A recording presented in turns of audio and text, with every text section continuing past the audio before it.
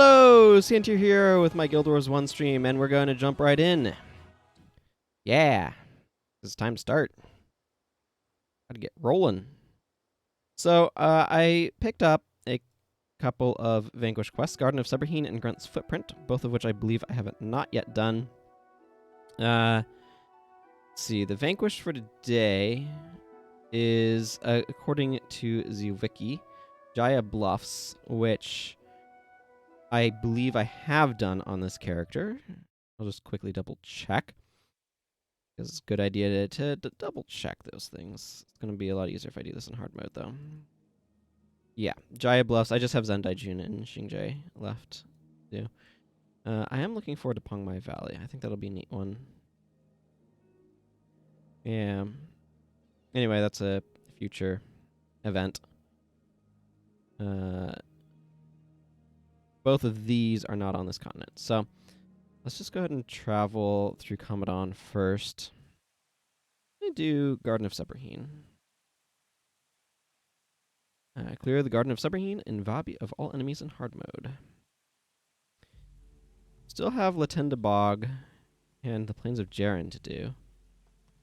I'm just kind of glancing through and trying to familiarize myself a bit with where this guy hasn't vanquished. Has done Tori's Procession.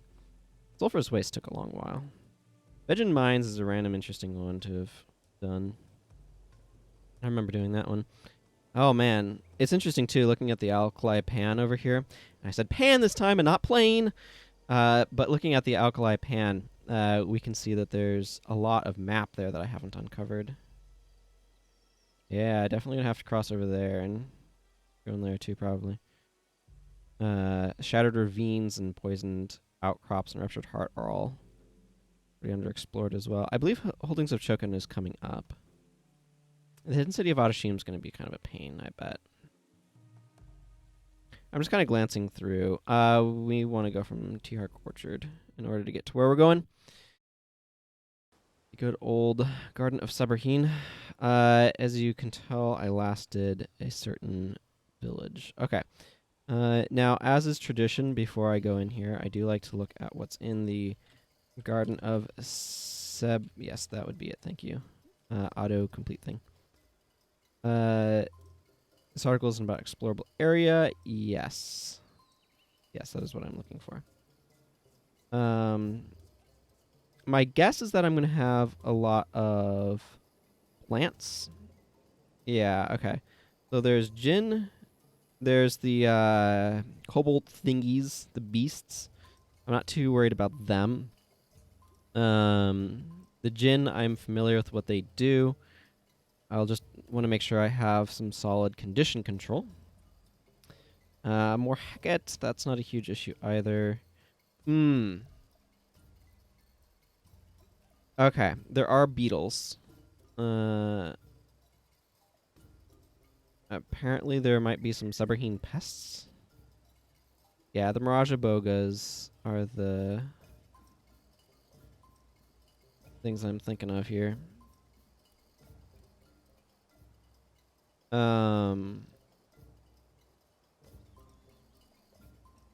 Okay, so given that, you know what would be really nice is if this... Sorry, I'm glancing at some things. It'd be really nice if this had some sort of... And I'm probably going to just keep using this sort of build, but I'm going to... Yeah, I want to make sure I have Irresistible Sweep to deal with the things. I'm not sure if I need I Am Unstoppable, though. Okay, let's leave this party and let's start reconstituting from Coal Cloth or whatever. So Hey, Moist Midget, good to see you. Hello. So glancing through what enemies I can expect, I wish I had an idea of what percentage of enemies were going to be some of those plant groups. I'm definitely going to want to make sure I have good condition control. Let's see. Master of Whispers, Alcora. Yeah, this seems fine. think it's Zandra. No, it's Prius. Remembering which of my ritualists is the one that I need here. Because it's different ones on different characters, which is always very confusing. I mean, that's kind of my core. So, I mean, that's a decent bit of condition control. Men, Body, and Soul, Foul Feast, and Pure Li Ming. I might bring a Cern scan, though, because there's going to be blind getting flung around. I do have Dismiss here as well, which is good. I do want Divert Hexes, though, because the one thing... that was incredibly unclear. The Mirage, Abogus, Spam, Illusion Hexes on your party, and that's no good. General Morgan, you make us go faster. And I generally like you. I mean, it's probably just going to be Mesmer Core at that point. Pretty straightforward in that it's quite useful. Mirror of Disenchantment probably is not a bad idea. There will be some enchantments floating around. I probably don't need 2 Mirrors of Disenchantment, though. If I had to guess.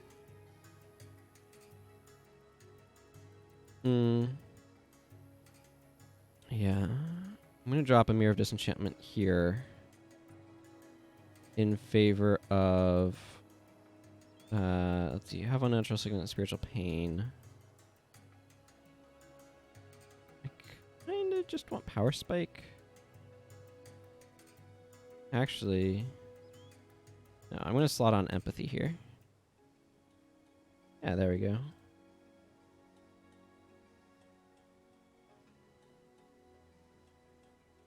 Yeah, I think this will probably be fine. Oh, right, except I want a Cern scan here because of concerns about blind. There, that'll probably do. Okay, let's go vanquish ourselves a garden.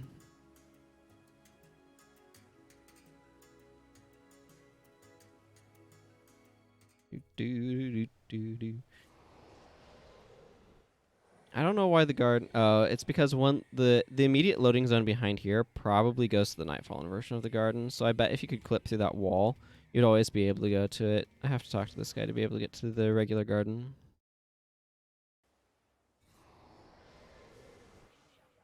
I'm not sure what enemies are immediately over there. Okay, that's what I thought. It sounded like it was Jinn noises.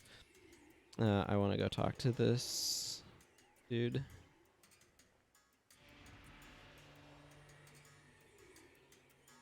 Oh, this is gonna suck. Ruby Jinn. I don't even know if Ruby Jinn are the most dangerous ones in hard mode, or if it's the Roaring Ethers.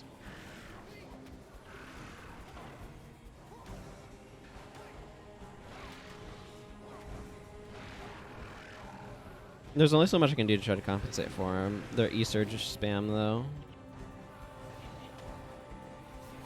And their Restigs.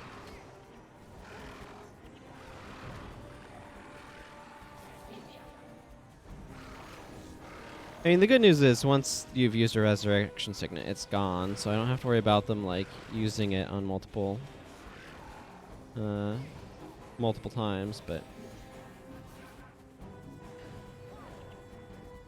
There we go. That will be good for my supply of... How do I want to go around this? This place is kind of a big loop. So I can either go out like this way and kind of around, or I could go the other way. Doesn't really matter. I might visit the internal area just to see what it's like. Let's go left. I don't think it really matters too terribly much. I don't know how I want to handle this. Let's just start by going towards these guys. There's just a lot of groups I need to get through, so... They're like right on top of each other. Yeah, Ebon Dust Aura. There's going to be a lot of that going on. Ashes of Pure Li Ming doing their job. I want to keep an eye out for getting blinded, though. Ooh, Ascension Spore. Most excellent. I like seeing things that salvage into plant fibers. Yeah, that's kind of what my concern was. I knew these guys drop a heck of a lot of... Ooh, that's not promising.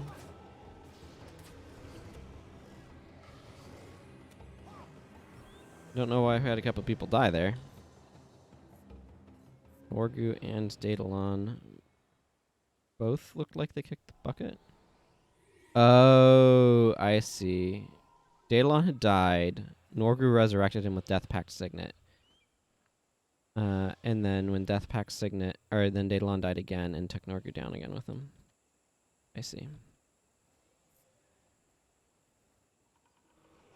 That was maybe a little bit of a bigger... I don't even know. Was that a bigger aggro? 1 second. Let's start by clearing out this bowl. I'm calling this thing a bowl right here. I don't know, this area. Age of High Rat.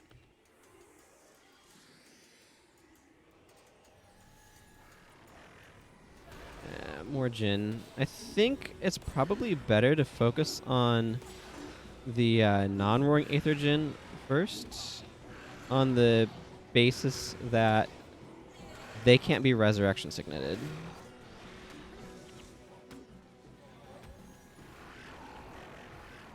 Oh, that worked out pretty smoothly. There's also an argument for using Rust. Overcasted Rust would disable the resurrection signets.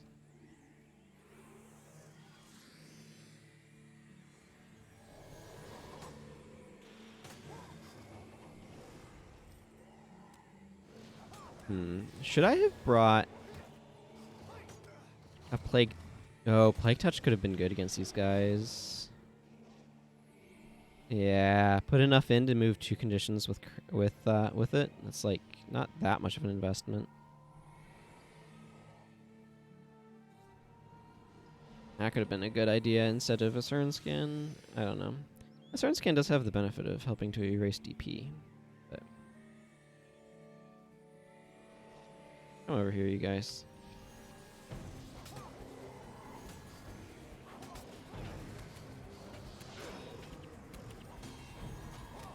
Whew, Price is getting absolutely wrecked over here. These guys are deadlier than I gave them credit for.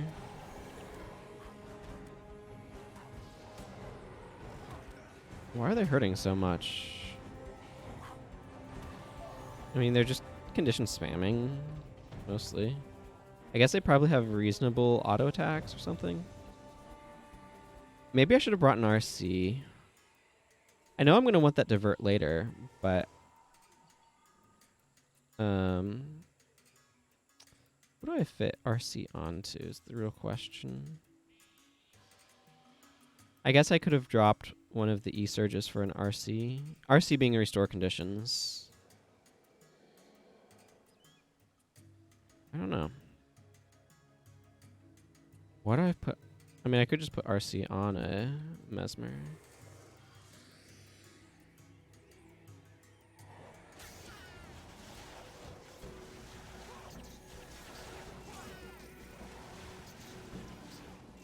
Man, these guys are annoying. There we go. That's why I wanted to make sure I had irresistible sweep. I wanted to be able to exit or cancel their stances. Okay, I think that clears out everyone around here. So now that I've kind of swept through this center area, I'm going to go ahead and begin my path around this way.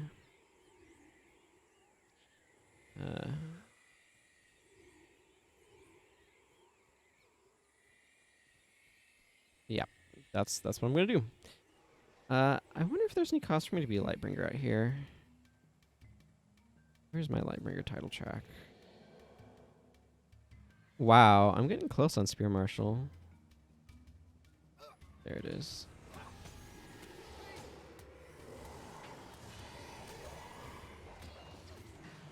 Because being able to transfer multiple conditions off myself to these guys seems like it might be useful.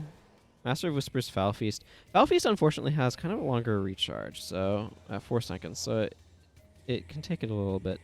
On the other hand, boy howdy, does Ashes of Purely mean clean our entire party up real quickly, which is part of why I brought it.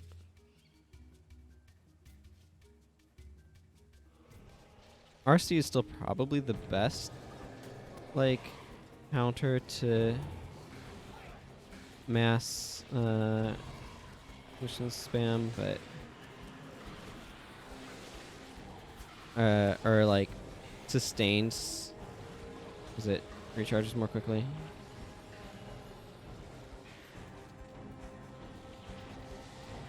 Yeah, see, these guys are why I wanted divert hexes.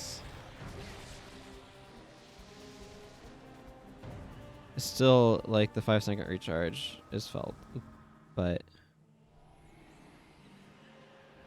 it allows her to be able to get rid of all of the crippling anguish plus things spam that happens there.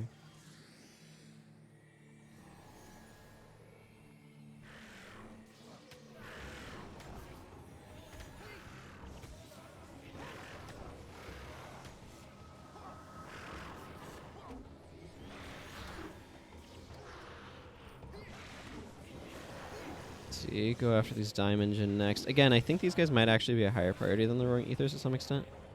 Just because the Roaring Ethers resurrect each other, so you kind of... It's one of those things of, like, I would rather have fewer enemies that I'm fighting sometimes. So the Roaring Ethers, because they can resurrect each other, but the other Djinn can't be resurrected, means that if I prioritize the Roaring Ethers, which are very deadly and very disruptive, I have to be fighting more enemies longer, and if I go after the other guys, then I can kind of clean things up marginally quicker because I just have fewer enemies that I end up facing.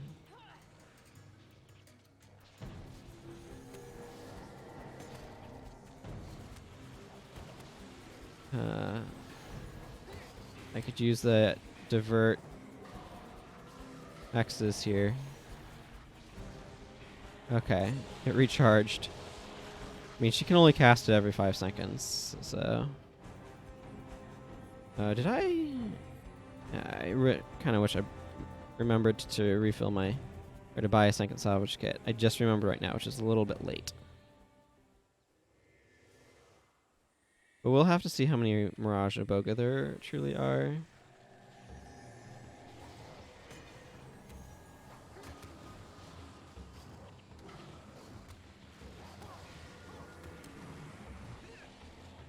Again, it will recharge at some point here.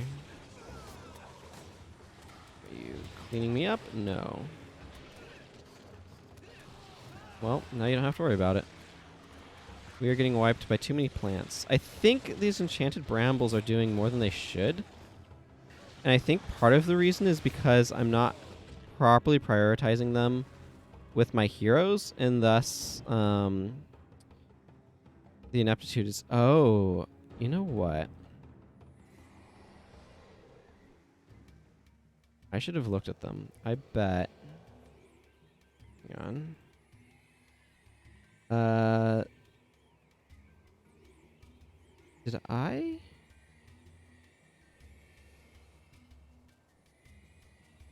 Ebon Dust Aura does technically clean up blind. Okay, they do not have Grenth's fingers, so they're not...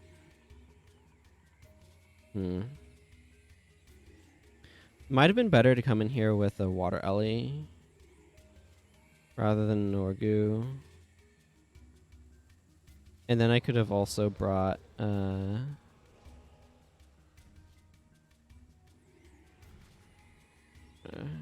of these.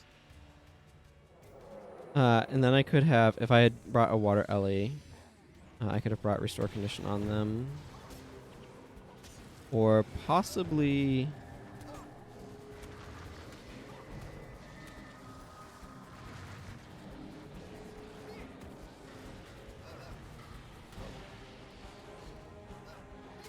Ow.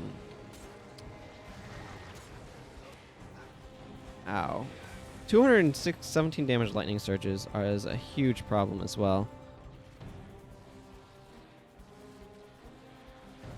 These plants are more deadly than I gave them credit for. I think that I'm just used to kind of where they sit in normal mode. I need to be focusing on the dervishes.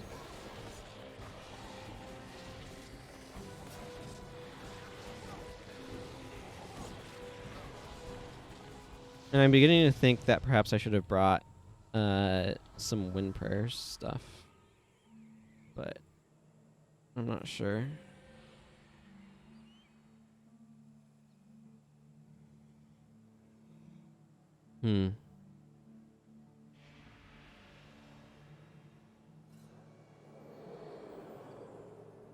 Heard a little bit of that DP anyway. Let's go see if that Vabian Scout has a plant bounty for us. This right here is really annoying. I don't like the design of soothing images. I would prefer that to be a punish every time you used adrenaline rather than preventing you from or like double the rate at which you gain adrenaline. So it double the amount that whatever. The basic point is if it was more like soothing, which makes adrenaline gain half as quickly, or if it was more like you know what? I'm going to go inside the garden. I'm going to go see if there's a scout at that. Oh, that's a heck of a run. Never mind. Well, except... Hang on.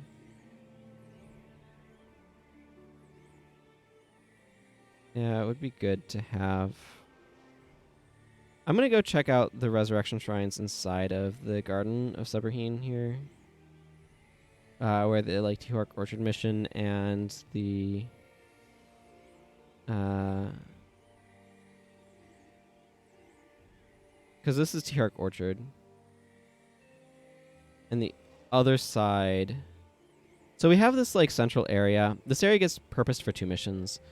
T-Hark Orchard takes place on the sort of this half of this interior section of the garden, and the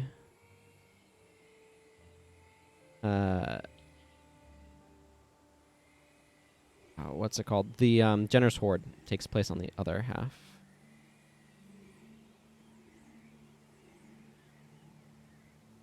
Really glad to have General Morgan here, though, to be able to speed us up. Got a little bit out of line with his things, but whatever. Okay, there's a scout over here.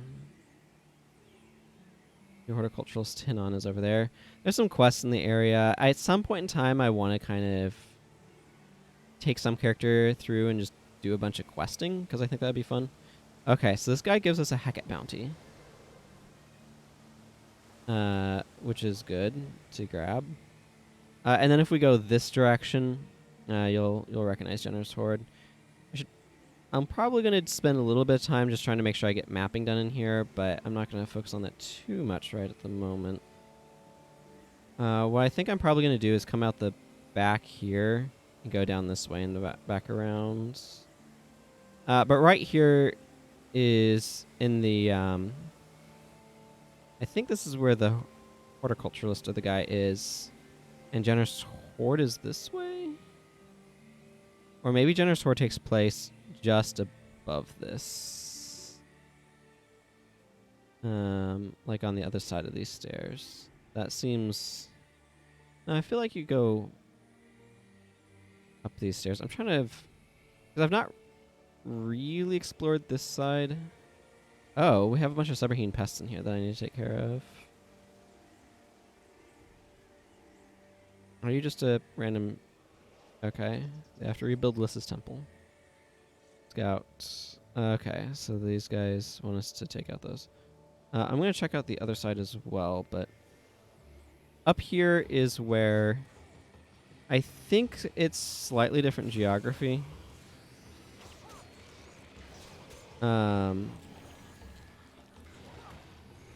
But up here is where Do these things use natural stride?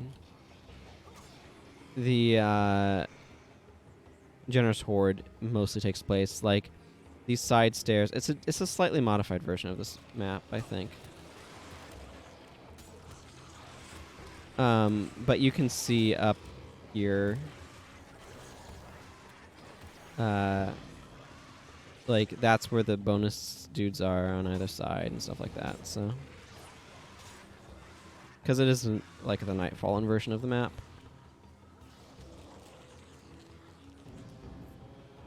I was going to need to come in here regardless to be able to take care of these Seborhin pests because they're part of the enemies I need to vanquish.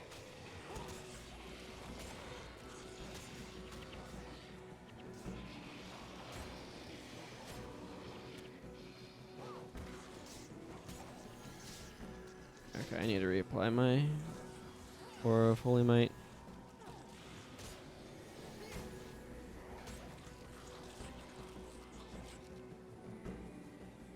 Yeah, okay.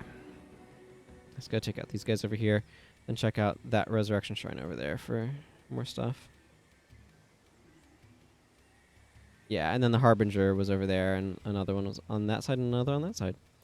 But yeah, definitely a different version of this map.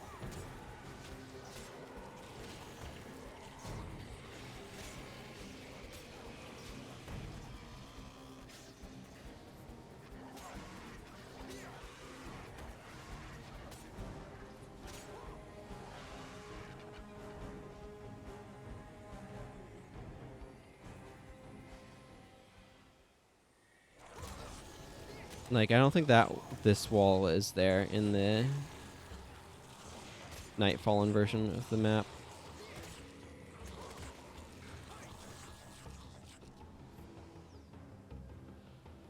Yeah, these guys are pretty easy to take care of. Hey, Vabian Scout. We do not have favor right now. Okay, and he has the plant bounty.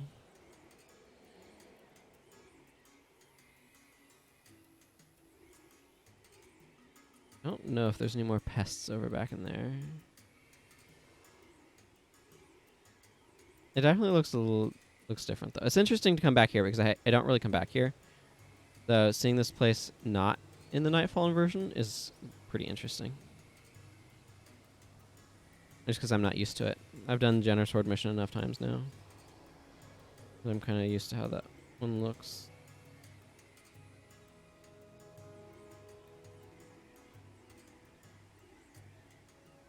Malodorous mass. Does that mean it stinks? Malodorous. That bad smell? I feel like it would be. Oh, there's another level up here. That's cool. What's up here? It's just random floaty carpets? Is this floating carpet storage? How peculiar.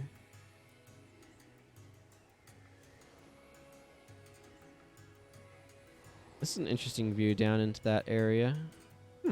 Cool. It's fun to explore some of this.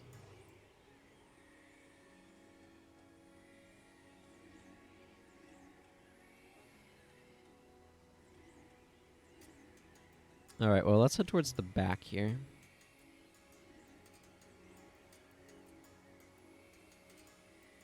Like, I've clearly run through this back area a couple times. Oh, those are some pretty trees. I wonder if those are same models that get used in places in pre-stirring or not.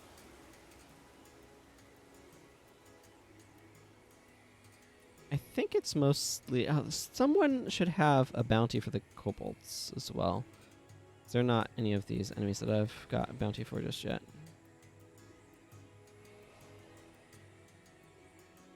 And the rock beetles too should have a bounty. Oh well. I'm not going to worry about it too much.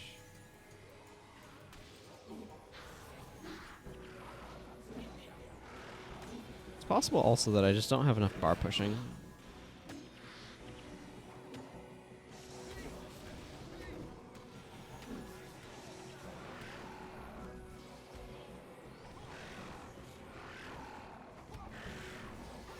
Whatever, the roaring ethers aren't going to be a problem after that.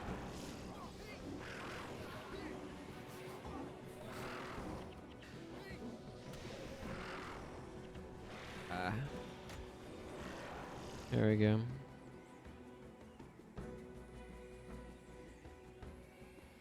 I need to go take out this group of rock beetles, or rain beetles and rock beetles.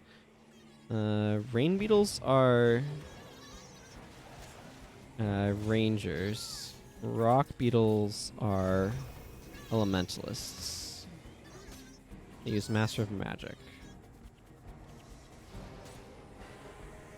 And Armor of Earth, which dramatically decreases the damage I deal, because it gives a bunch of additional plus armor. I do want to kind of come down this way and make sure that I'm getting map uncovered over here as well.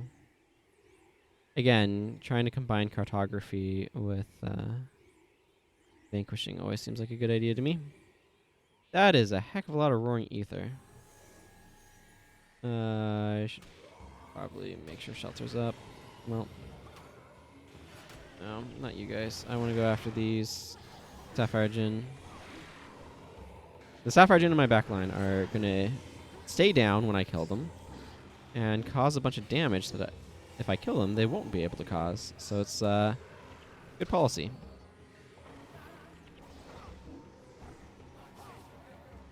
Ooh, Diamond Djinn Essence. I wonder what Nick's collecting right now.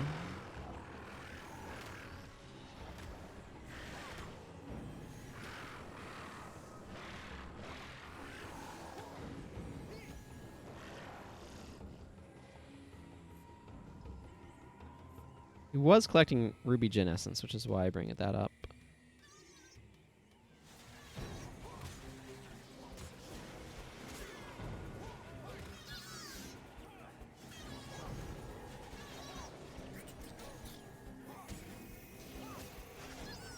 Well, I'm happy to see Armor of Earth not get up.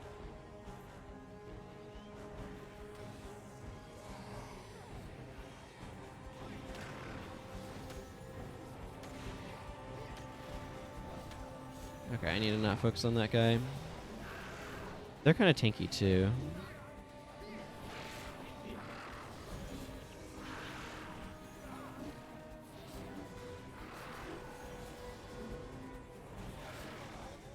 Leader's Comfort's still not a skill I'm especially fond of.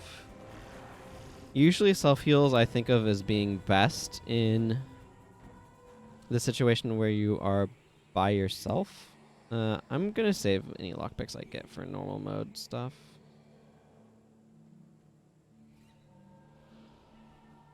Looks like we've done a decent job of wearing off a lot of DP. Okay. I'll take care of you, random beetles.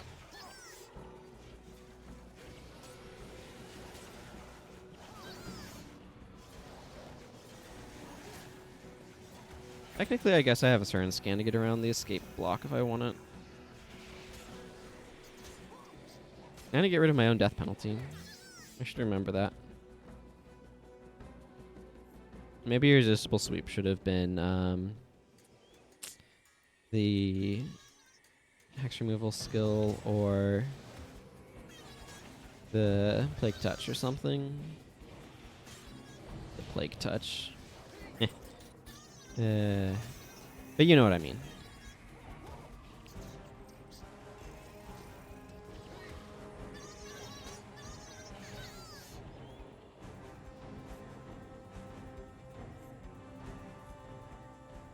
Plague Touch in order to transfer conditions away when fighting some of them plants. The rest of these enemies haven't been too bad. Those plants have been really nasty. A lot more so than I was expecting. I could probably make some of those encounters go a little bit more smoothly if I were more proactive with yeah.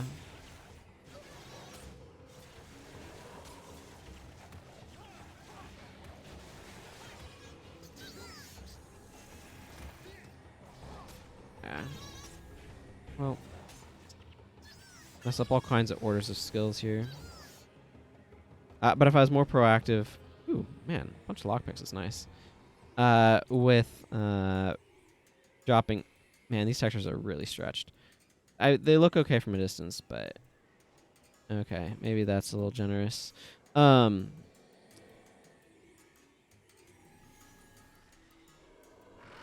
Yeah, this is going to be an annoying group to fight. Just a bunch of roaring ethers rejuvenating each other. Eating all of my energy. Or trying to, anyway. Well, if I make them expend all their resurrection sickness on the same dude, not the worst, right?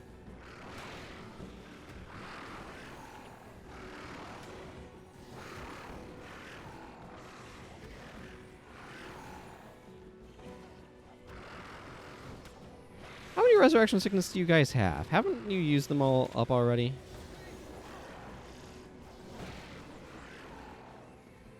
Oh, you are not a roaring ether. Come back to life. You are a rock beetle. Randomly a rock beetle. I guess. It's just there. Being all rock beetle-y.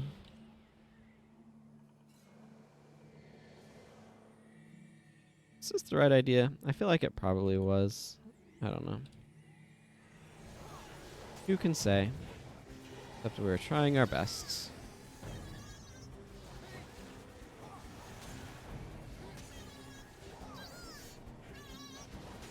And sincerely hope that our best lives up to expectations. Or needs, or whatever. Okay. Now I'm going to journey back around over to there. It shouldn't take too long. These don't salvage worth anything. Of course, that's something different. I do want to salvage the geode. Yeah. Okay. It's Nightfall that these things don't tend to salvage very well, if I'm remembering correctly. It could be Dunkoro or Zed. I think I'm okay with just being myself, though. Just more candy corn.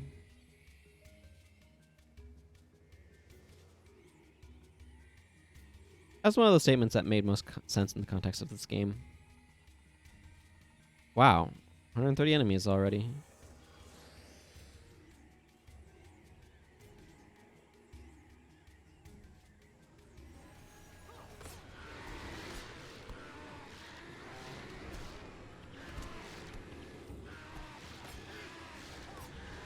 These guys seem to be aggressively underwhelming. Which is about what I was expecting of them, to be honest.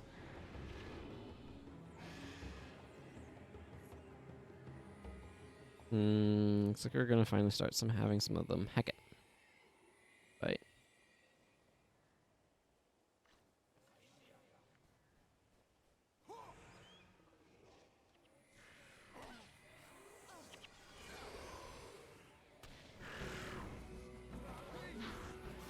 Look, I don't care what collateral damage I end up dropping on the roaring ethers, but my focus is gonna be on the other dudes first. There we go. Alright, now you're gonna resurrection signet that guy, and we're gonna have to kill you like 4 times, and it's gonna be annoying. And there's things I could do about that to some extent, but I don't necessarily have them with me. Or I specifically don't have them with me. Actually, it would be a better way of phrasing that. Technically, these guys are monks. They're not the most inspirational monks.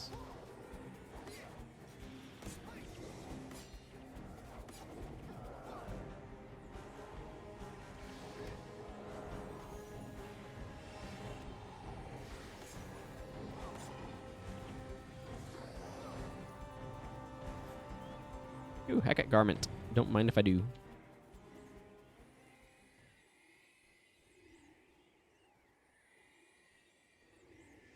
More plants. Okay.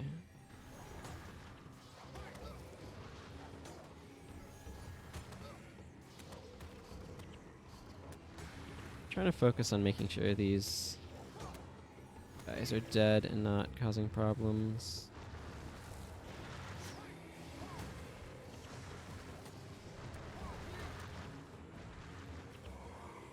Okay. Yeah, that goes a bit more smoothly when I'm focusing. Well, but also it wasn't quite the same full loadout, so it's hard to actually directly compare. But focusing on the enchanted brambles definitely seems like a good idea. From what I can tell. I think I've probably gotten a lot of this map already. From the looks of things.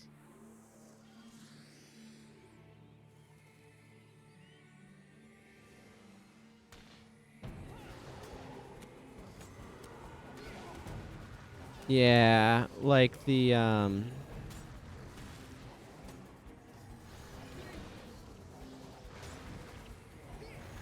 there, very resistible sweep as well, which ends my thing.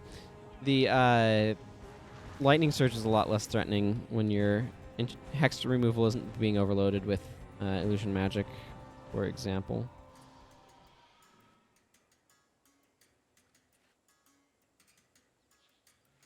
Salvage some of these things. Ooh, that air stuff made iron. That's interesting. A lot of things make iron that I wouldn't expect to make iron. Something that I have found about this game.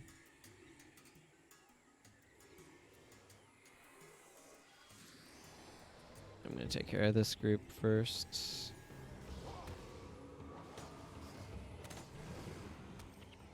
I'm going to get coded in conditions, but that's okay. Antidote Signet would have been another fine choice. Plague Touch is a little bit stronger in the sense that it recharges instantly.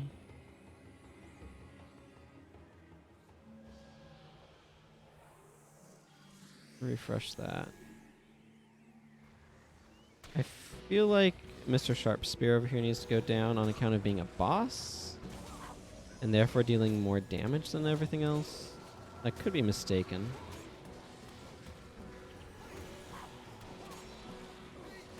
That's my feelings on the matter anyway. Yeah, there he goes. Okay, let's get some of these guys taken care of.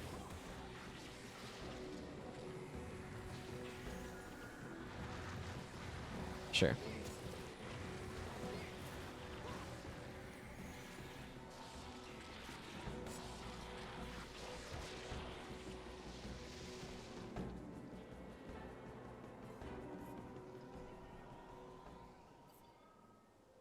Drops a couple of bips.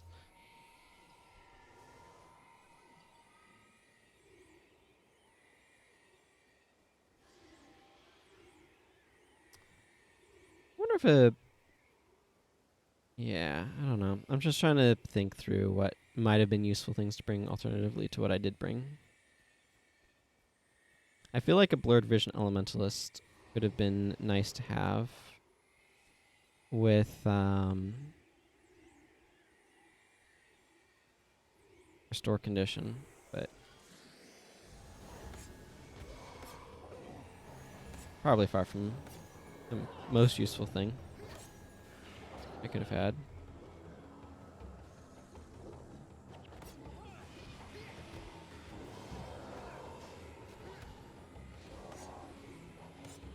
I don't think you get Prost Spirit for that moment in time. These are not very particularly inspiring monks. Well, that one seems to be working out okay at the moment. Okay, I'm gonna go after this boss. I don't know what he does besides... Oh, it's a Word of Healing boss. Okay. Yeah, we're gonna overcome that pretty easily. I mean, we're overcoming it otherwise, so... Not like he's better at healing himself, necessarily. Looks typically are not. Yeah, okay, that's what I thought. We've probably erased... Yeah, most of my party is probably free of death penalty at this point, which is good.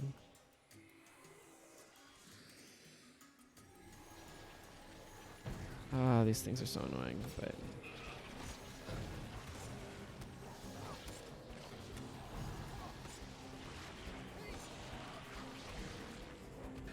Oh, sweet. Just straight up drops a bunch of plant fibers. That was hefty. That was a hefty deposit of plant fibers.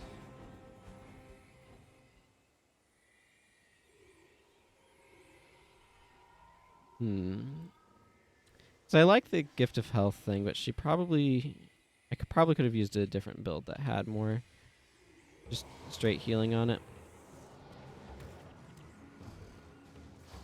More Dwayna's Kiss and such.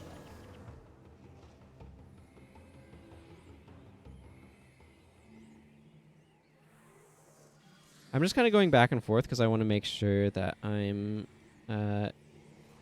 clearing up stuff, map.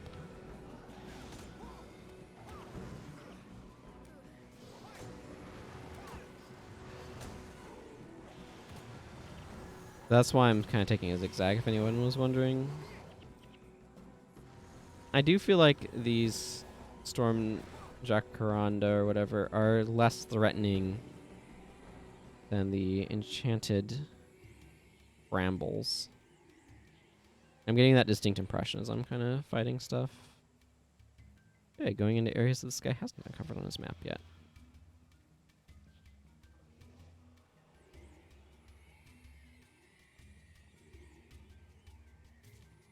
Not probably perfect, but hopefully it's good enough.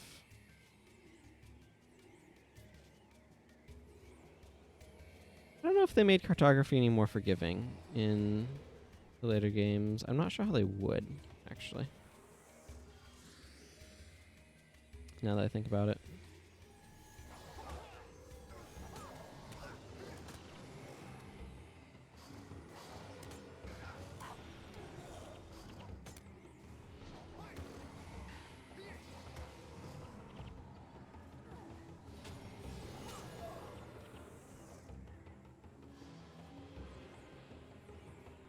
Because I assume that they'd be using the same code for uncovering mini-maps.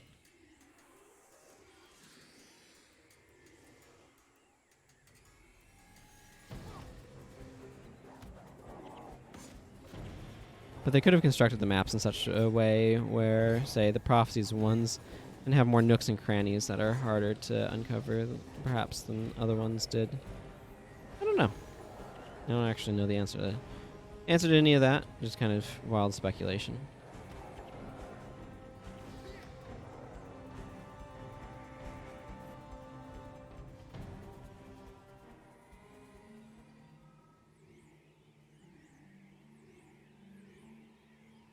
Oh, my candy corners are worn off. Let's see what's in this crude axe. Wood is in the crude axe. Really wish I had thought to bring a second salvage kit.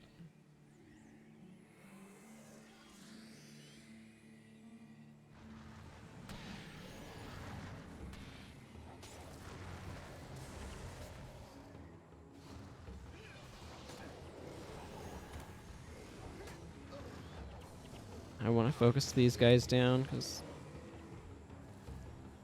I do feel like stuff with the plants has been going a little bit better since I started having target prioritization on the Enchanted Brambles, because they were doing a lot more to my backline than I was appreciating they would. I was underestimating them and their capacity for damage.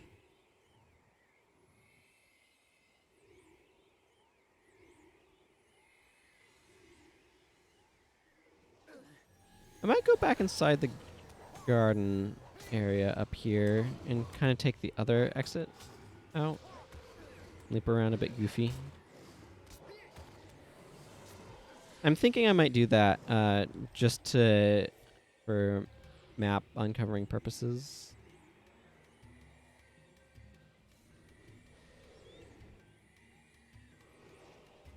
Ping-ponging off the walls to make sure I uncover stuff. Looks a bit silly.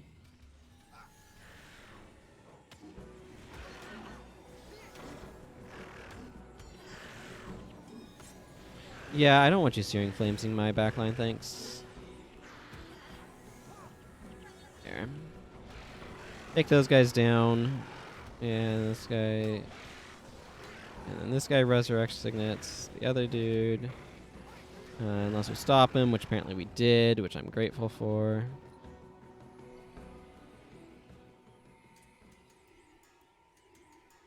Okay, so there's a bunch more Jinn over there. Okay, this is a Whisper's Informant, so this is another Jinn bounty. Which, obviously, I already have, so it doesn't do much. 6 Lightbringer points for each elemental you slay. That's a heck of a lot better than it used to be in normal mode, where it's 2. But I kind of want to uncover along this northern edge. Yeah, Spear Marshal is definitely the next closest one. Once I've been awarded 50,000 promotion points. Well, this Vanquish here is definitely going to help on that front. I know that much. Hey! You see what I see? I see a merchant.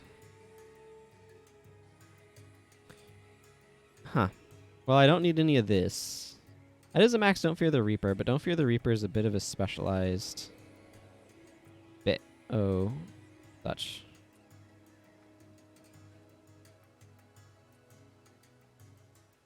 I will take a new salvage kit, thank you. That's a few plant fibers. I don't need this.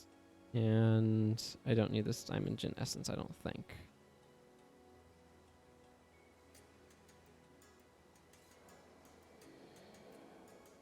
Happy to be able to get a new salvage kit from a random merchant. This is a really cool little bridge area that I've not actually realized existed before. Huh, this is really cool. I'm going to get a couple screenshots from up here because it's cool. Big sky. Go look at the other side too. A little bit more central.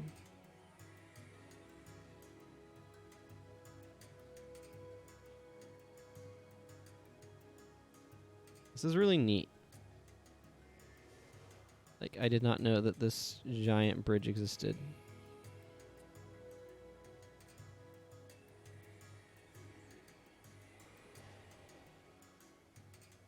Okay, that's enough random screenshots. Let's continue on. I'm just going to go around and down and then back up over here.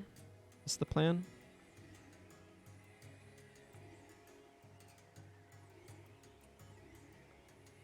Yep.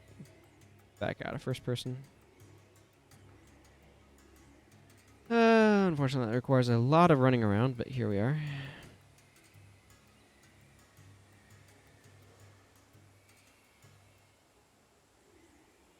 What rune did I get in this? Radiant Major Marksmanship. A Radiant might be worth enough to be worth taking out of here. I'll have to find out later. No Lumo. Lumo the Mime. Or Jajumba. The vase holder. Wonder where that door would theoretically lead.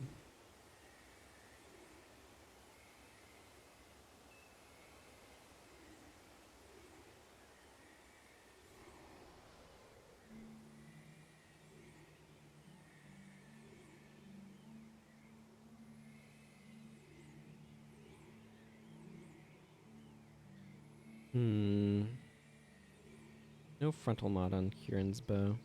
I do have an icy bow on this character, right? Yeah, that's the long bow that I use. Tengu mask.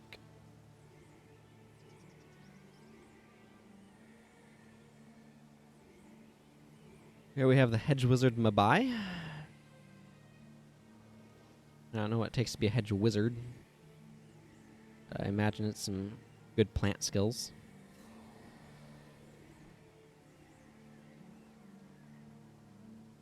Or something like that.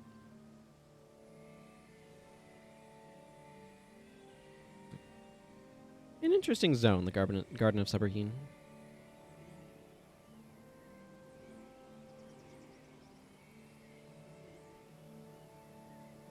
I like these waterfall fountain things. Ugh. I did not sleep super great last night, but that's okay. We are here to have some fun. That's what we're going to do. I wonder if you have a rock beetle or other related bounty. Vabian Scout. Nope. You want me to kill Hecate? Well, I can certainly oblige. For one thing, there's Hecate over here to kill. Although I remind you, there's also these cobalt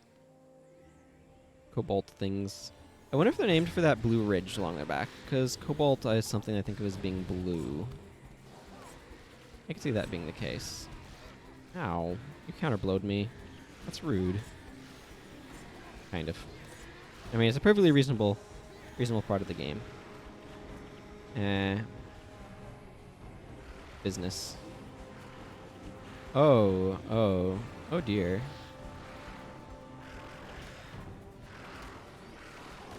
Gotta take down this boss.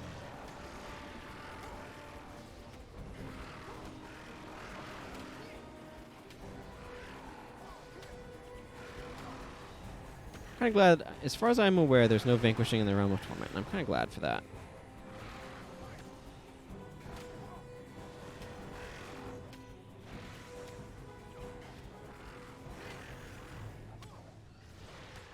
I think at this point, my party's probably pretty stable.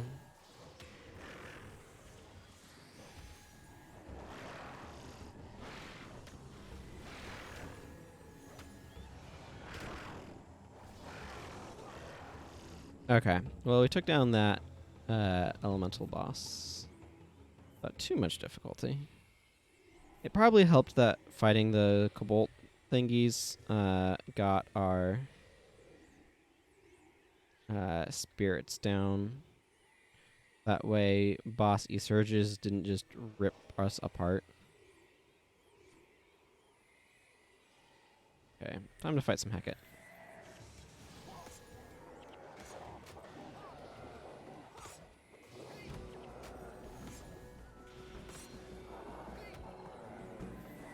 Ooh! A superior rune. I could go for a superior vigor.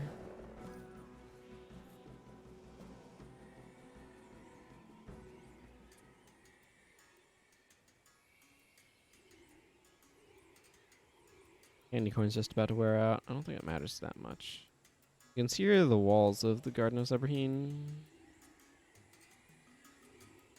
Again, I'm kind of going along the edges of the map, just trying to make sure I'm uncovering stuff.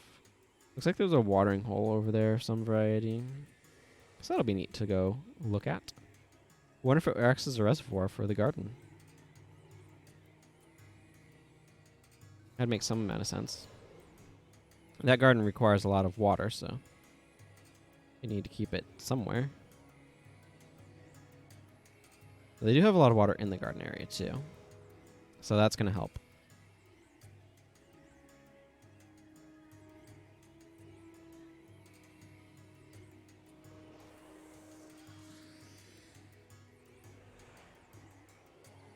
Okay, we got some sort of Hecate boss here. I do not know what this one has. There's definitely some putrid explosions going on.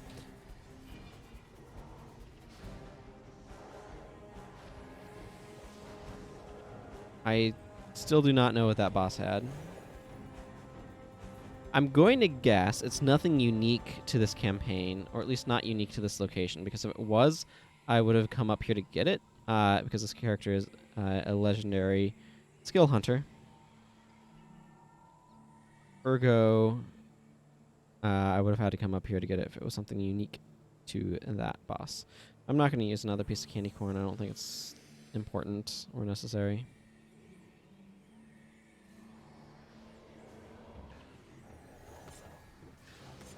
I do kind of want to use Purge Signet on a Symbolic Strike Warrior sometime. Seems like it could be good.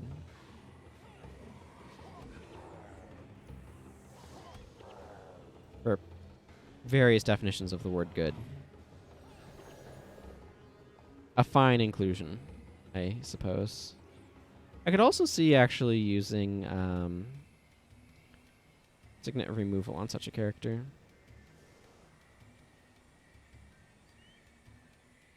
Yeah, this is a big ol' body of water, and it's being fed from somewhere up that way. That's the holdings of Chokin over there. Probably some reservoir kind of in between the two. Bobby and Scout, do you have anything new for me? Nope. Bounty for plants is all that guy cares about. And I already got that, so... let's get shelter up. The other ones are nice. Shelter is the most important one with what we're walking into here.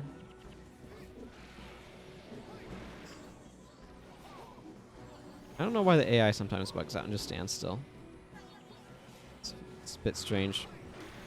I must be body blocking it from its intended target or something. That's my best guess.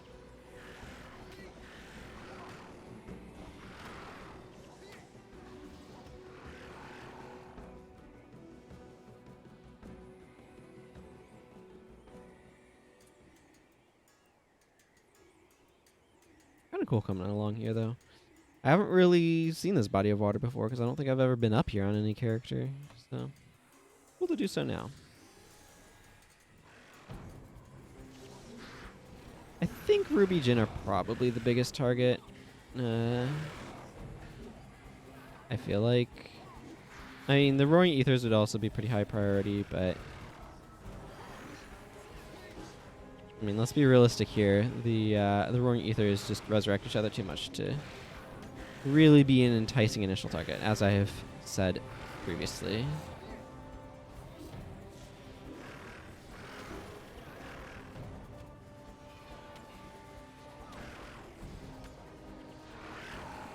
Hey, they died simultaneously. I was going back after the one that had been resurrected, so that way I didn't have to worry about additional resurrection sickness. There's something that feels really peaceful about this area over here.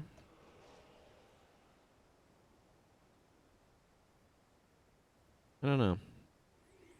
It has a nice, cool, relaxing, good for a picnic feel. You know, if it weren't for all of the very deadly wildlife in the area, I mean. If it weren't for that, it'd be great for a picnic. I think we can agree that rampaging deadly wildlife makes for bad picnic company.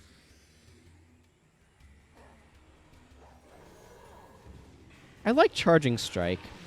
I genuinely wish it was not in strength so I could use it on like an assassin or a dervish. I think it probably works decently well with a scythe if you are going that direction.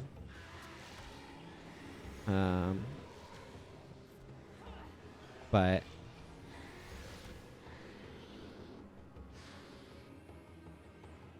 it's a good cancel stance for Frenzy just because it has very quick recharge. It's one of those skills that I personally like more than it's good, if that makes sense. It just tickles my fancy somehow.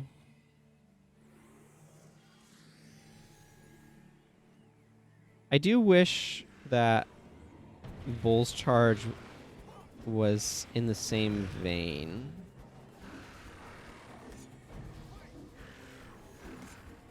So a quick recharging stance that ends on hit. And honestly, I'd probably take that functionality of Bull's overcharging strike. Bull's Charge as it is kind of an awkward skill to make great use of. It's definitely a very strong skill, particularly for PvP. Where knocking kiting targets down like that is aggressively powerful. It's still good in PvE, but and becomes a little bit better in hard mode where enemies are more prone to running around like headless chickens. But I still think that it's at its best in PvP. I wouldn't really consider it in normal mode.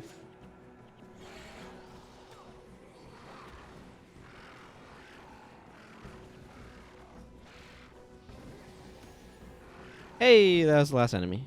Excellent. Most excellent. Okay, so that completes the the first one of these. The next one is in the Shiver Peaks.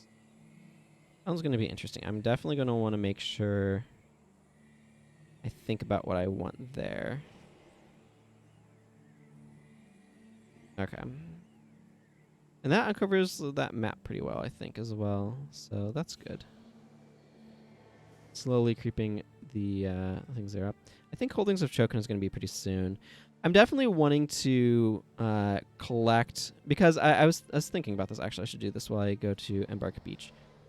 So my streams at most have like 2 days in between, right? Because there's Wednesday, Thursday, Friday, Saturday, Sunday, Monday, Tuesday, Wednesday, right? So that means I can actually get, oh yeah, what is today? I should maybe see about turning in some lunar tokens. That would be a good idea.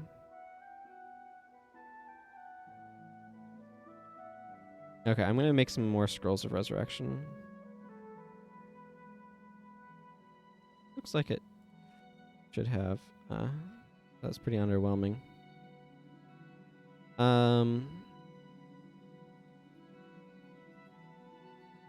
Alright. I'm going to go talk to Zenshu, then I'm going to run an ad break while I do some inventory stuff. Pippin misspelled. Merryweather? Is it Merryweather? No, Merry and Pippin. Yeah, so Merryweather's the other one. Trying to think about my Hobbit lore. Getting it all confused. Excellent. Okay. I'm going to run an ad break while I take care of some inventory stuff. Thank you, Mubot. Okay. So I have plenty of skill points on this character, although if I want to get all the skills. Now, this Vanquish Jaya Bluffs I've already done, as we established earlier. Do all of you sell... What did I get here? Superior Inspiration is not going to be worth it. Well met. Scrolls of Resurrection. Okay, bones. I need bones to go with my plant fibers. I don't have more bones over here right now. Okay. Scroll of Resurrection. There we go. Used up all my bones. But I like having Scrolls of Resurrection available. For obvious reasons, I would assume. Forsaken. Forsaken is not useful. Rune Trader. Forsaken, yes. If it was Windwalker, it'd be worth something. Major Protection, not worth anything. This is good for that. Radiant Major Marksmanship isn't going to be worth anything either, right? Yeah, no. Minor is worth a little bit. How's Radiant doing these days? 290, that's probably just enough to kind of be worth it. Well, I gotta keep the thing, so yeah, that's 180 and the armor was, what, 110? Superior Inspiration is probably not worth enough. Yeah, that's what I thought. Fast casting has a bit of value. Domination has good value. If Minor Inspiration is worth a lot, but not superior. Okay, this stuff is all good for the merchant, and that's about it. Rid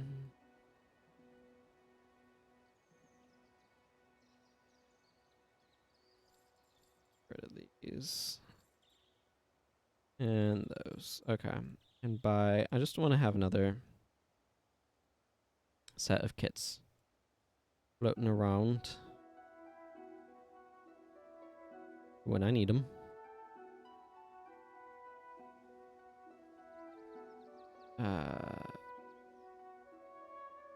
Okay. What is today? Today is the 8th. Okay, so Lunar New Year stuff is kind of officially over, but I should be able to turn those in NPCs. So I'm going to want to make sure I'm doing that at some point here. So I guess my next priority is... Actually, you know what? Let's go ahead and turn in lunar tokens while I'm thinking about it. Watching Bazaar? The heck quest do I have that? Be Justice. Oh, right. Fair enough. The next quest on my list of things to do is Grenth's Footprint. Okay, so most of the things have like closed down, as it were. I say that in finger quotes. You can't quite see because I have my hands a little too low. But Lunar Fortune Giver.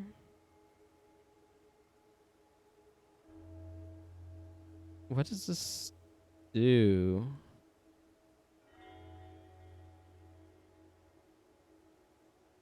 Lunar Fortune. Year of the Animal.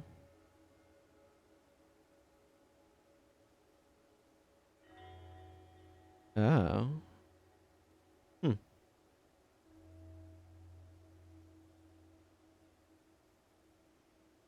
So it either gives you a lucky aura, which has an unknown effect, a lunar blessing, which boosts all attributes in the area, a spiritual possession, which gives you a drunken effect. That's not great. Cash fireworks, or a tiny chance at one of the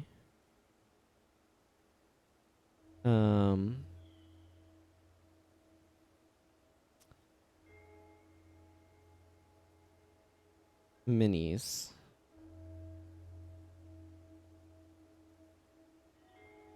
Right. And the red gift bag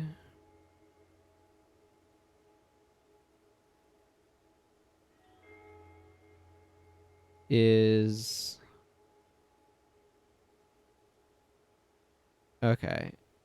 Got a chance for other consumables. That seems more useful.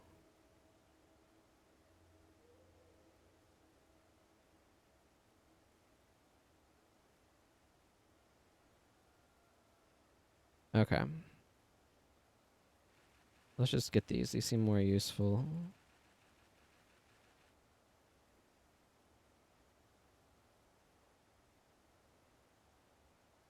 Good source of random consumables to boost some of my things with.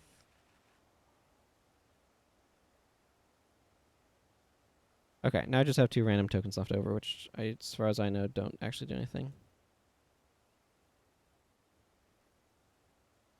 Yeah, that would require 1 more lunar token. So I'm probably just going to delete the remaining 2 lunar tokens because they just take up inventory space that I could better use on other things. I have some sugary blue drink to make me run faster. That's nice.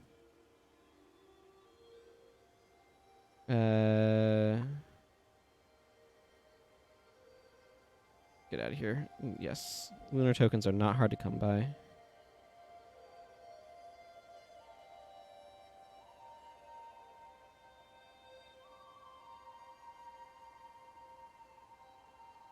I'm just going to use up those. They recommended potentially selling them as players, but I just don't care that much. Okay. That clears out that business. Let's just go ahead and go to Lion's Arch now. Hey, LA. How are you doing? Grenth's Footprint. This is going to be an interesting zone to clear.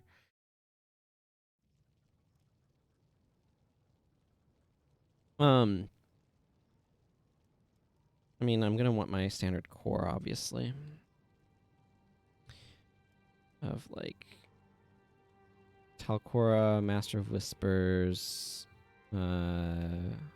Parias, General Morgan, and probably Mesmers.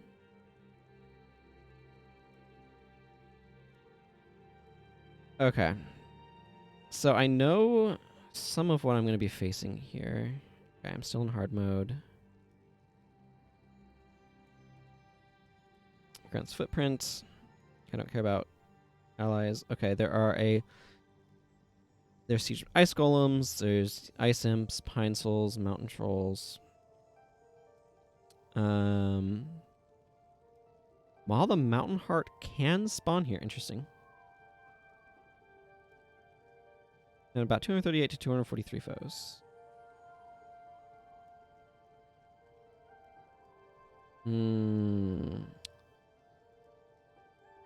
I see. Okay, so the pine souls, I believe, have traps. Okay, yeah, they're the barbed trap, spike trap, nuisance. I'm decidedly going to want to make sure I have the anti-knockdown skill. I am unstoppable. That's the one. Do I want to... Okay, I'm going to spend a little bit more time looking through this area. Tundra Giants, yeah, are really annoying. Stun on critical hit, Earthshaker. Mountain Trolls, on the other hand, are not a huge issue. We're going to be fighting a lot of Stone Summit. Summit Warden. Okay, these guys are remarkably uninspiring. They have Obsidian Flame, Rust, and Stoning, so they're vaguely irritating more than anything else.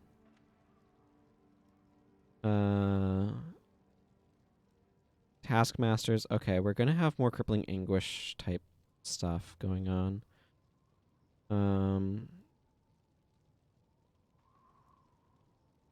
Heretics are also, yeah, more Crippling Anguish type stuff. Darkbinders. Okay, so there's enchantment stripping. I'm wondering if I want Aura of Holy Might or not. I may not want Irresistible Sweep here. I'm going to keep glancing through these to see if there's any stances that I need to be particularly paying attention to. I'm kind of guessing not. Nashers. Yeah, they Plague Touch. Otherwise, pretty straightforward. Priest of Sorrows.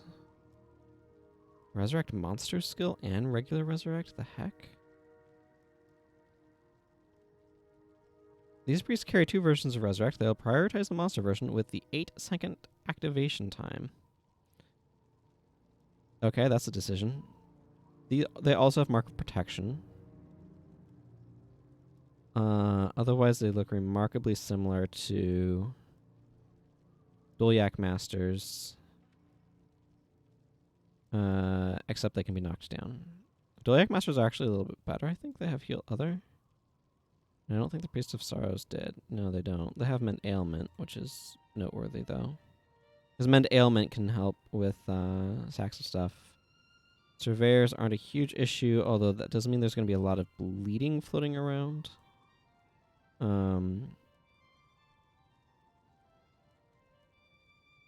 Rangers... Oh, okay. There's a special Spearhead Peak version that has some pet stuff. Okay, they're also pretty uninspiring. Giant Herders.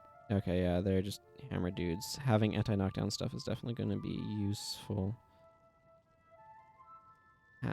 Repeat myself. Okay, I'm definitely going to want to drop somebody for Zed.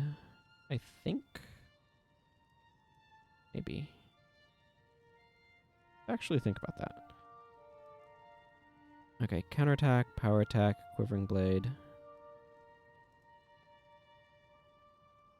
No, that's a Stronger Sanchez there. Okay, 4 Great Justice. Okay, they just basically spam cleave. Carvers do. Oh. No, these mountain trolls are just... Yeah, they're battle rage. So I do not need Irresistible Sweep. Just looking through here, that's something that I'm not going to need. Okay, let's think about my heroes some. I kind of want Hexbreaker Uria over here. I do like Blade Turn Refrain. Technically, go for the eyes is good for his energy management, for helping to keep the turn refrain up. Stand your ground is nice for dropping the effectiveness of some initial hits. I think I might drop stand your ground though for Hexbreaker Area.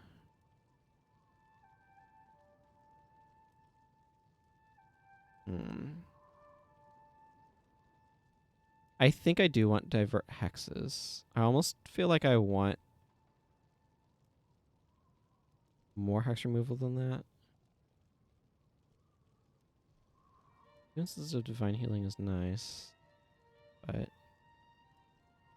okay, I'm gonna drop some of this stuff for more healing prayers. Protection prayers has to be up that high to make divert hexes that strong enough.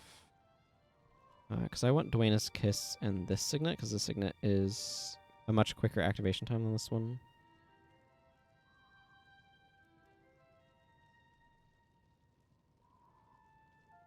I think Whisper's probably adequate. I think I go with that. I just wanted a bit more bar pushing capability.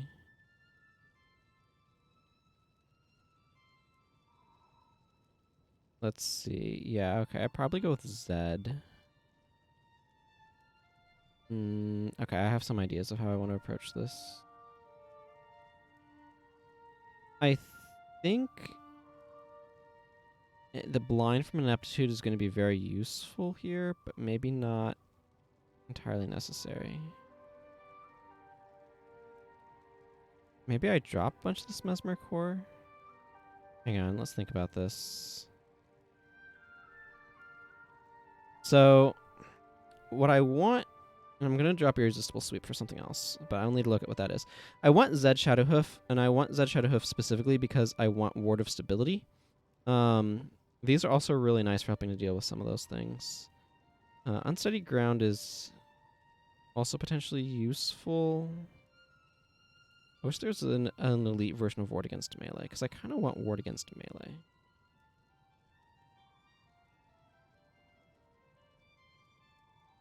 I do kind of want Ward against melee. I can drop this for the other.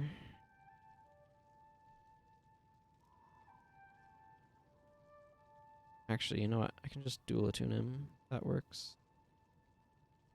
There is elemental attunement. I mean, dual attune feels a bit overkill, though, if I'm being honest. This doesn't come up that much. This is only 5 energy. This will return most of it. Maybe he doesn't need Earth Attunement, and I bring something else in addition to these? I'm not sure what specifically.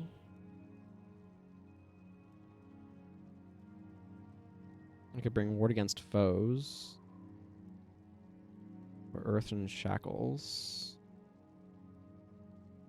None of those inspire me much. Dual Attune is probably fine. He's going to be using these relatively frequently. I don't know. I'll leave that. I kind of want a Necromancer that's curses oriented. Are you...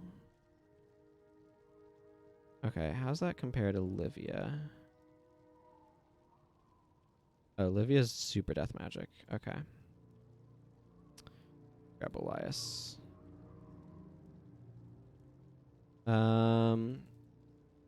Yeah, I could do... Okay, let's drop Blood Magic. You just don't need it. Versus... How do I want to roll this? And I can put in Healing Prayers. Okay, something like that's probably fine. I don't really want that. Okay. Let's just strip your bar. Because what I want is I want Heal Party. And actually, Healing Breeze is not a terrible idea either. But I also want Well of Darkness. I mean, at a certain point, you're just like, yeah, these are good. And so the I think Spiteful Spirit is probably what I want. Let's look at my... For 4 seconds, target enemy is worthless.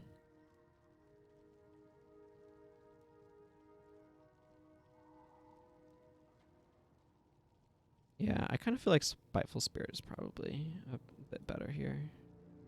He has a superior Soul Reaping rune, so I'm okay with his Soul Reaping being a little bit on the high side.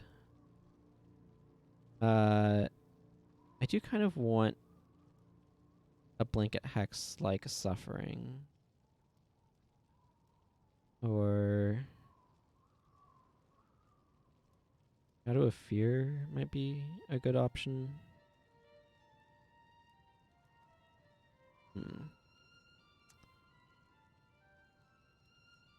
His Suffering is a bit weak. It really wants to be at 13 attributes.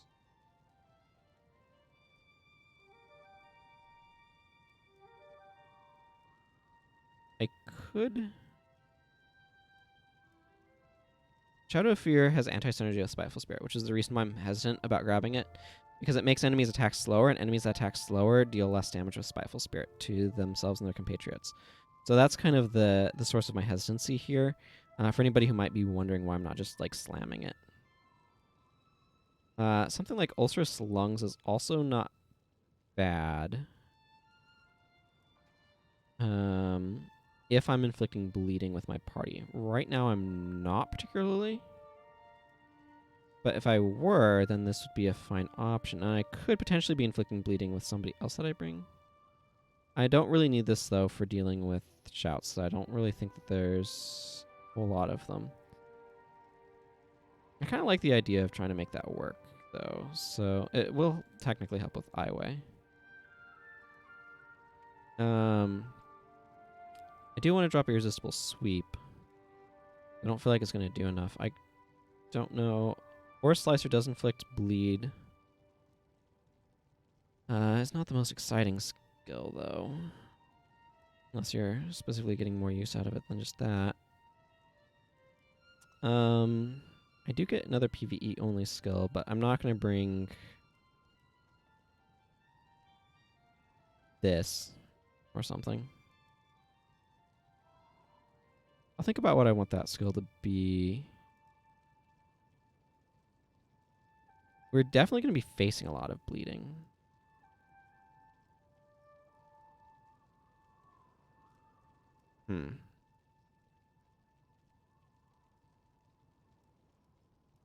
Let's see. We're going to be facing... do I want to try to shoehorn in Restore Conditions? I don't think so. Honestly... If I want a combination of Hex removal and Condition removal...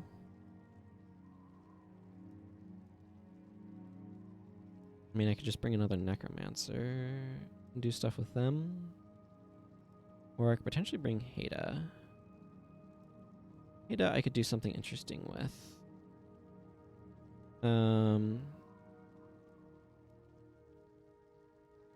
So if I wanted... I mean, she's spec'd to go Motivation here. I could bring It's Just a Flesh Wound. Let's... I don't know what's going on over here.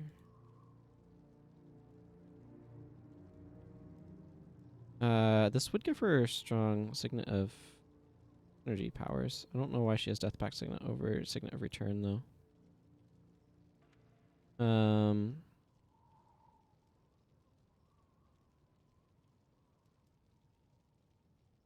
Yeah, okay, I see what's going on with her attributes here. How many shots do I have in my party? He's got a bundle, and that's kind of it. I could bring Save Yourselves, the stronger version. And if I give her... not Energizing Course. Course of Restoration, that has some synergies, which I kind of like.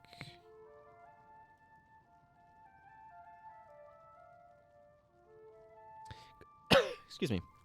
Part of my thought process here. Okay. Yeah, let's make her slash Mesmer. Because then I can bring Expel Hexes as an additional way to help with some of the Hex spam that I know we're going to be facing, which I like. I'll give her Ballad of Restoration because that's a perfectly serviceable, if somewhat unexciting skill. And Purifying Finale seems like a good way of dealing with stuff. And then she can have Barbed Spear. Memory Refrain's also not bad, especially with the fallback. This could go on a bunch of different characters, which has its appeal. I also kind of like the idea of just running, like, an interrupt on her.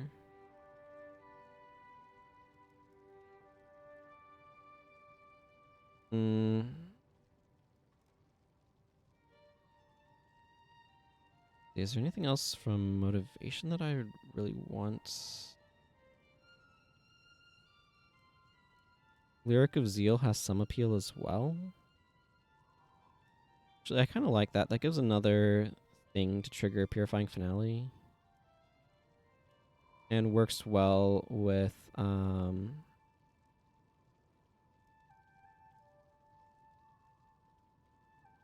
yeah, this signet and this signet and her own signet. That's an option. I think I do want an interrupt here, though. I'm just going to give her Cry of Frustration. Even a weak one is a little bit better than nothing. She's going to be using a lot of Course of Restoration, so... hopefully I'm not going too redundant with some of this. But I like the idea of Well of Darkness, though. I'm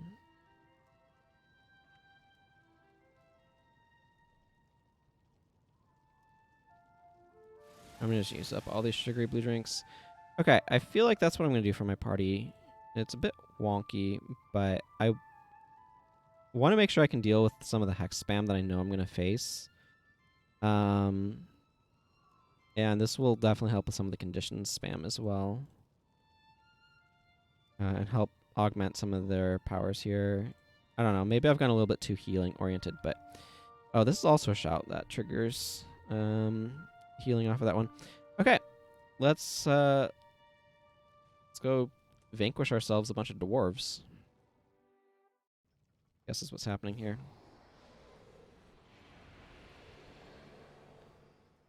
I don't really have a reason to talk to this dwarven prospector. He's going to tell me about Sorrow's Furnace stuff. How do I want to go through this map? Let's go around this right side first.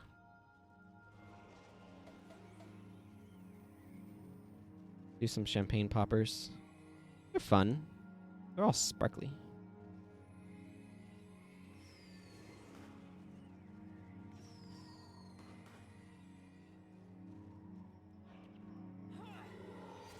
Okay, I'm going to worry about some of that stuff later. I just used my skills in terrible orders. Oh well. I'm unstoppable at least.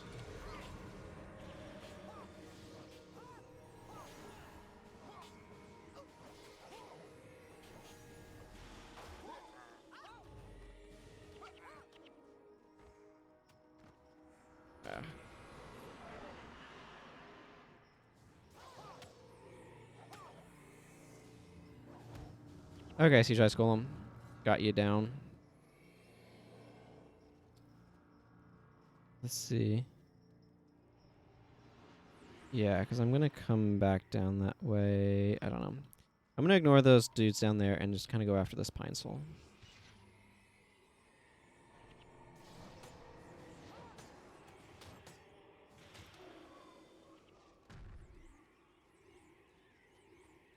Then I'm going to come back up this way and take out these guys.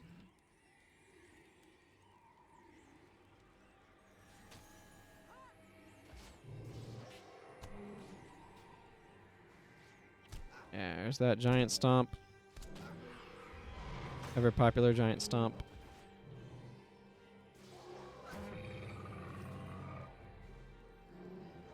Sure, I don't mind it being unstoppable. Look at all that knockdown it just prevented. I'm not too worried about a lot of these dwarves, to be honest. I think the thing I'm probably, at least theoretically, most worried about are Ice Imp shenanigans. Because Ice Imps are scary.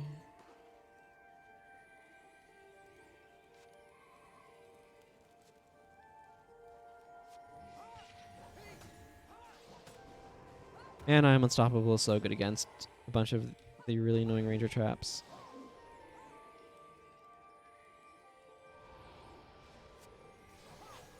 I am curious about how Hada's energy is holding up. Looks like it's probably okay. She uses Cry of Frustration. That's good to know. I mean, who's going to? That's the idea, but...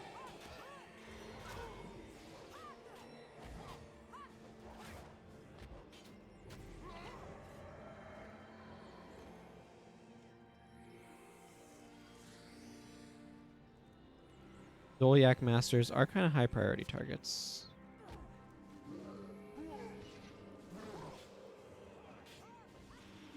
What with being monks and all.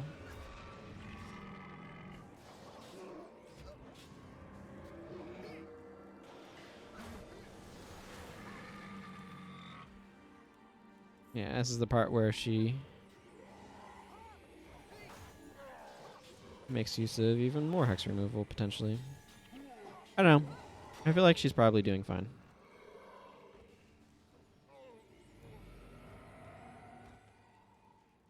I want to take care of these guys up here. I don't know where they came from, but...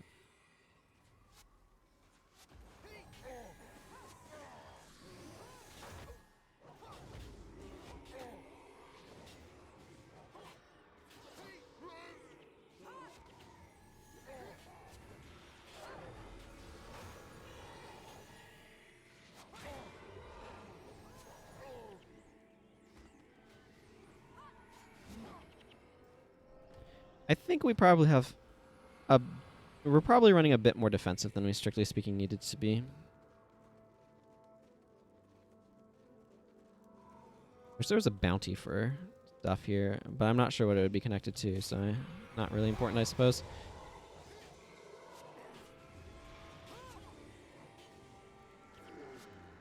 I'm gonna have a lot of Stone Summit badges by the end of this. That much I do know. I'm usually looking towards the bottom of my screen, by the way, so I can see my skill recharges. I don't know, that just seemed like a relevant thing to mention at that moment in time.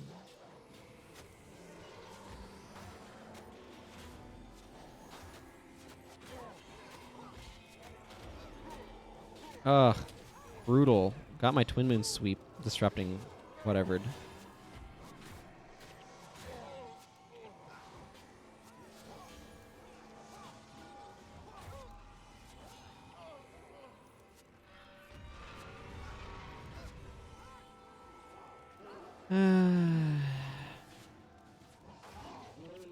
I want to be unstoppable so more water tridents can't knock me down. Yeah, my party definitely seems more resilient than the Mesmer-focused team is, if that makes sense. I do feel like I'm dealing less damage with this party, but that's okay.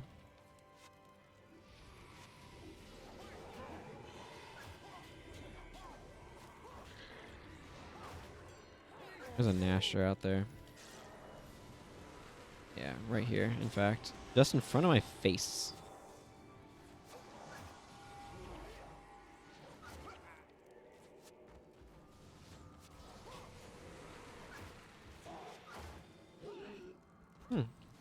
That's on my hammer. Oh man, I can gain health. It's amazing how powerful skills get if you actually give them like full attribute point sort of things.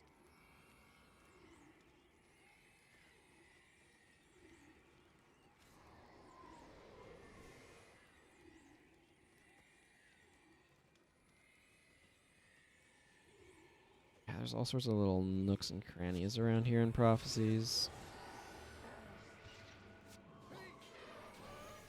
Of course you open with Giant... Well, you tried to open with Giant Stomp. Betcha Hada made sure that that didn't work.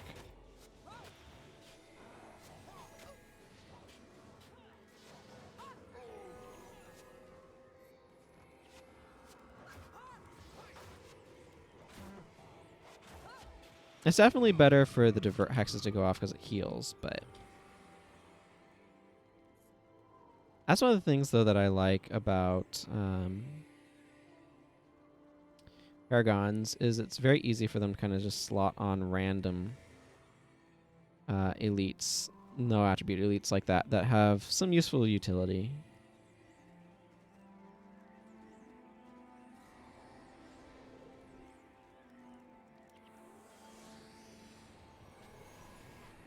We do have fewer interrupts, though, which might have some downside.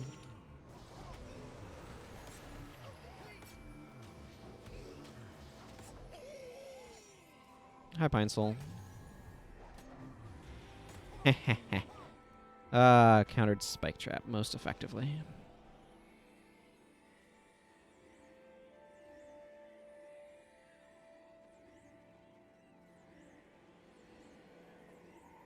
Got this weird rock thing going on over here.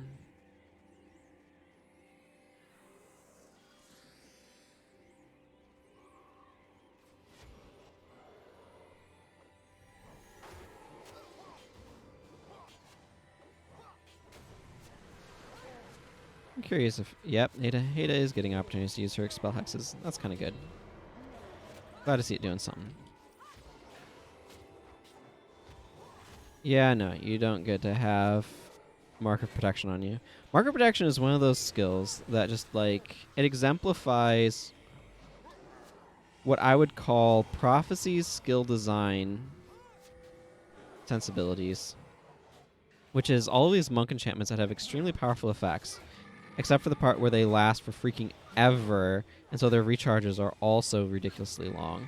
Mark Protection and Shield of Judgment are kind of both in that vein. I don't remember what Aura of Faith used to be. I don't remember, because it used to be more of a life attunement, like an elite version of life attunement, if I remember correctly. But the general trend, Spellbreaker is another example, actually. The general trend on a lot of them was to move the durations down and the recharges down. So that way, instead of lasting 20 seconds with a 45-second recharge, they would have like an 8-second recharge and a 3-second duration, or things like that. That was the general directional trend for a lot of that stuff. My candy corn wore off. And I have to admit that I kind of prefer the quicker turnaround times of the, okay, save this person right now from whatever's going on. Yeah, okay, my backline's getting ranched by Maelstroms, I betcha. Not gonna worry about it too much right now. That Ice Imp died, but took him a bit to recognize it.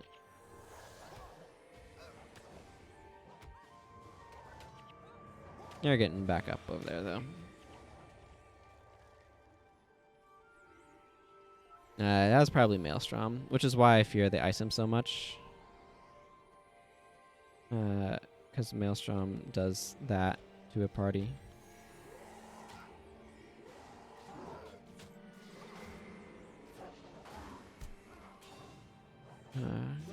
Because, I mean, it's not just Maelstrom, it's the Mind Freeze that prevents you from getting out of it. That's the real danger.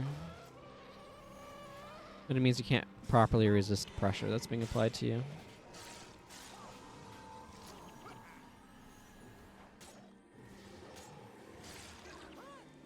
Which is the issue, of course. Armor of Mist, interesting. I don't think they have that in normal mode, so I find it curious that they gave it to them in hard mode.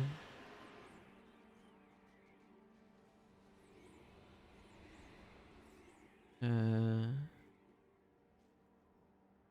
gonna salvage a few more things here. I do want to salvage this Frigid Heart. Yeah, because I want I figured it would salvage the granite. That was a stick. How peculiar. Ugh, mind freeze. See, if as long as I'm absorbing the mind freezes, it's not too big of a problem. But when like Maelstrom is combined with deep freeze, for example, that the Siege Ice Golems will use, that's where things really can turn ugly.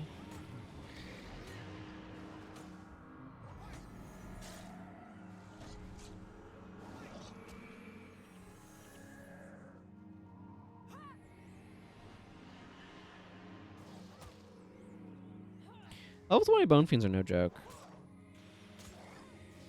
They're absolutely a threat worth taking down. That said, I still think Ice Imps are a bigger threat than whatever else those guys might be doing.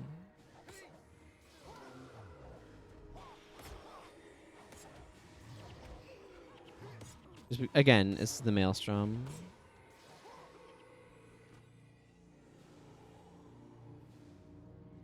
Nashers are pretty annoying though.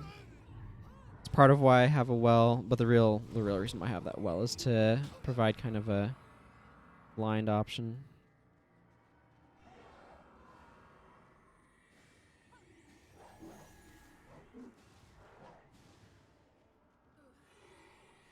Oh crap.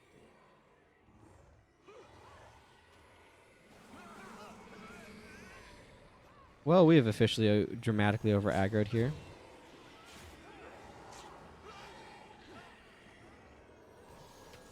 I'm going to try to take out these Siege Ice Golems to alleviate pressure from this direction. And then go after the other side. Unfortunately, my Necromancers appear to be made of paper. Isn't great, but what you gonna do? Oh my goodness, did you guys really have to aggro that entire area? Excuse me, I'm not staying around for that.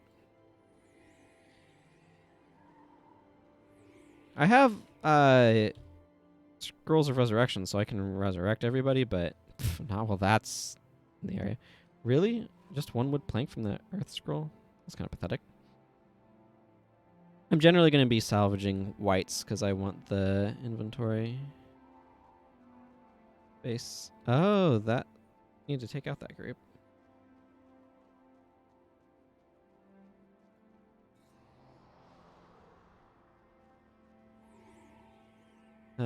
That Siege Ice Golem and those Ice Imps, I believe, are a wandering party of them.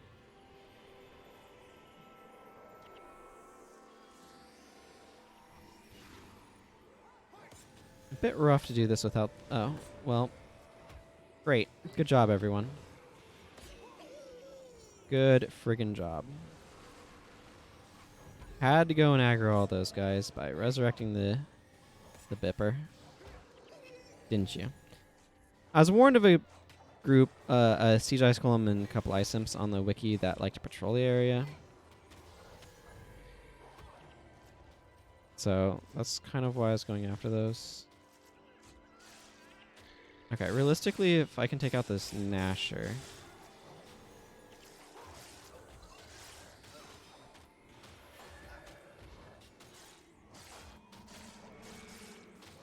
I probably have poor area for... the goal was to turn all of the minions masterless. I think it mostly succeeded, but yeah. I don't know if any of these Siege Ice Golems will go down because of that. No, one of them did, so that was effective. I want some of this now. I'm glad for that. A locked chest. Also, we're not very far from that Resurrection Shrine, which is also very convenient.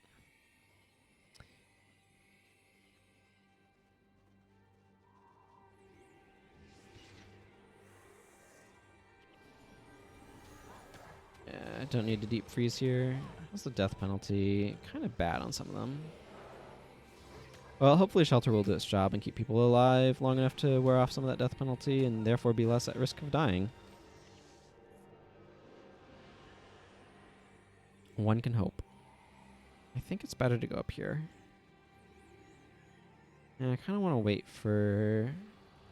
There we go.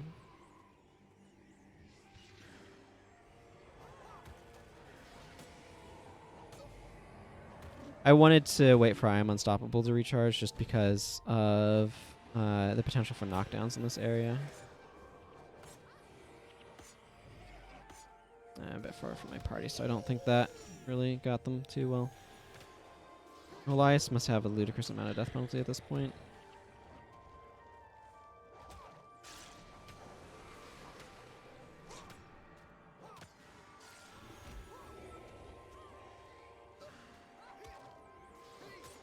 They have really high death magic.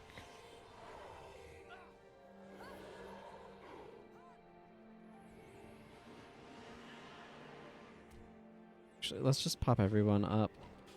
I don't know what death penalty values look like, and I want to be able to examine them.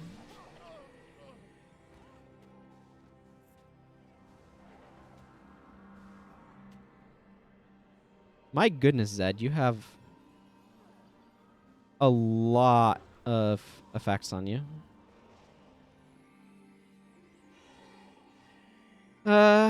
Elias is definitely the worst off of everyone that way.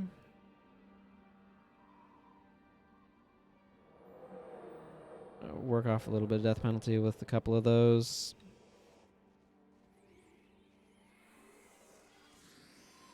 It's harder to work off death penalty if you're dying all the time, so I kind of wanted to reduce that happening. I don't need to be staring at everyone's stuff, though. Priest of Sorrows are the higher priority target here. They have resurrects.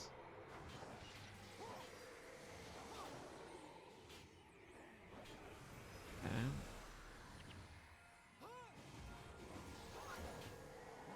That's the thing, is like marker protection does kind of make you move over to other dudes to interact with, as it were. Or my DPS gets tested. It proved successful.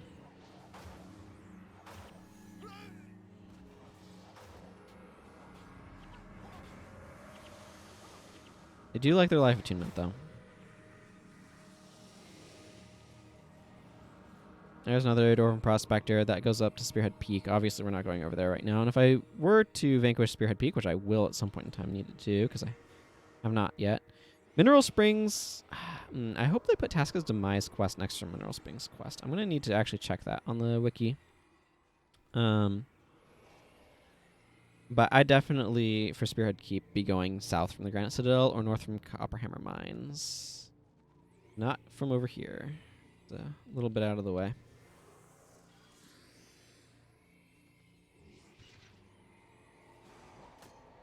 I thought I saw an ice imp over here. Oh, there it is.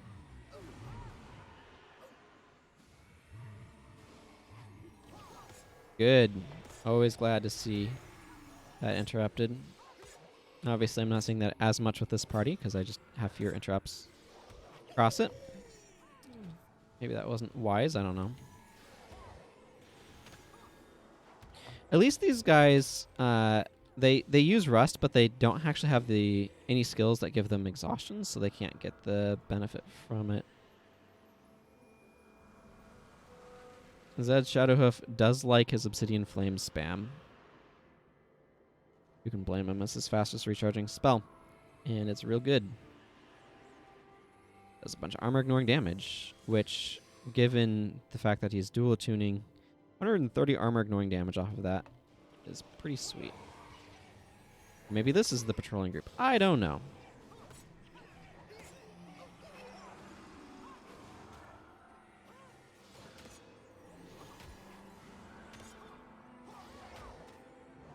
My turn to get healed, apparently. That was a bit delayed, but here we are.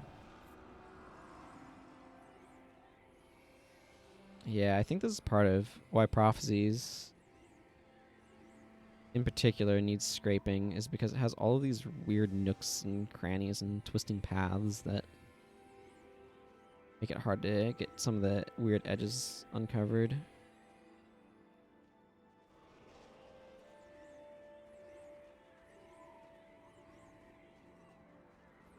A lot of groups of ice imps and stuff here. Ooh. You can tell we're starting to get back because we're getting some of the map stylings.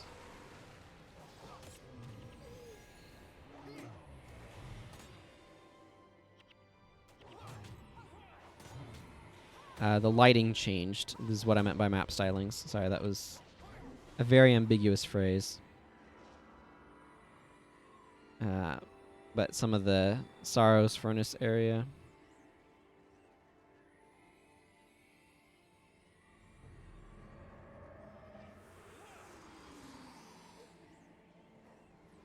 A lot of groups of like a couple of ice imps and some other random stuff thrown in.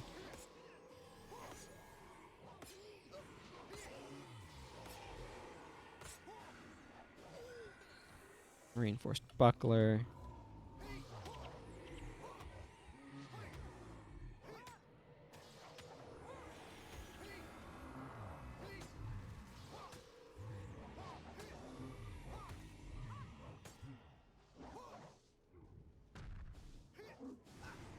Ow.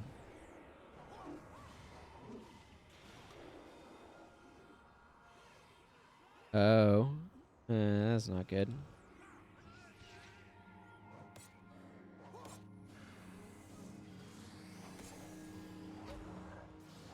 This party's not as resilient as I was expecting it to be.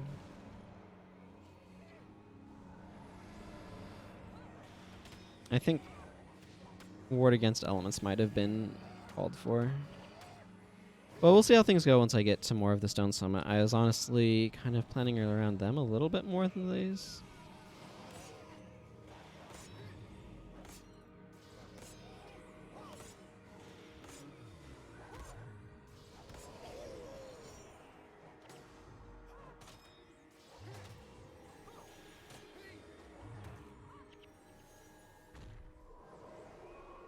I'll take this additional lockpick.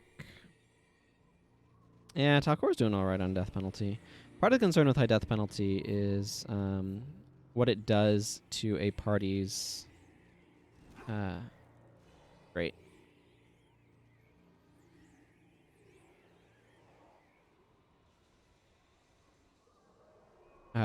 What it does to a party's maximum energy. Because it does lower that, which can sometimes be not good at all. Get out of here, Money Train. You're annoying.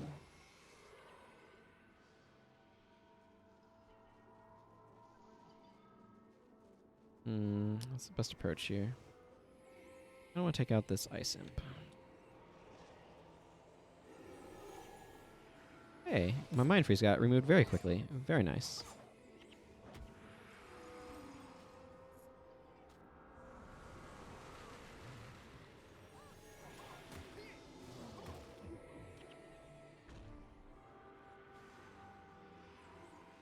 Of course, anytime I can use Save Yourselves is good.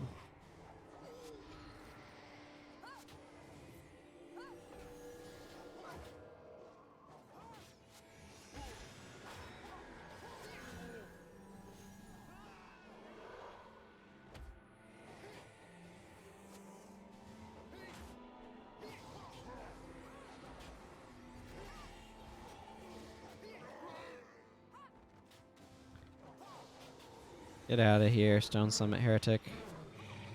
Take your Crippling Anguish with you.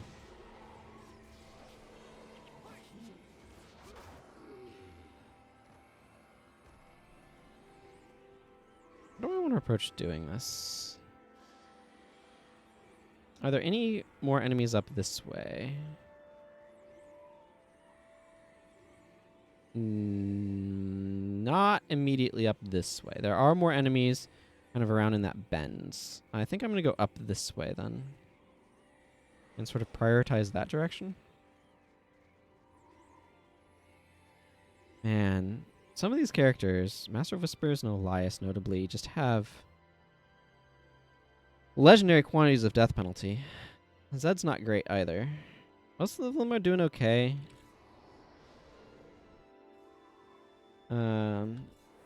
But my candy cane supply is only so deep. I'd have to grab some of the... maybe I should grab some of the clovers I have on other characters just to be able to eat some of this death penalty up. My goodness, he just dies instantly.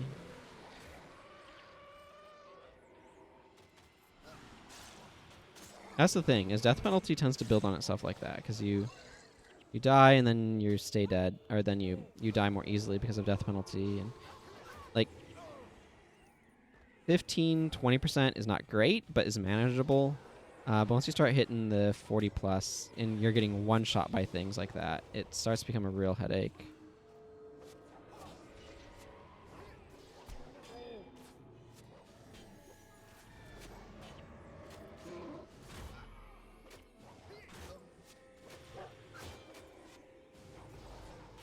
Yeah. Okay, I'm gonna want to hop on to General Morgan. This would be a really bad time to We Shall Return. Okay, you're not going to. We're either gonna resurrect there or there. Probably there.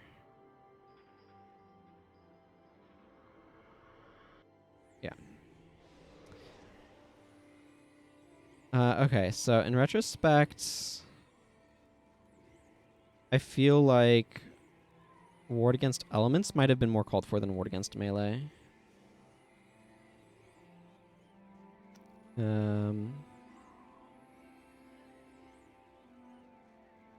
Yeah, or dropping Stand Your Ground in favor of Hexbreaker Rio was a mistake. I can't really tell you which is the case.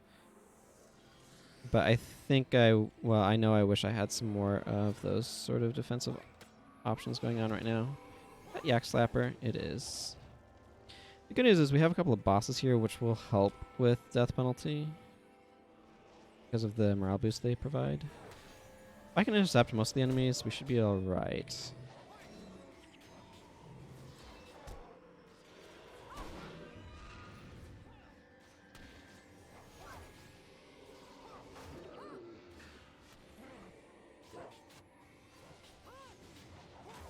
I don't know how much Elias is using some of his more healing skills. I imagine he's doing them some. Okay, no green from there. It's fine. It would be fun to get some of these Sorrow's Furnace greens, but...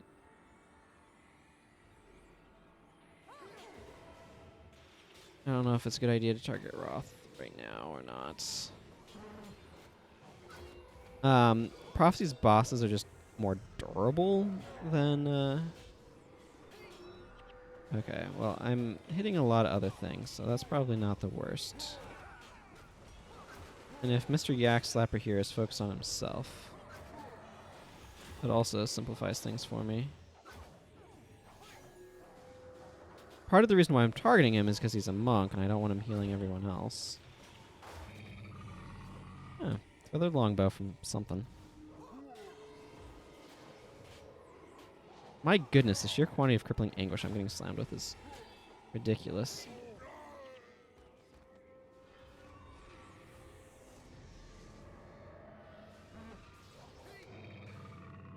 That's why I wanted so much hex removal.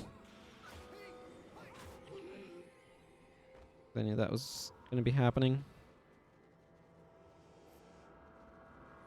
Okay, well, we've gotten this little cave area explored. Lot of map area off there as well, I notice. I mean, I'm doing okay on death penalty. It's those necromancers who are really, really hurting.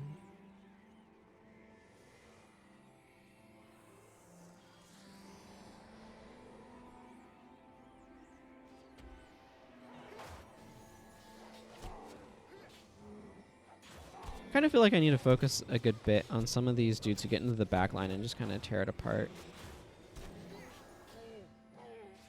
Linebacking type roles seems kind of important. Where's the Asher? Over here.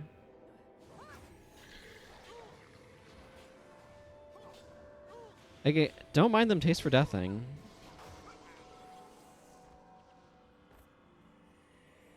Okay, this is going a bit more smoothly. Ah, I have Purifying Finale on me. That's nice. I can potentially provide a lot of condition removal. Well, now that I've cleared off that whole side,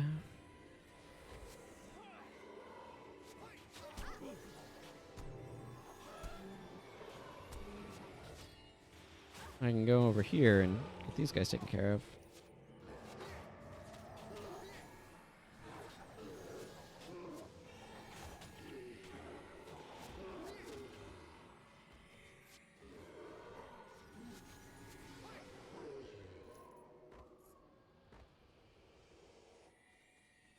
Okay. Ah, there's Flint Flesh Cleaver. Definitely a lower priority target. This is a higher priority, please, actually.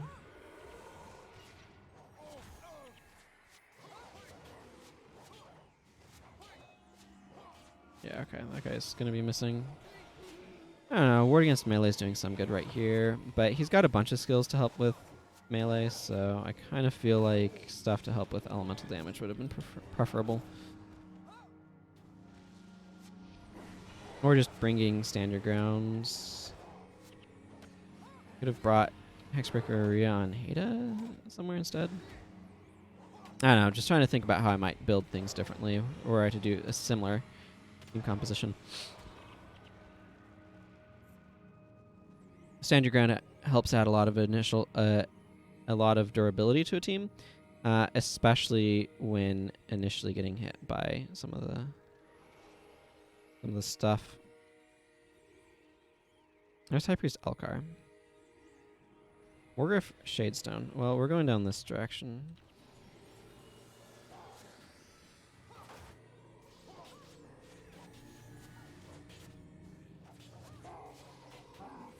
A lot of good defensive stuff on me. Yeah, there's the healing from using Save Yourselves. Pop them up. Alternatively, if I'd brought Watch Yourselves, that would have been a nice... Although not good at dealing with the initial issue.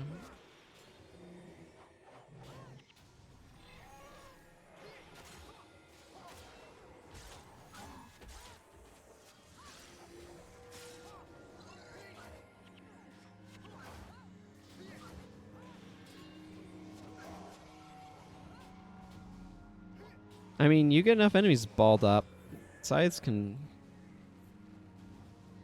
build a heck of a lot of adrenaline.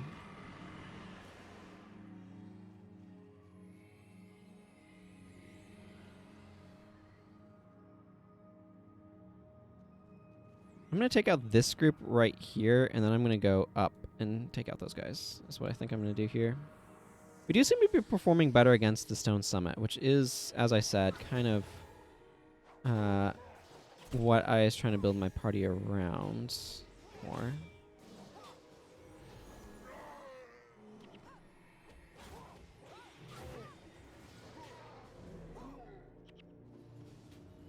So it's kind of good to know that those intentions are working out.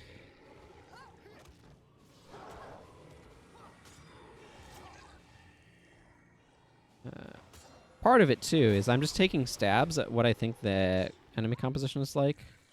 Sometimes I'm getting that rather wrong.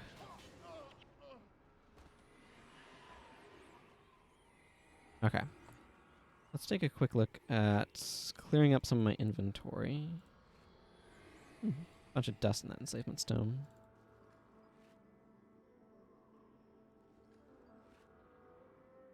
But yeah, and there's this fire wand over here. What's inside you? You're just a feathered longbow. Okay. Nothing exciting then. Because, like, you'll notice Elias has been actually losing death penalty because of gaining experience points. But it took a while to get to that point.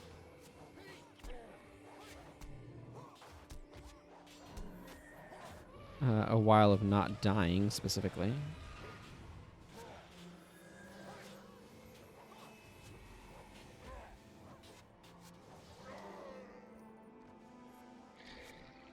Nasher. Yes, taste for death all of your minions to death, please. It makes it easier for me. It's one of the most effective minion killing spells in the game. Especially since Consume Soul was changed. You know what? Banish should have had, instead of double damage against summoned creatures, it should have had instant recharge if used against a summoned creature. That would have been cool.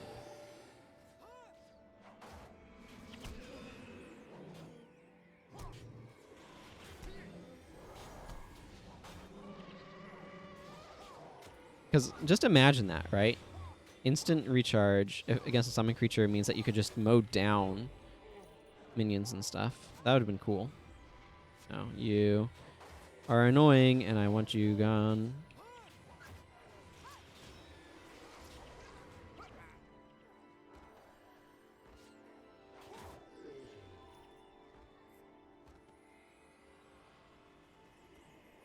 Okay. No, this is the temporary way. I'm going to go up here, clear out these guys, and then head back down. These are guys that I chose to save for now. Previously. When last we left our heroes, sort of thing.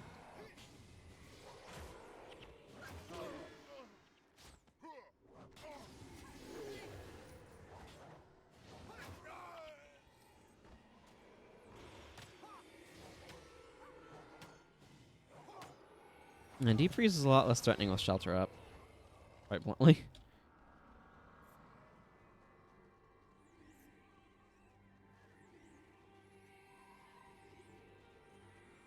Okay, now I'm going to come down this way.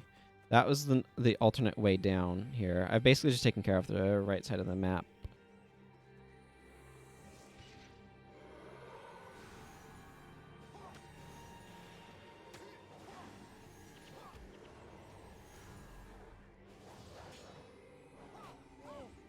Yeah, you got to save yourselves on you for a while, and there's always good times.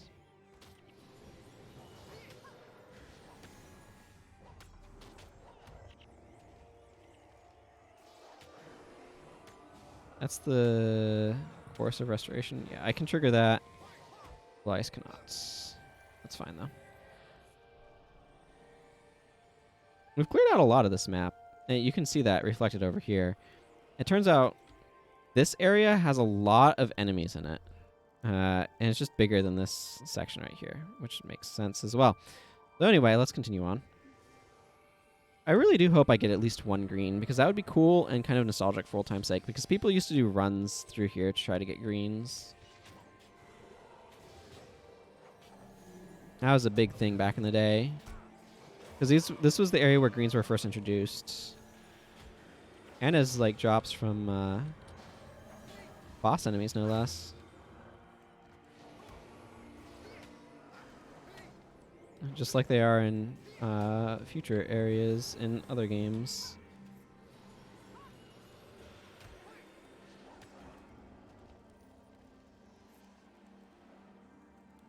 Yeah, okay, that was just some weird visual effect that I was seeing that was confusing me. Oh no, we're gonna come up around this way and then kind of go up, around, and down, I think. Hi, Kilroy Stonkin. We're gonna ignore your existence here for a moment.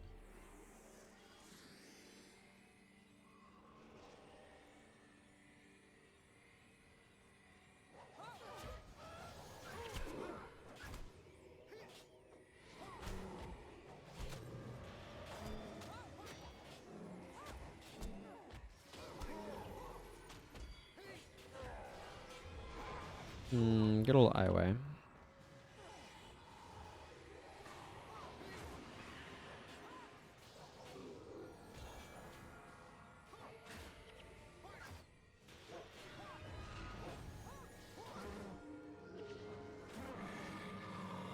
Give me that short bow.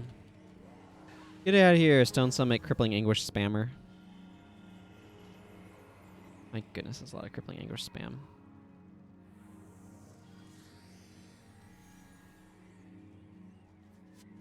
Kind of what you come to expect from them, though. That's what they do. They spam crippling anguish.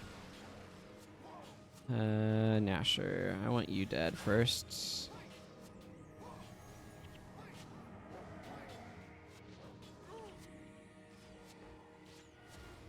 Now you.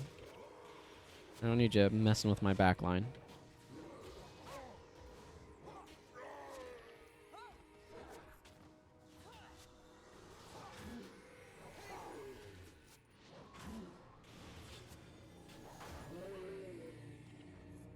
How's my inventory doing? Doing alright. Salvage this. Okay. Not things for salvaging just yet. I don't think these mountain trolls knock down, do they? They have battle rage, I knew that. I wish battle rage didn't have that and if you use a non-adrenal skill clause and it was just elite rush with in a way. I don't know if that'd be too good or not. I feel like probably the answer would be no. But maybe you want it to end on Bull Strike. Yeah. I think Healing Breeze is a little bit underrated. I don't think it's amazing, but I think it's a little underrated.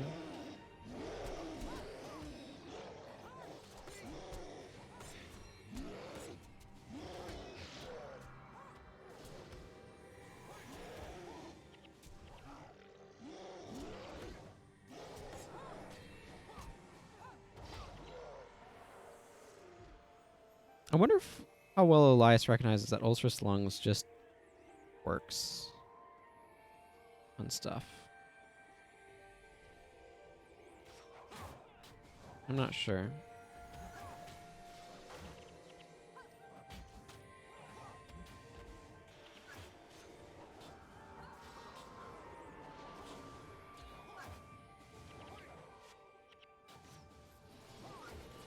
I mean, Resurrect is not a very good resurrection skill, so... Eh. Him getting it off is not a huge threat.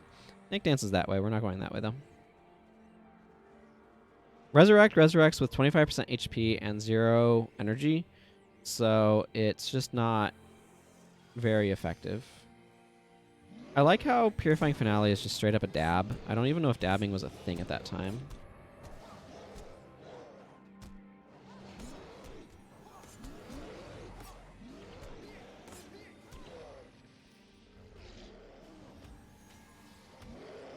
Accidentally ate my Aura of Holy Might. I do that every now and then. I'm somewhat okay at not doing it, but not perfect at not doing it. Much to my chagrin.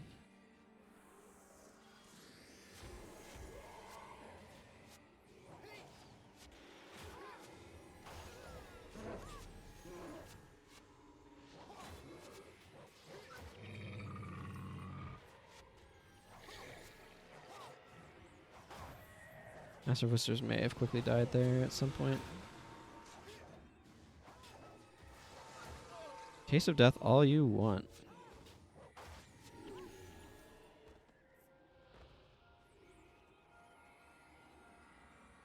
Yeah, Master Whispers probably died in there somewhere. He has the most death penalty of anyone at this point.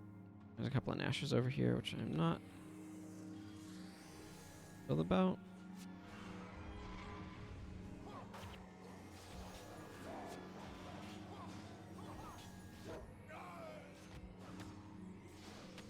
I think that was the dwarf dying.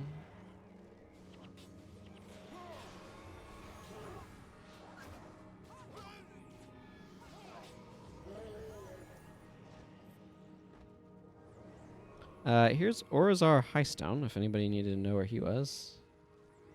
I do believe this character does have the bounty for... Yeah, the Iron Forgeman, but we ain't doing that today. Once we finish clearing out Grenth's footprint, we're switching to another character and doing something else. It'd be good times. Should be good times.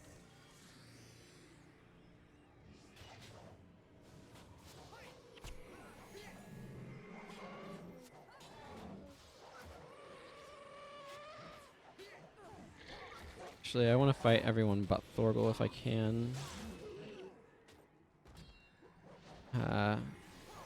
Okay, he is using Ulcer Sling, it's good. Thorgal is just really tanky, so it takes a long time to kill him. And he's only so threatening. He's a source of Dwarven battle stance. What that's worth.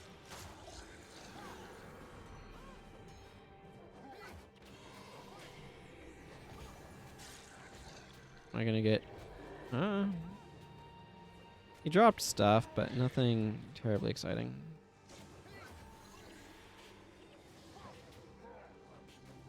Applying pressure to these guys encourages them to start killing their minions off, which I like.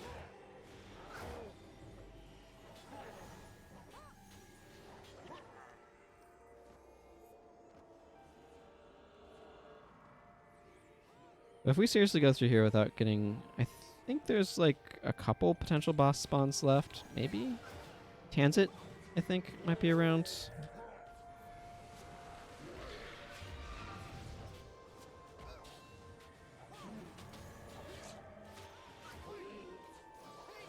He has a nice cleaver. I mean, it's an okay cleaver. I had it on my male war Baratus for a while.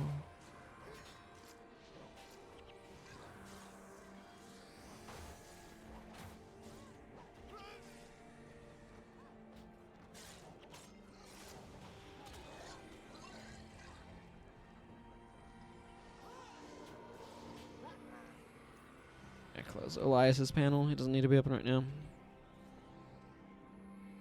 Oh yeah, I do need to make sure I'm clearing these guys out.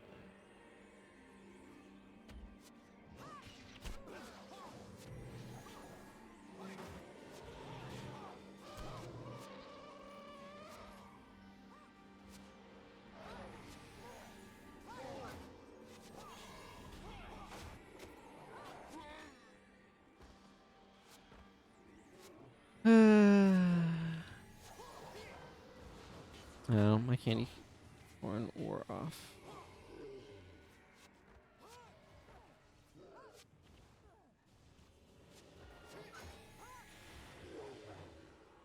I don't actually know if Tanzit spawned or not. I don't know how that works. Oh, we have Goral Rock Molder. That's a Mesmer, I believe. We're almost done with this zone, actually. Just clear out this area in front of the furnace itself.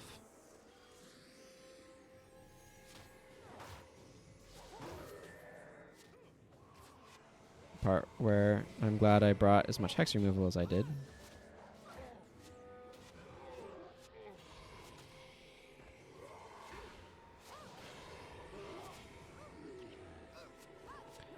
Nasher, you need to go down.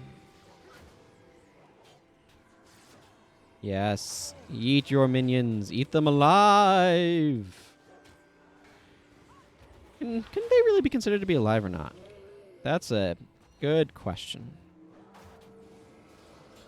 I have not the answer.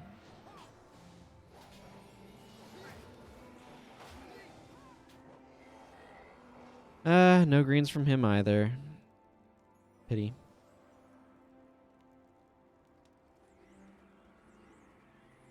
Are there any more bosses? I think these might be the only dudes left.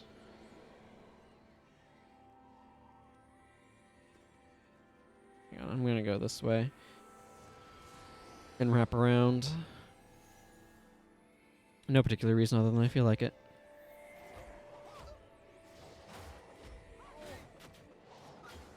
At that moment, I used I Am Unstoppable because it gives me 24 armor.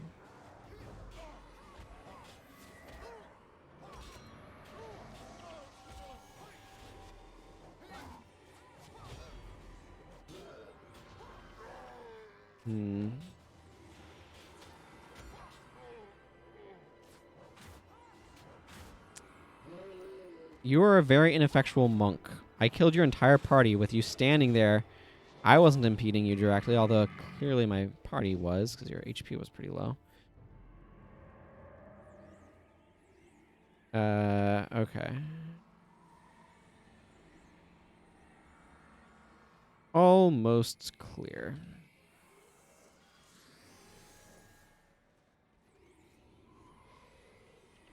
These heretics are very annoying, so I'm going to focus on him. Crippling Anguish.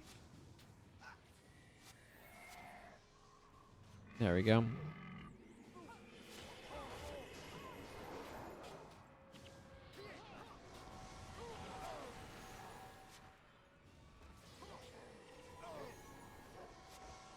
And this ranger.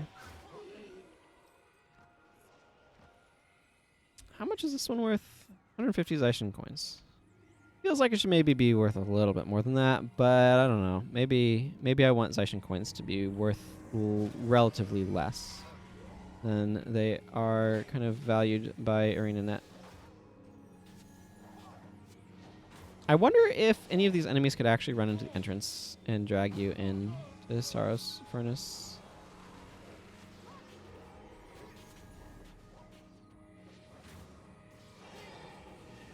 How long have we been in this map? Almost an hour.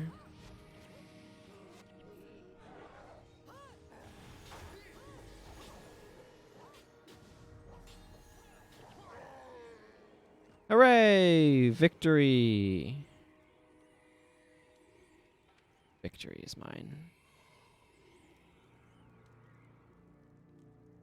Okay, let's go back to good old Embark Beach now that we have done this with Grenth's footprint. Yay. It's time to turn in this quest. I'm not sure if I'd really be interested in vanquishing a zone at this point without having the quest, though. The quest just adds so much value to the Vanquish that kind of feels like it would just not be quite worth it without. Am I missing, like... Nah, I'm full up on missions. I could do a Time for Heroes if I wanted to.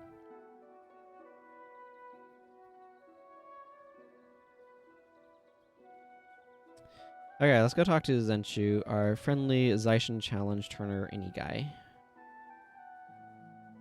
Oh yeah, I have red bean cakes. I should be eating those while I'm here. Thank you. I'm gonna take some of these. Some of this. I've almost accumulated enough to get another character, the 15-pack thing, which I'm actually kind of looking forward to. Oh, okay, we got ourselves a stack of iron here. I have one floating around, so let's go get a giant stack of cash.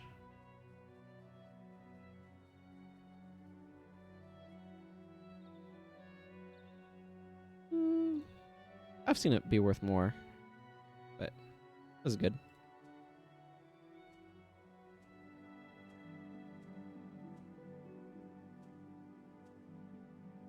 Gotta feed something into the system. But this is why, like, salvaging Cornin necklaces thingies, Cornin pendants, that's what they're called, is so valuable. Is one of these is worth 26 gold.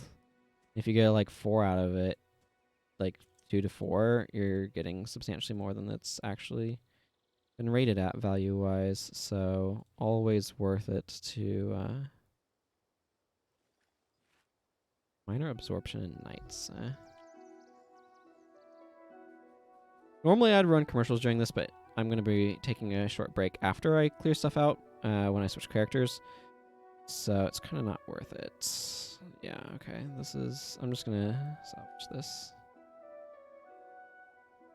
Because then I couldn't run an ad break doing that, because you can only run ad breaks so close to each other. Major Death have any value? No, I didn't think so. Radiant still has a bit, though.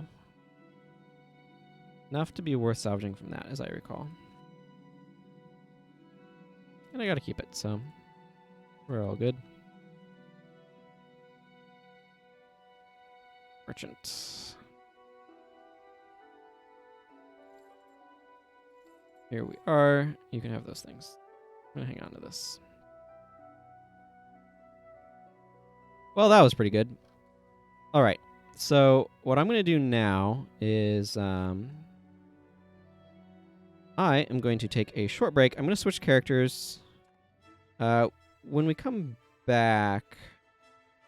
So I'm torn between either hopping onto Santier to get him a bunch of PvE-only skills that he is sorely lacking, or continuing Nightfall on this Ranger. I think I might continue Nightfall.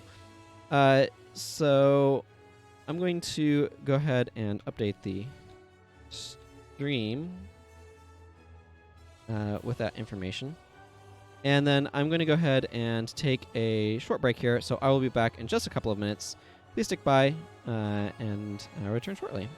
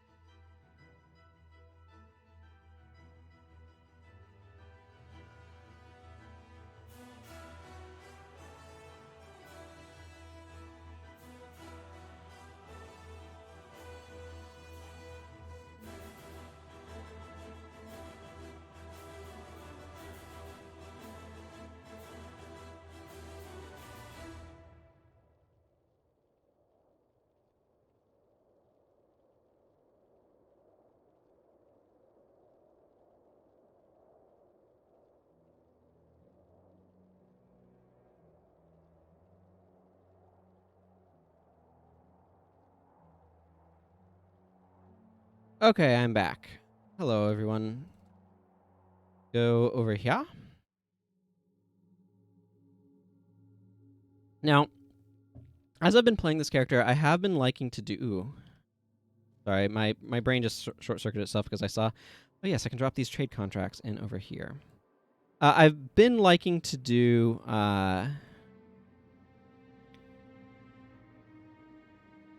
various build challenge things. Various build restrictions using my lovely tool over here. I do want to do more of that today, but not until after I've finished the Horde of Darkness stuff. We're going to be in Worms most of the time. There's just no point, so I'm not going to bother. Is it? Yeah, it's her. That's kind of wonky. Okay, well, whatever. We're going to keep going with this party for now. Time to take out the Horde of Darkness, so we're going to go ahead and start with that. I'm looking forward to it being taken care of. That's a lot of Destroyer cores.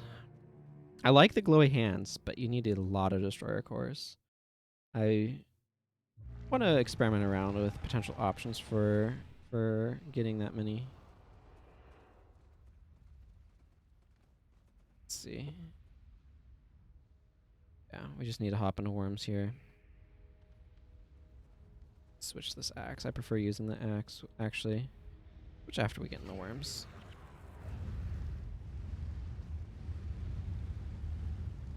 Oh, Ghostly Priest, a giant worm wants to have a word with you. Okay, whatever. Elemental Hunt's fine. I think we can go down over here, can't we? Yeah, we can. Totally go down over here. Hope all y'all are having a good day. Things are going pretty well over here. The internet's back up, which it went out. So my sister and I have been watching through The Expanse, and we were on. Oh, Nicholas the Traveler's right over here. That's fun. Anyway, we've been watching through The Expanse on good old Amazon Prime Video. That's where the current season is available. And as we were doing that, it suddenly cut out on us 2/3 of the way through the episode or something. It was very annoying.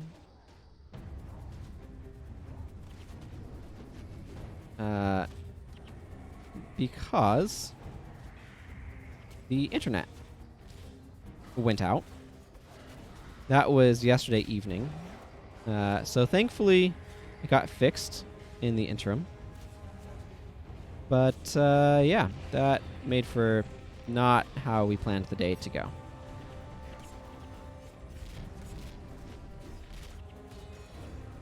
That's all right. Stuff like that happens sometimes, and I'd much rather it be then than in the middle of my stream, like happened a Tuesday a while back. That was real awkward.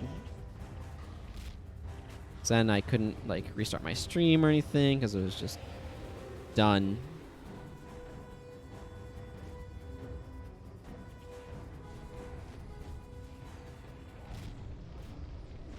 This is such an annoying quest. It's just tedious. You have to...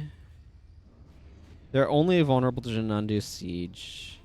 I don't know if it's that they're only vulnerable to Jinundu Siege or they're only vulnerable to earth damage.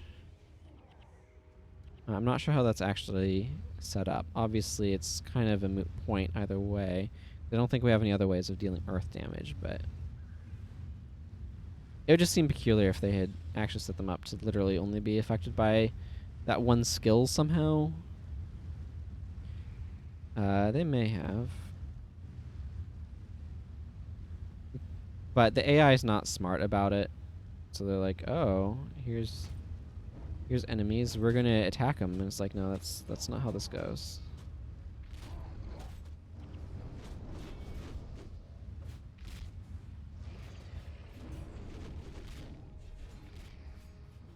Yeah, I gotta shoot these Horde of Darkness with these missiles. And there's literally no point in doing anything else, because nothing else works. Of course, you can't be nearby, so that's another complicating factor. It's just... It's not very interesting. They do it so that to, like, force you to... Like, it's a perfectly reasonable design decision set that led there. I do wish that this siege was AoE, and I do not, for the life of me, know why it isn't.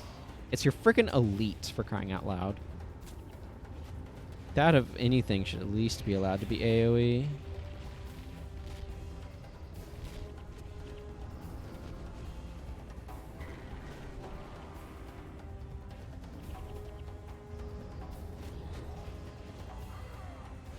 I'm gonna grab these bones.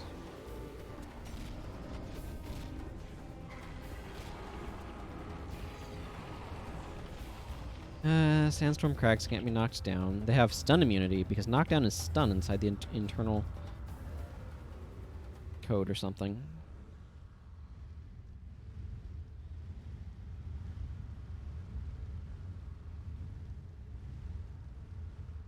I'm going to tell these guys to focus on that one, and the rest of us can,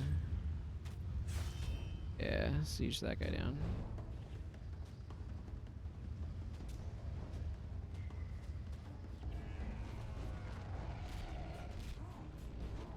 Get out of here, Horde of Darkness. Yeah, they're using that stupid Abaddon gift spell that makes them immune to all damage. This is This whole section of Nightfall is, in my opinion, the worst part. It's just very tedious. It was maybe cooler at the time. Fighting the Horde of Darkness is a pain in the rear end.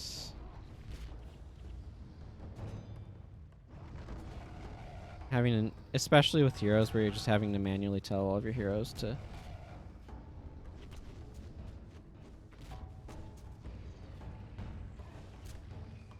be sieging all the time. Okay, looks like we took care of them, so that's good.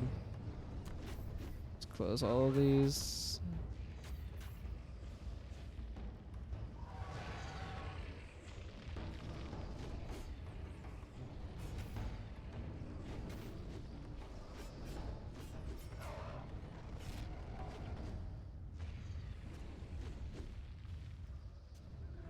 Nope.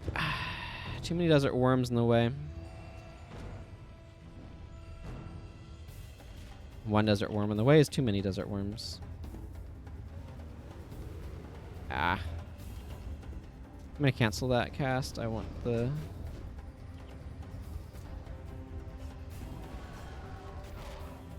this skill to be available when it goes away. There we go. It's just going to keep chasing me if I don't take it out, so... This part's not... If it weren't for how annoying the Horde of Darkness was to fight, like, if Janundu's Siege made it so that way they were vulnerable, just straight vulnerable, at that point, it would be one thing, but when it's more that it sets them up to be killable... Oh, I should have my... Bring your title track up. That would have been helping. Should have had that up a while ago. But regardless, if the hitting them with siege just made them vulnerable to all damage, it would be less annoying. But oh well. Potentially difficult to set up.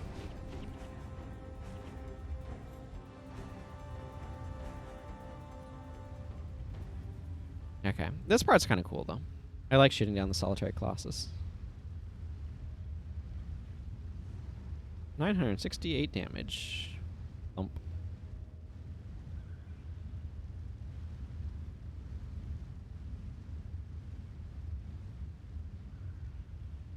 Okay, Graven Monolith. Time for you to go down.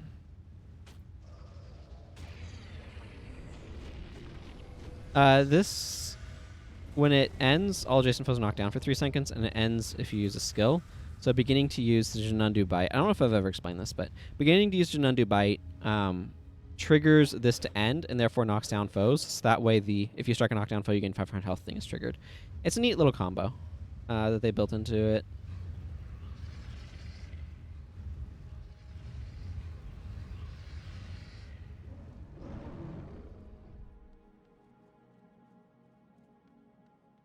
All right, need to go talk to Captain Mahan over here, and he will trigger the sort of preceding inward dialogue.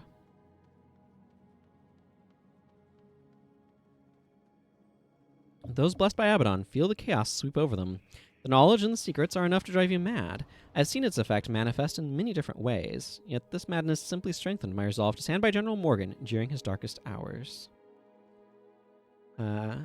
You're the ones Morgan has sided with. It is good to see such bright heroes in a time of total darkness. Ah, I see you can tell I have been touched by Varish's dark god Abaddon. Yes, it is true. I was left behind when Varish sent her forces into Vabi to hunt the Sun Spears. As more and more of her army received the dark god's blessing, some were driven mad while others committed suicide rather than suffer the madness. I had to stay strong even as I descended into darkness. I knew Morgan would need good men if he were to ever return. So I remained with Varish as she crossed the desolation and seized the Bone Palace. Varish then pushed on toward the Mouth of Torment, where she now performs her dark ceremony even as we speak. As the ceremony swelled, the strongest creatures I've ever encountered rallied for battle. That was the Horde of Darkness you just decimated. Abaddon only knows what you will face next. I was left in charge of Varish's final line of defense, but as you can see, I'm at Morgan's service, not hers. What would you have of me? We must reach the Mouth of Torment. Of course, I'm here to serve Morgan. I've seen what Varish's Dark God plans for this world. It is not what I would want for my children, or anyone else. Even though I've been blessed, that doesn't mean I cannot fight this battle to the end. Let me know when you are ready. We are ready. The Ruins of Mora. Does this come with a cutscene? I think it does. Yeah, sounds like it.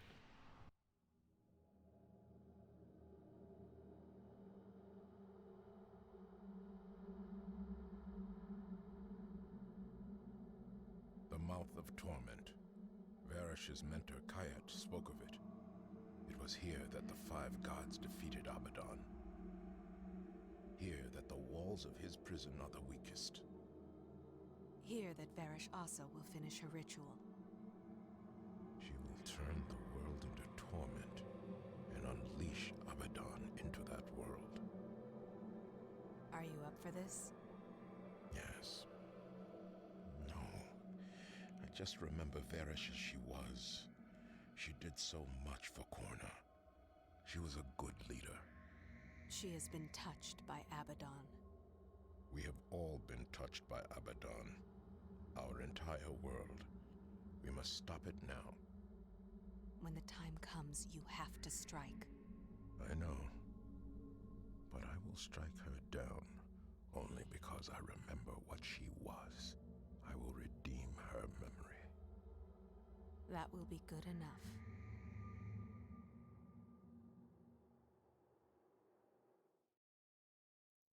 Okay. Now that we're here, I have pulled up this screen for a good reason. Although I do need to... Okay, step 1 is leave party. Step 2 is get quest reward. Please, take this with my thanks. You see, Morgan and I were close friends, even though his father was a high-ranking noble, and mine just a simple guard captain. We both worship Lissa, and grew up viewing the world in much the same way. He and I have seen more than our share of dire situations, and have saved each other's lives more times than either of us care to remember. I would follow him into the depths of the realm of torment, if he so commanded. It is a shame Varish and Baal could not inspire that loyalty. Okay. So, I want to salvage some of these things. There's the Shunlight chest. What you got for me? Good for merchanting. That's a lot of bone. Good, I'll need that later, I'm sure. Okay, Tau. I'm not quite sure how to emphasize that.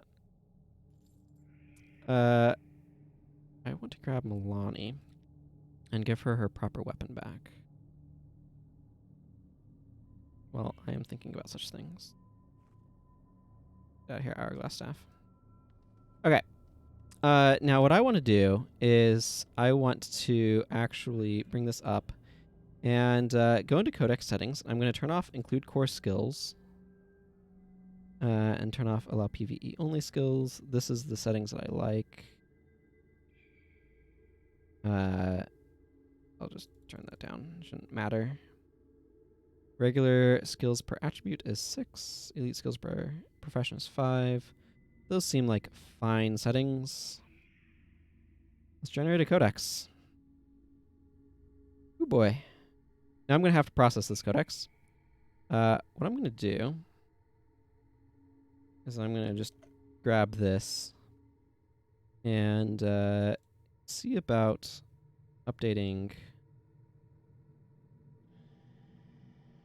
the page for it. Nope, that's the wrong.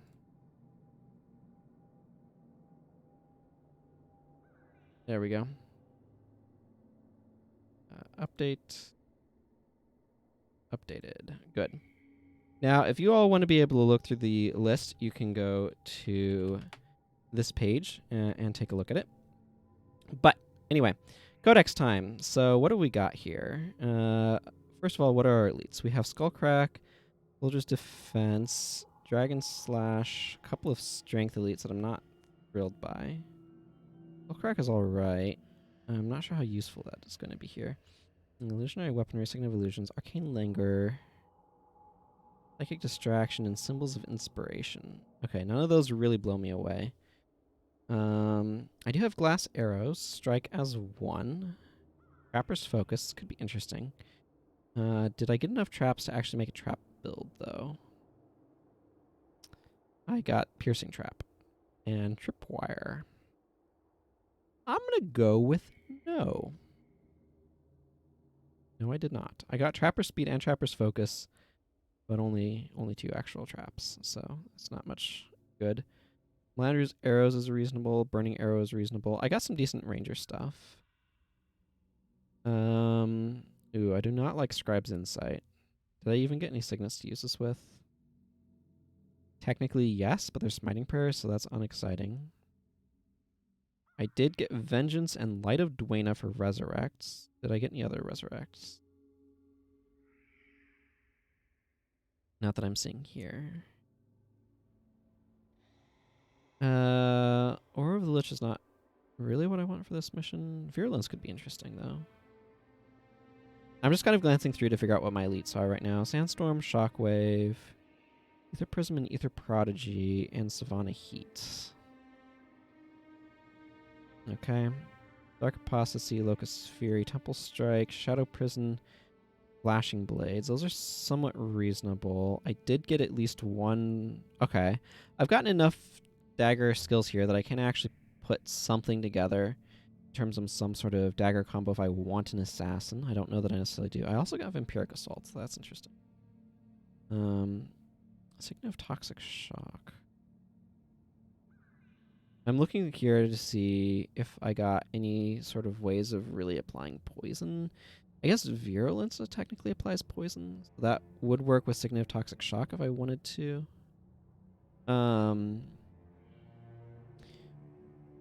Okay. I got Signet of Spirits and Destructivel's Glaive. None of the rest of these are of particular interest to me, though.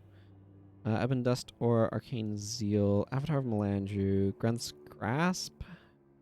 Grenth's Grasp could be something I could technically use. Zealous Vow as well. Reasonable stuff here. Crippling Anthem is okay. Anthem of Fury is okay if I've got enough adrenaline users, which I may not. Song of Restoration. Stunning Strike is decent. Focused Anger. That can really power a lot of stuff up. Okay, so typically what I find with these is that my biggest challenge is figuring out what my healers are doing. So let's grab Talcora, Dunkoro, and let's drop Milani. Okay, let's just start this over again, so that way things are in a proper order. Okay, so I'm going to want these guys. General Morgan, because I have to bring him, although I'm not entirely against bringing him.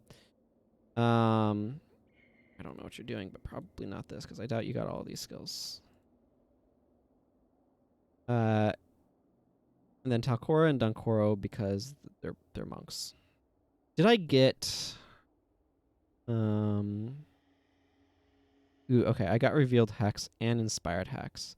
These are good to have in this mission in particular because I remember correctly, I feel like my memory is that Varish uses a monster hex, and having these skills is really good against monster hexes. I don't know if I necessarily want Talcora to be the one to be doing it, but...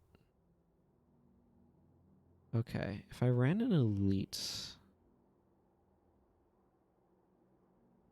my monk elites are... I've got 3 worthless elites as far as I'm concerned. Like, Ray of Judgment's really good. I don't mean to call it worthless, but it's not a healing elite, so it's worthless for healing. I don't like Air of Enchantment. I find that this skill... you're either being really gimmicky with it, and I don't think I even got Zealot's Fire, which is what the gimmick usually centers around.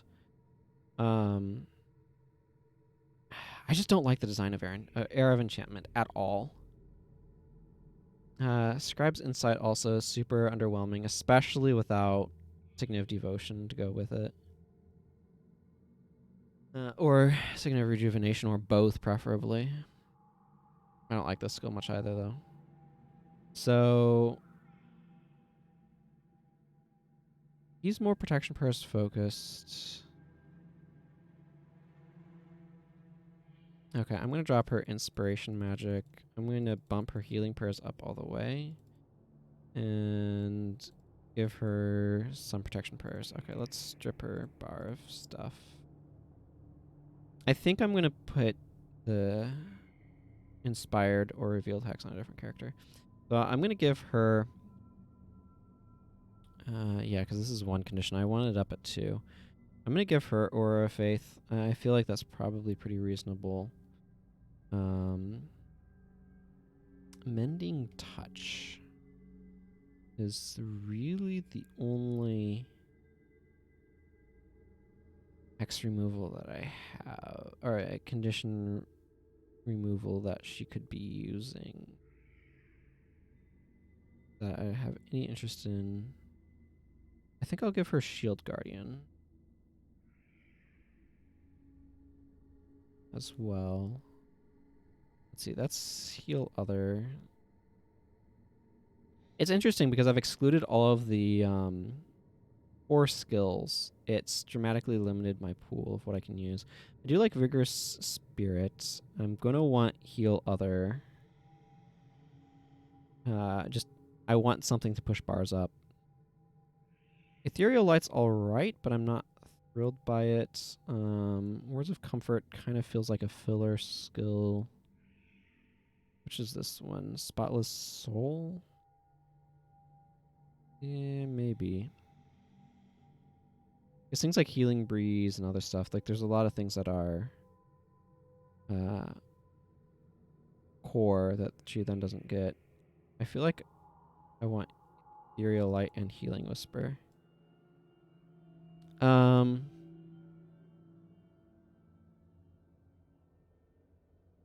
Okay, I can drop Heaven's Delight on her, which I think is probably a good idea. This is a weird bar, but here we are. That's what I'm working with. I do get to use Deny Hexes if I want. I don't know if I do or not. No Guardian is rough, though. So he's going to get Life Sheath. What did I get in Ritualist? Did I get anything? That was Cowlie. Wow, I can really deal with conditions these ways. Okay, nothing else really standing out here, though. There's definitely a communing associated build. And so much as Shadow Song is useful.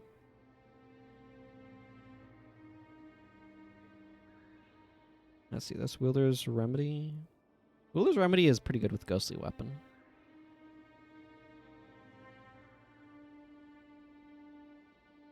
I'll have to think about some of my options there. I might want a support Ritualist. Okay, so Heaven's Delight is kind of a foregone conclusion. I'm okay with this. Do I run Watchful Healing? Not at that strength. I want Shield Guardian here as well. My Protection Prayers is super thin.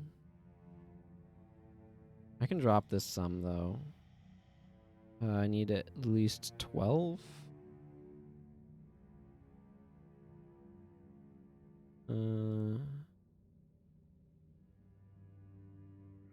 Okay, whatever. We can go like that. Makes that a little weaker. This doesn't care. This could be no attribute for all it matters. Although that would mean that it didn't work with the one thing, but whatever.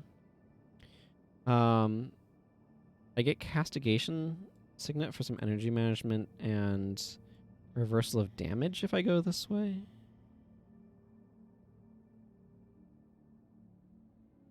I don't really like Judge's Intervention, but I might try it. It does have a short recharge, so that's something going for it. Where the heck even is it? Over here.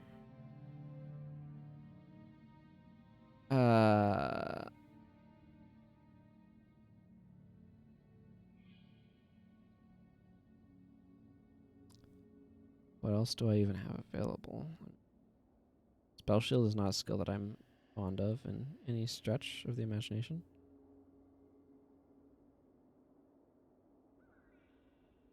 Purifying Veil is super redundant when you have Life Sheath.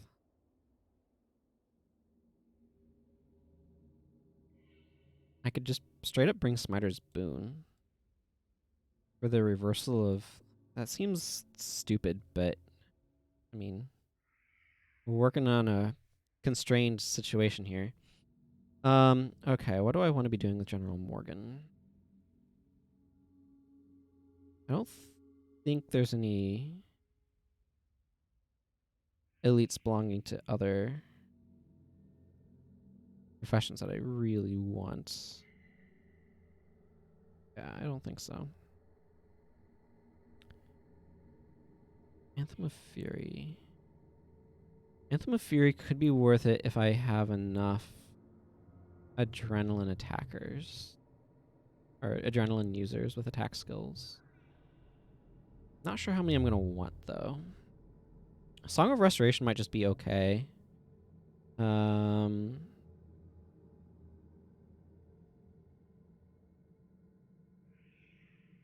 of Mystic Speed. Technically, he could use Zealous Vow, but I'm not sure what he's doing with it.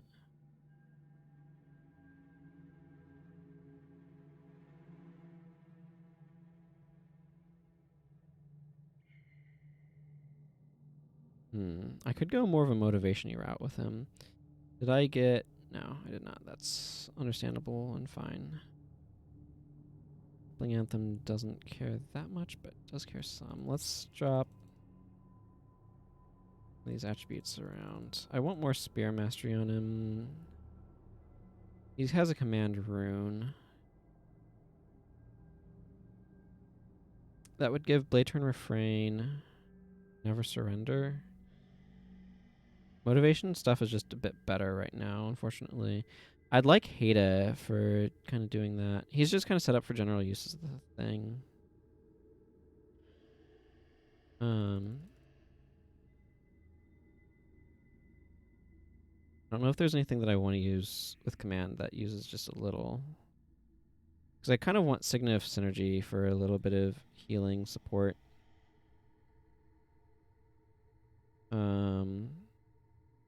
Stunning Strike is probably what I want for my elite here. Blazing Spear. I'm going to focus him a bit more on damage. I might want Chest Thumper. This is a to be determined. It depends upon how some of the other stuff is configured. Nope.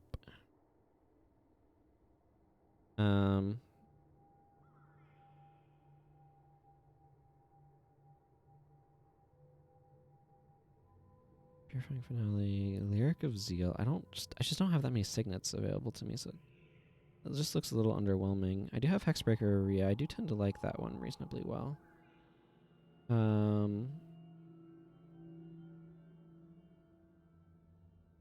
Hexbreaker maybe.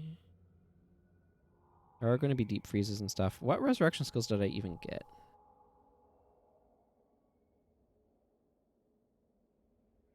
I did not get Flesh on my Flesh. I did not get We Shall Return. That would show up in these first couple. Do I get anything useful from command?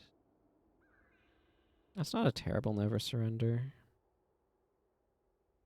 So my resurrect options are like Vengeance and Light of Dwayna.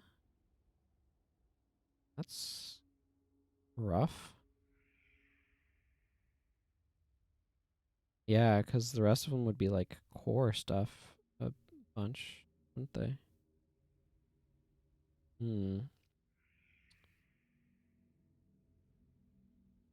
Vengeance it is. Yeah.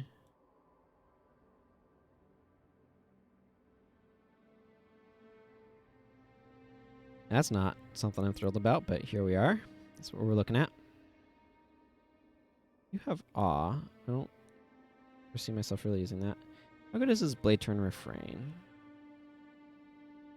Not good enough to bother with. Okay, that's kind of not surprising. I don't think Finale of Restoration is going to do a whole lot without more. Well, are there many warrior shouts that I got? no watch yourselves or something like that. I just want another adrenaline attack spell then. Still. Barbed spear is kind of underwhelming. Unblockable throw maybe, not really a skill I'm fond of, but I don't know. What do we got for cracked armor infliction anyway? Okay, none of the ones that I'd picked there. Did we get... Okay, we got shell shock. I can do cracked armor that way if need be. Technically shockwave also does cracked armor. Did I get weaken armor? No, that would probably be core, actually. I decidedly do not have core skills because I turned those off. Like a person who's making decisions. Okay, well, this is what I've got going so far. I need a different set of things on my bar. I don't actually get any PvE only skills, and I probably don't have the ability to bring a pet. Yeah, because there's not intelligence built into this particular algorithm, so I didn't get any of the skills that bring pets along, which is fine. I don't really want to go melee without a pet, though. That's just all right. I'll figure out what I'm doing later. Okay. I feel like I do want a ritualist, and I probably want a necromancer. Okay, let's add Elias maybe. Yeah, you're good and broad. Actually, maybe I do want you to be the inspired hexer.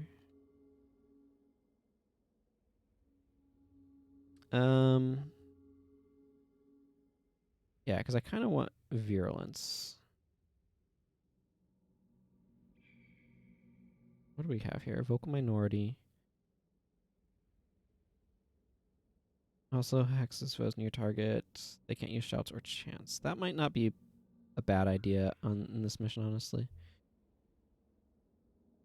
I see. I had a few points down there because why not? Magic, slow reaping, curses.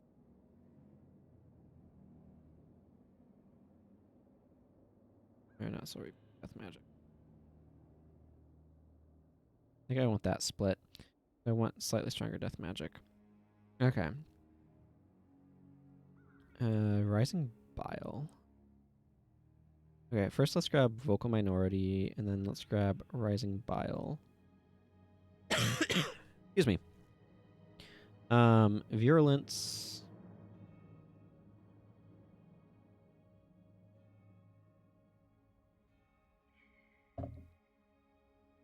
Seems like a reasonable choice. I did get enfeeble. Maybe I went enfeeble? Where's enfeeble?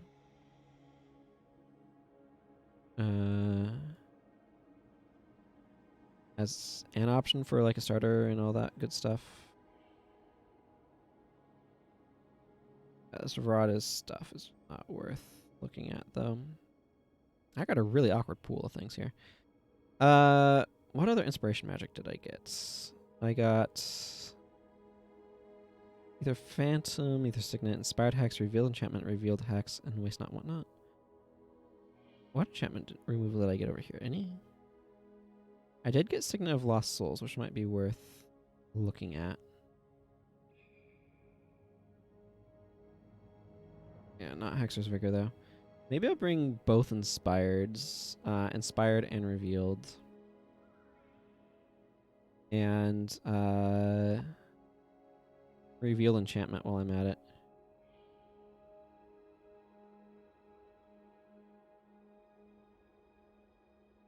What should his last skill even be? Signet of Lost Souls? I feel like that's a bit silly with what he's got going on. Signet of Sorrows could do okay. Maybe that. I'm not really interested in Malign Intervention. Or Spinal Shivers, for that matter.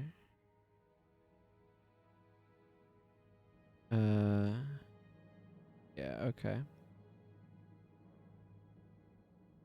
I guess I could give him Well of Weariness if I really wanted something.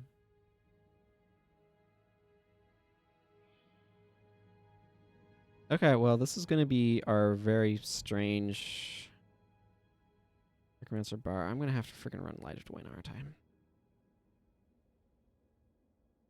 I want Communing here. I know that. Pull these things out. Okay. Probably Monk, and it's probably going to be Light of Dwayna. That's one of the resurrection skills I got. Oh, it's so bad. Okay. I did get Shelter. That's interesting. I'm not sure how good Shelter is in this situation, but...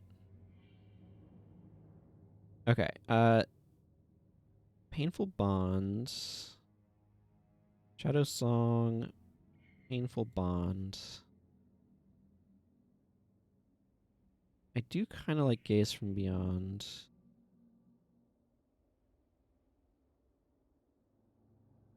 As an additional way of inflicting some damage and some blind. And Spear Boon Strike might be reasonable as well.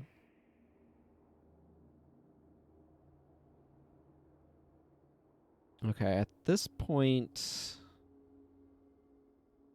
Universal's Link was so mediocre. I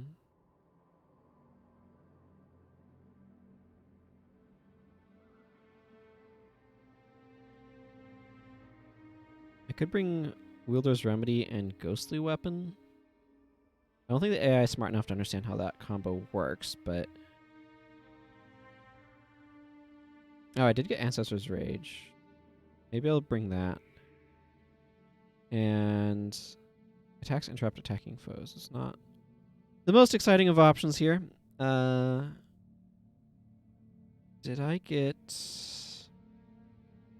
anything else that would... I could bring Vital Weapon. Maybe I want Vital Weapon Wielder's Remedy. Let's try that. Actually, no, let's just bring Vital Weapon. Because the long duration on this makes it not synergize super well with Wielder's Remedy, I suspect, depending upon how smart the AI is, and I don't expect it to be that smart. Okay, this is just kind of a weird bar, but I think it'll be okay. It at least feels like it can do some damage. Okay, I do want a melee attacker of some variety. Do I want a Dervish? I got some reasonable options there. What can I do with a warrior? I have some axe. I do have this, but I don't really have...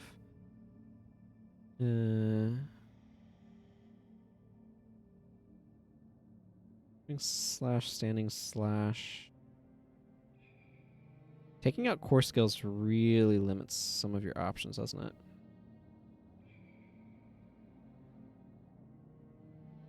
I could set up a to the limit soldier's stance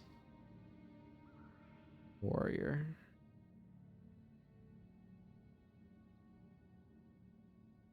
That doesn't seem terrible.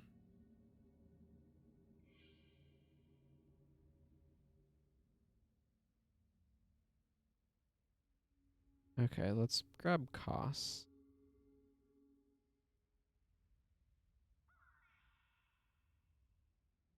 Drop that. Tactics. Okay. You don't get resurrects. Sorry, bud. We'll look at the rest of your skills in a moment, but you do get the to the limit soldier's stance combination, which is pretty reasonable. What are you wielding? You're wielding a sword, I assume. Yeah, you're wielding Tri's sword. Okay, so that's fine. You can get standing slash.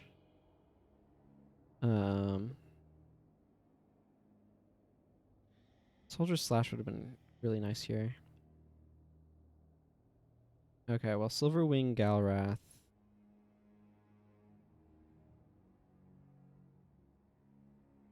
Silverwing Galrath.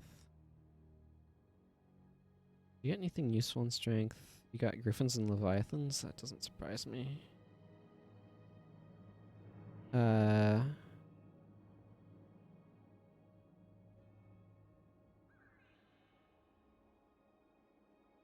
mean, let's give you one of those.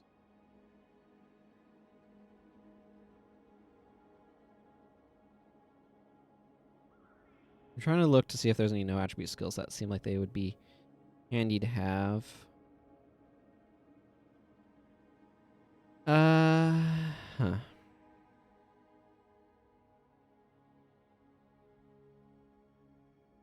Nothing's standing out here.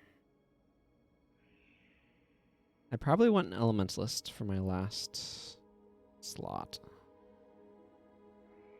The lack of attunements means that I probably want to go with an Ether Prodigy. I didn't get something else that would make me kind of want that more. Ether Prodigy is pretty strong. I could go... I need to go air for Shell Shock. Just slightly uninspiring, but here we are. I could go water to give myself Swirling Aura Shard Storm. Tania's Wind. Earth would have Incendiary Bonds.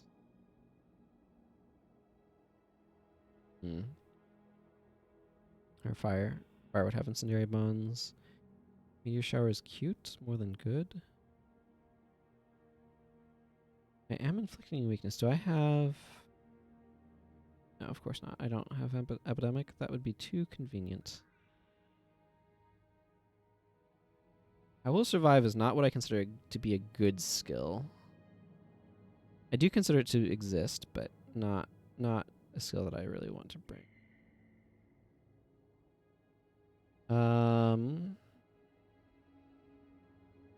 Do I just bring the partner to this one? And bring Griffins? I don't like that, but...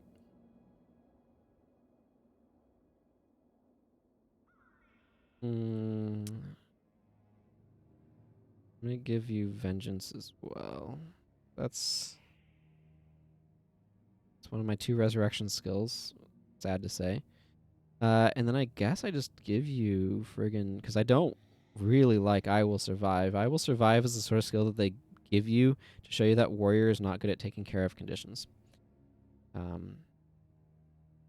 Where's Leviathan's sweep? Or Griffin's sweep, excuse me. That is Leviathan's. I got both of those. Griffins and Leviathans. They're the exact same skill. They're fine. Not exciting. They're just fine. Okay, I want to grab some elementalists. Beck, do you have an energy storage rune? I'm just looking to see if they have any energy storage runes. I probably... Okay, Zed does. I might use Zed. What about Serenia? Do you have an energy storage rune? No. Okay, Zed it probably is. But that's if I want to use Earth. And Earth is really underwhelming. Ward of Stability and Tania's Crystals is about it. No, let's grab Vec.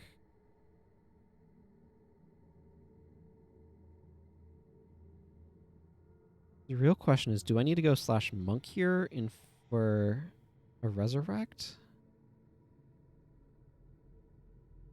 Ugh, my resurrection options are really garbage. I would have really loved Wish I'll Return or Signet of Return or something. Flash of My Flesh would have been fantastic to get, but I didn't, so here we are. I could go with Restoration and give him Protective as Kaolai. That would basically be all he gets from it. And Spirit Transfer. Let's see, if I did those, if I did Protective with Kaolai and Spirit Transfer...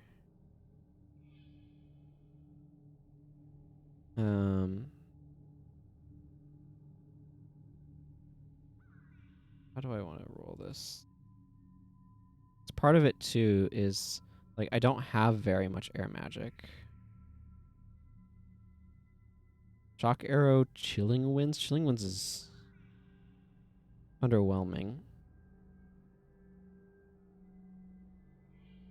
Like, Tanai's Wind is not particularly exciting either. If I went with Kaolai and Spirit Transfer, because I will have spirits.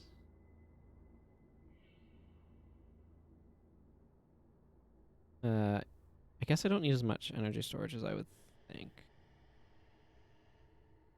Because that's not exactly how that skill works. I want Shell Shock.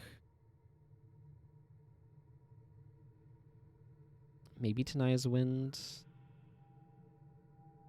Then I want Fire Magic. So weird attribute point split. This can actually be a little bit lower. Bump up my Fire Magic a little bit. Because then I get Incendiary Bonds and Tanai's Heat.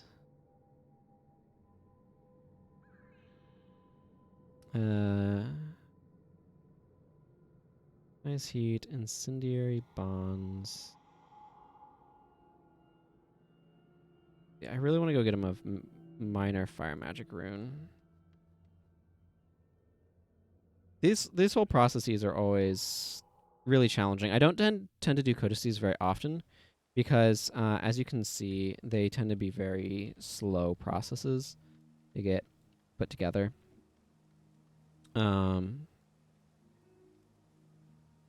Let's see. I need a minor fire. Actually, I have a minor energy storage. Earth and water while I'm at it.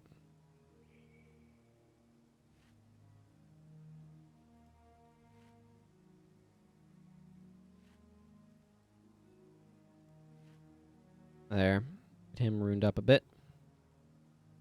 Anybody else really screaming for runes?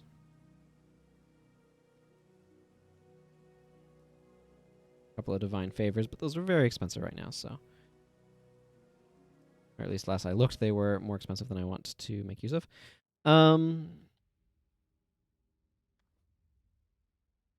Alright, so that's going to make attributes a little bit nicer over here. I don't think that pushes anything these up into territory I would like it to be in, but regardless, a little bit more is always good. Energy Blast is not the skill that I'm especially fond of. So, let's see, I could go with Glyph of Immolation. Your next several spells also inflict burning. That might not be a bad idea. Let's go with Glyph of Immolation. What the heck is it? Right here. Your next 3 spells inflict burning for 3 seconds. Yeah, this is a weird bar. Ether Prodigy is here for energy management purposes. I don't know how important it's going to be, but it certainly allows him to power Spirit Transfer. And without attunements, I kind of feel capped at the knees, as it were. I do like Swirling Aura. There's just no good way of fitting it on there, so Having Kaolai and Spirit Transfer is probably enough additional healing off of that anyway. Okay, that brings us to moi. What do I have? I could bring barbed arrows. This character has Melandria's arrows. Yeah, Melandria's arrows might also be a potential option, but I kind of feel like I'm going to want... I don't necessarily need burning arrows. Glass arrows is more straight up damage, though. And there's literally nothing else I want from wilderness survival, so maybe I just run glass arrows.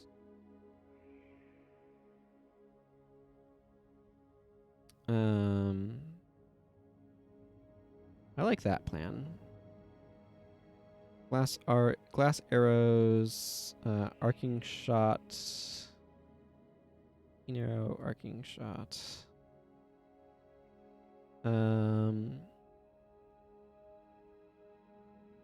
I mean, technically, forked is not bad. If I had it, I do have it right here.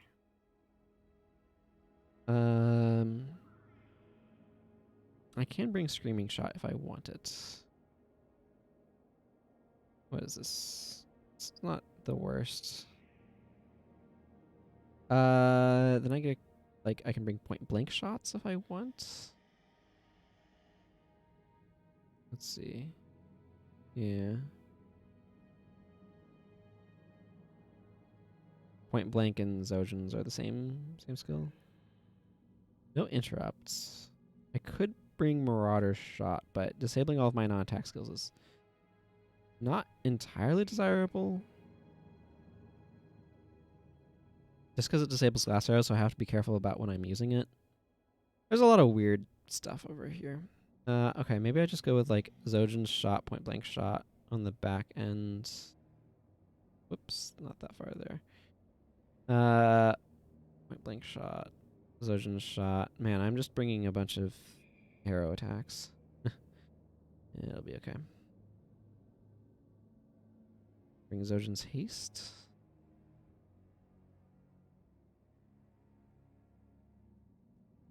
I mean, that's kind of what I've got option-wise, so maybe?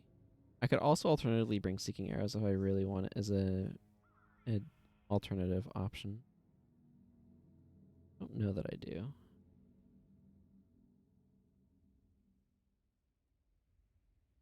Guess I just slap a Marauder Shot on the back end. Why not? Deals good damage. Oh, there's that. Well, that gives my team some bars. I feel inadequate. Oh, these are so bad.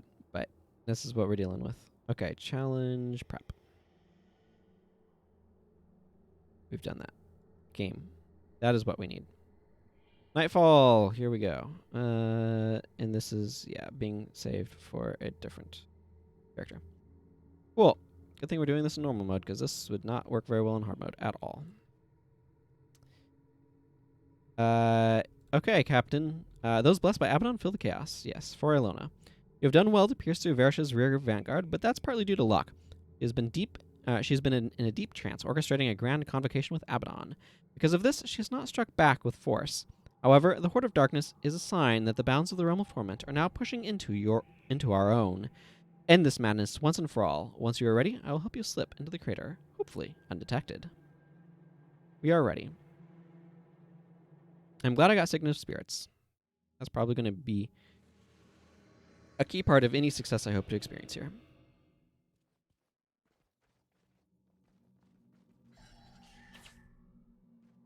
Of course, they're obstructed.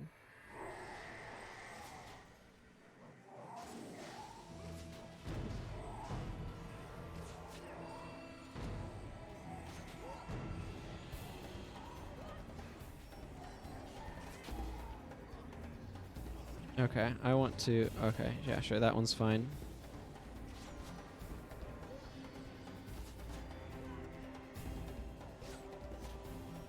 I'm okay with your targeting priorities, Koss. Oh. I had a thing on me, so that was not as effective. That's okay.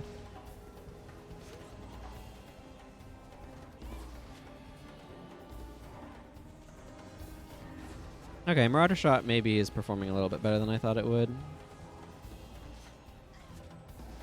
I'm dealing a heck of a lot of damage here. Hey, Prophet Varish. How you doing? Looks like we're hanging in here okay, at least.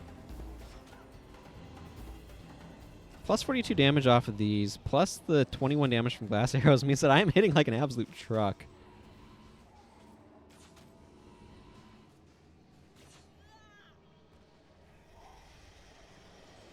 Ow, I should not have walked into that. Okay, well. Forked arrows offline for the moment.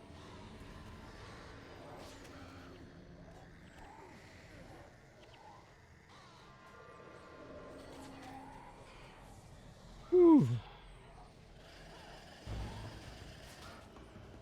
Hopefully we're not in a position where we're going to over-aggro.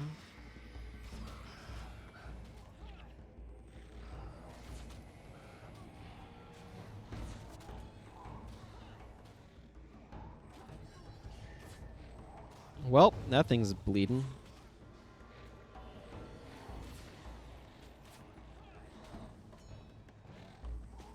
Technically, we just need to kill Varish.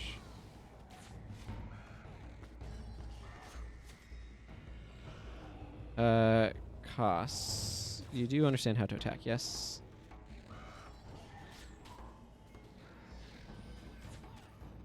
Okay.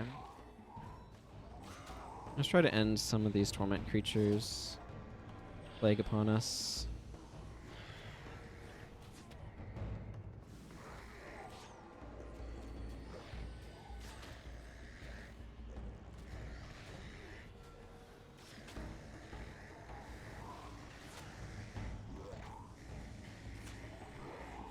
Well, the good news is Vec has a heck of a lot of energy regen.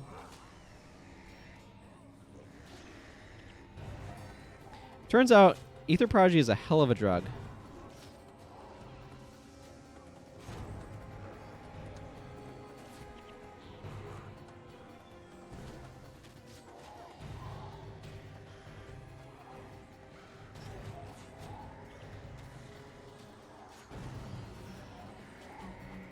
I don't know if this spear is the highest priority, but he seems to be who I've chosen to target.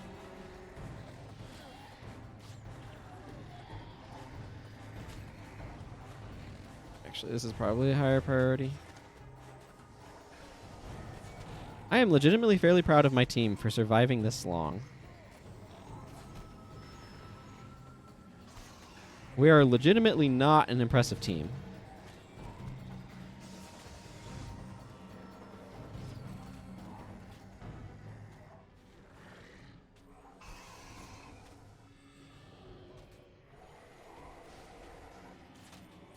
Okay, this guy needs to go down along with his minions.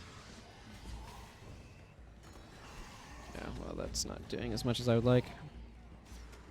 Oh, Taste of Death. Excellent. Good way of dealing with minion spam. Taste of Death.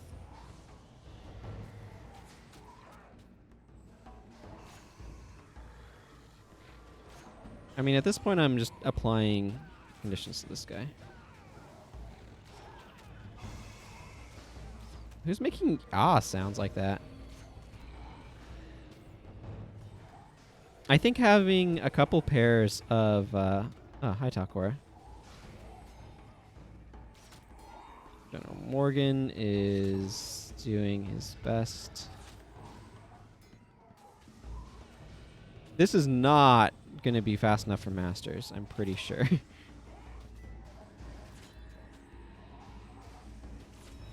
I'm just sitting over here alternating point blank shot and Zojin shot for ludicrous quantities of damage. And Talcor is about to die again because my main resurrects are vengeance and it's awful. Hey, we win though. Excellent. Wow, we got Masters? That only took 5 minutes, 41 seconds. I'm shocked to get Masters there. Okay, I'm just going to turn my face off now for this cutscene.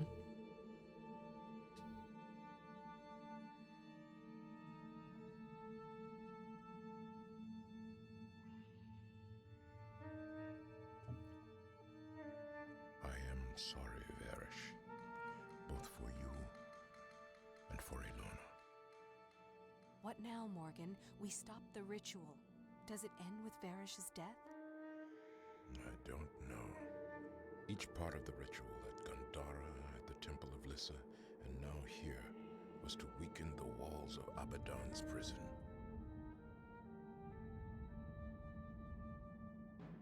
If the walls are weakened too much, could something breach them from the other side?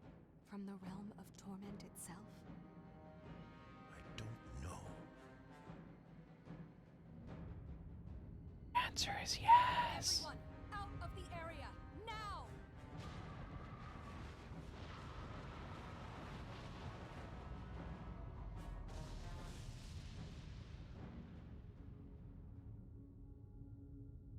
This was kind of a cool moment when first playing the game. Like, you expect Varish to be the final boss of the game, and it's like, no! No, not at all. Night has fallen on Ilona. The heroes must confront the dark god Abaddon in the realm of torment itself. Yeah, that's like, I'm not the biggest fan of Nightfall's story. I'm not the biggest fan of Faction's story either. I like Prophecies for my own bias reasons, but I will give Nightfall credit here that I do like the extension that they did of saying, oh, no, Varish isn't the final boss. Abaddon is, and the way that they extended it into the realm of torment was really, really cool. You there, you're one of the Sunspears, right? I can't believe any of you actually showed up. Alive, I mean. Well, I guess Cormier was right about you, Sunspears. What's that? Yeah, I know Cormier. Oh, that reminds me. Cormier said I should send you and Dunkora out to Nightfall and Jahai to meet her as soon as you arrived. She wants you to help coming up with a plan. Huh? What do you know? I never thought I'd actually have to deliver that message. Cormier's here? We have to see her. This zone is very long. This is an enormous outpost for some reason. I would hazard a guess that this is probably the biggest outpost in the game. I don't know that, but it seems like a fairly safe guess.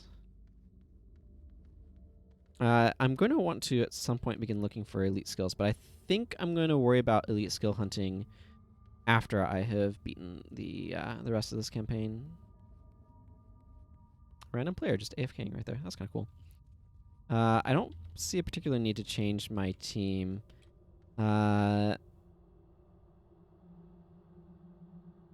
Yeah, I mean, hopefully Vengeance works okay. I mean, this is our... frankly, this is our hex removal, and I'm going to want some, so... vocal minority is maybe not as important here. But I don't know if it was even important in the previous spot, so... This is a weird team. It's not what I would ordinarily choose. You know what? I'm just leave this open. You know why? Because A, it lets me see what's going on, and B, it means that when people pop into the stream, they're like, what the heck are your team builds? And I can be like, well, I have this Codex here that I'm using. Then I can make them interested. What makes my stream hopefully different from other ones in a way that people might enjoy. The journey of life is best taken with good company. Any Yggdrasil. Dunkora, it's good to see you. Dunkora says, what is this place, Cormier? And more importantly, what are you doing here? As you can see, I'm in a bit of a predicament. Let's get moving. I'll explain as we go. This is Nightfall in Jahai. It is but a shadow of the Jahai bluffs of our world. Abaddon has dreamed it into being, and when the dream is complete, the bluffs will be replaced with these ones. As for me, I found myself trapped here, pulled bodily into this realm. I am still blind, yet can sense the pain around me. I fear that I, like others, have been contaminated by Abaddon's touch, and my body and spirit are now bound here by that foul taint.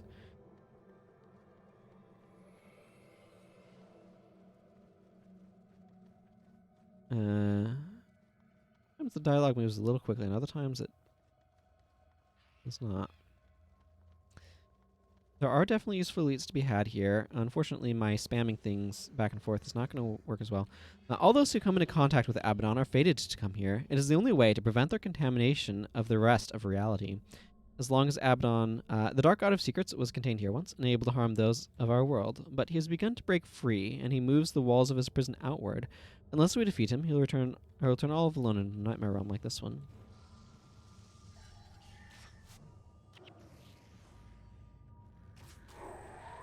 Good thing we're Lightbringers. I'll let you read stuff. I'm going to be focused on trying to not die. How did Talcora die already?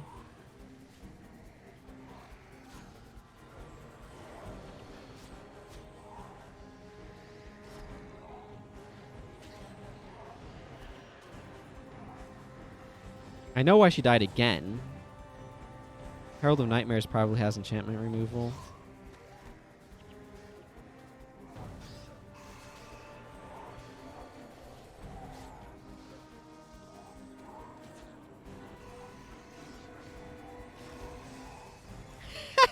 Elias, got some blurred vision there, my friend. That's ridiculous. Okay. Let's see what use we can get at Talcora before she just falls over again. I'm going to disable the vengeances for the moment, because I kind of want to wait for Talcora to die so we can Light of Dwayna her back up.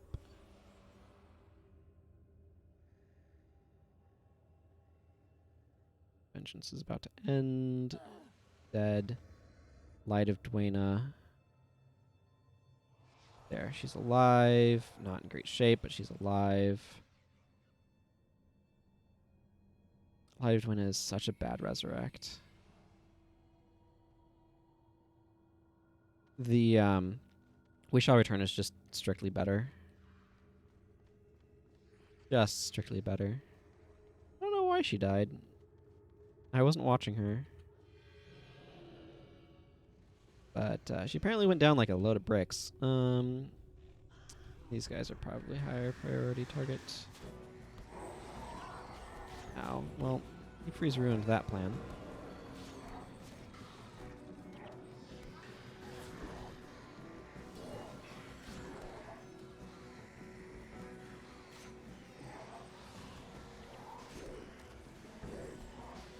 Get my glass arrows back up. Could actually begin taking out some of these Shadow of Fears. Yeah, she has no energy. That doesn't help. We do have some spirits floating around. We have another group coming up on us. That's not good.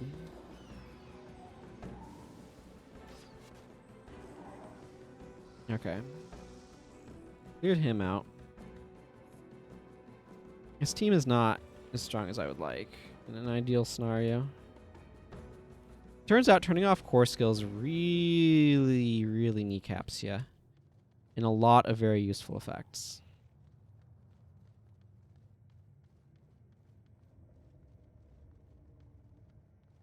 Really badly. I'd like to avoid fighting the Onslaught of Terror, thanks very much. That's a Dervish boss with Onslaught. I think you can guess why I'd like to avoid fighting that one. If you guessed it because it would wreck my team, you guessed correctly.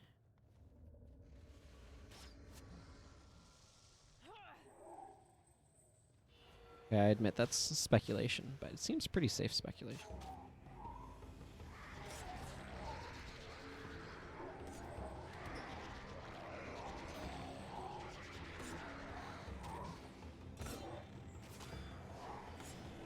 Hi, we need those spirits to live, so please leave them alone.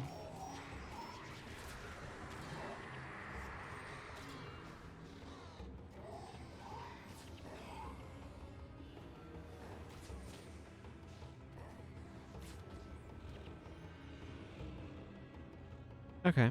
I mean, we're doing okay. Again, I don't know what made Talcora just, like, instantly kick the bucket previously. Just did. Hey, Graven Monolith. The time for caution has passed on Koro. Every moment we delay is terrible. Therefore, we should not delay.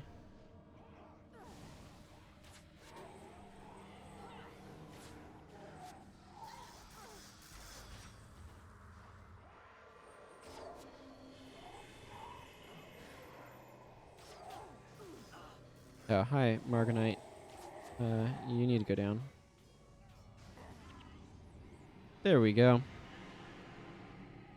I mean, we're doing okay. We're just not doing great. Again, this build is not incredible. I might switch stuff around a little bit, staying within the Codex, but switch stuff around a little bit as we progress.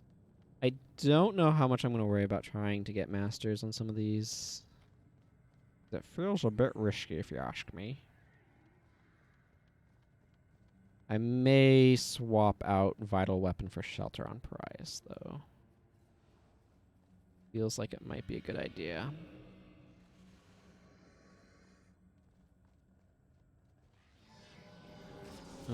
Sorcerers are probably the bigger target right now. Okay, whatever. We'll just stand back here and shoot arrows.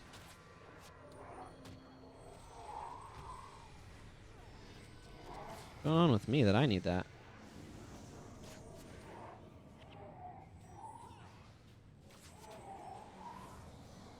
Sure, whatever.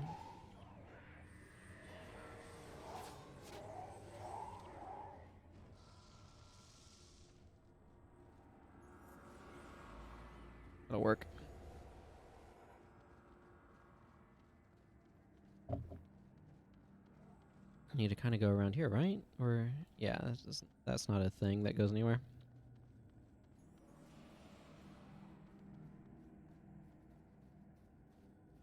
Just forgetting my geography here. I feel like bringing Spider's Boon for 2 skills feels a bit... but again, I didn't have a whole lot of options.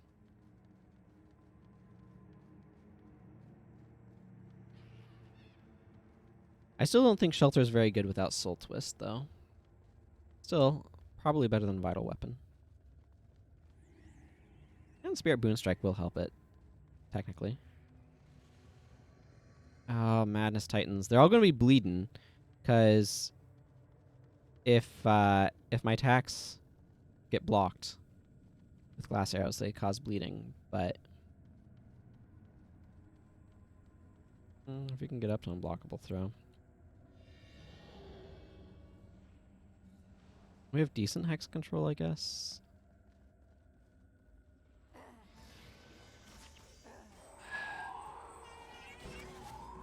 They're immune to bleeding. No flash. Of course they are. How perfectly aggravating. Yes, come into this tonight's heat. Get weakened.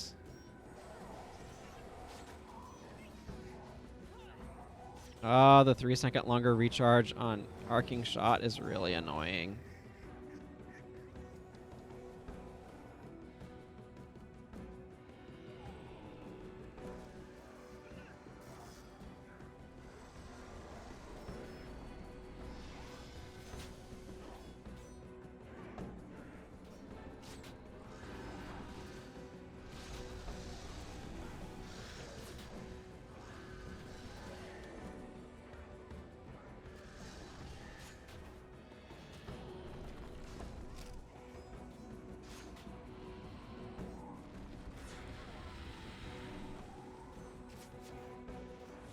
I do hit real friggin' hard.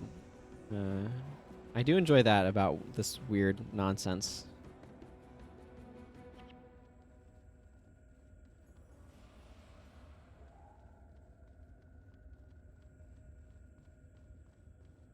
Oh, Elias, you and your weird, quirky build.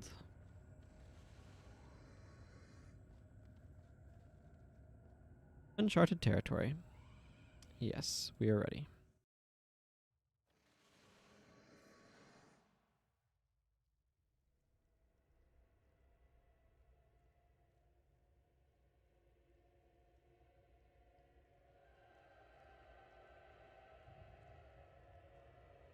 You seem troubled, Dunkoro. What's the matter? We should not proceed. This place is madness. Let us retreat to our own world and prepare defenses there. Would you abandon those trapped here, Dunkoro? I would, if it would save the rest of us. Father, would you sacrifice me as well? Son, is that you? It is, Father. Help us now. You are a good man. Why are you here? The power of Abaddon taints even those who oppose it. Such is all our fates, unless Abaddon is defeated. Then there is no running away from this. No, no. We must press on. We must destroy Abaddon. We must save my son.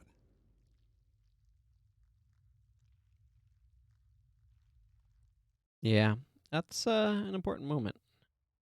Okay. I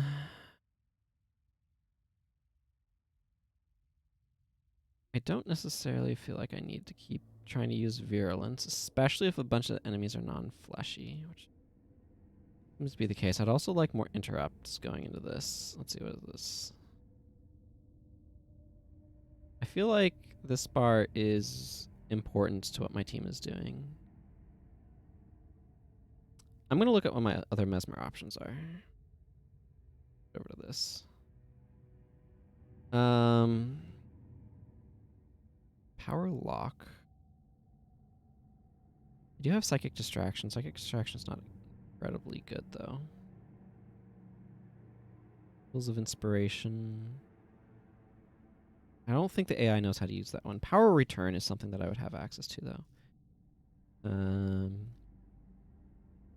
Portion.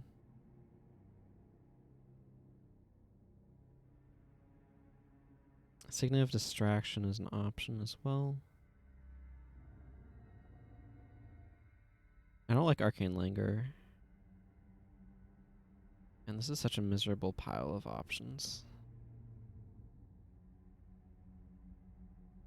I feel like I would like enfeeble. Do I have another option for causing weakness? I mean, technically shockwave.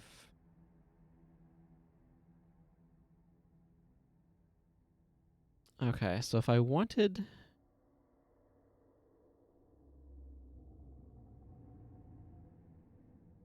I could drop Olias and Kos. Grab Zenmai. And say Norgu? I have to look to see what their runes are. Norgu is super focused on illusion magic. Okay, well, Zenmai, I know the general direction that I want to go with her, which would be Elementalist.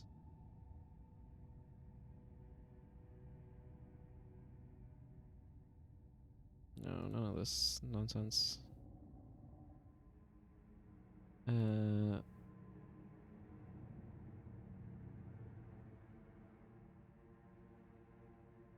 Okay, this is a weird attribute split, but it worked.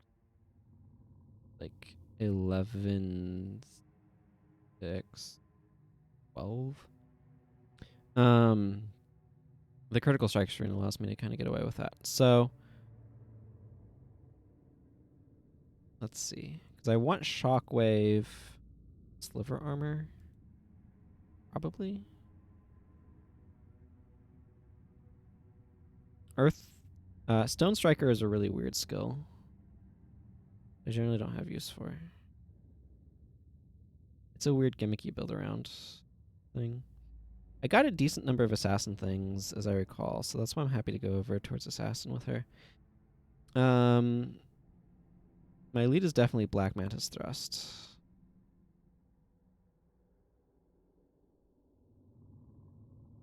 Black Mantis Thrust, and then Golden Fang Strike actually is a way of inflicting deep wound that's appealing.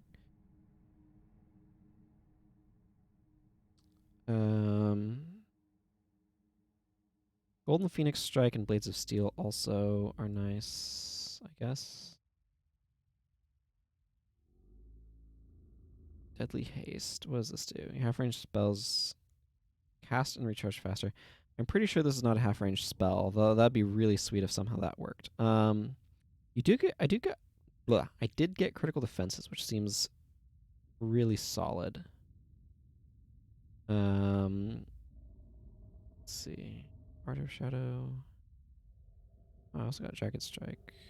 I kind of like what I've got going on a little bit better than some of these other options, though. I'm not the biggest fan of Jagged Strike. Yeah, let's go with critical defenses. I like having that as an option as well. This allows me to be able to get some serious benefits from Shockwave, which I'm fond of. Okay. I want to go slash monk here.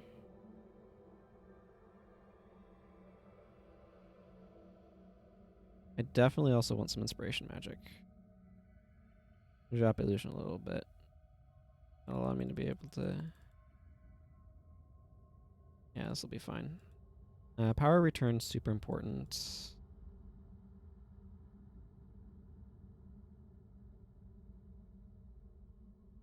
So terrible. Okay. Well, I'm gonna bring...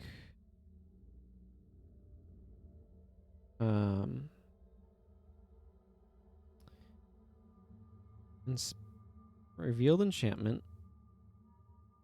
Revealed Hex. Inspired Hex.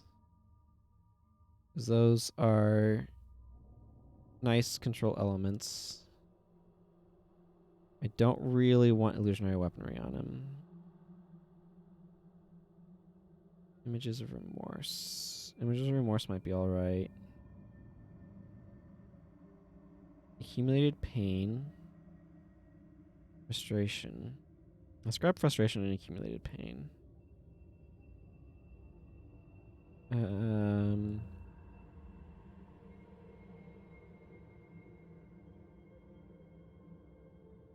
Okay, the slash monk is there for one of these resurrects. Probably vengeance is a better choice. Do any of these elites even make sense to bother? We're trying to bring...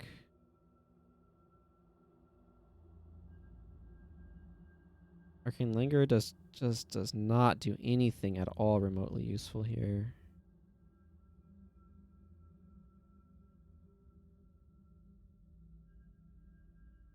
Maybe I just don't bother with an elite. Your choices are as poor as this. That's probably true. I'm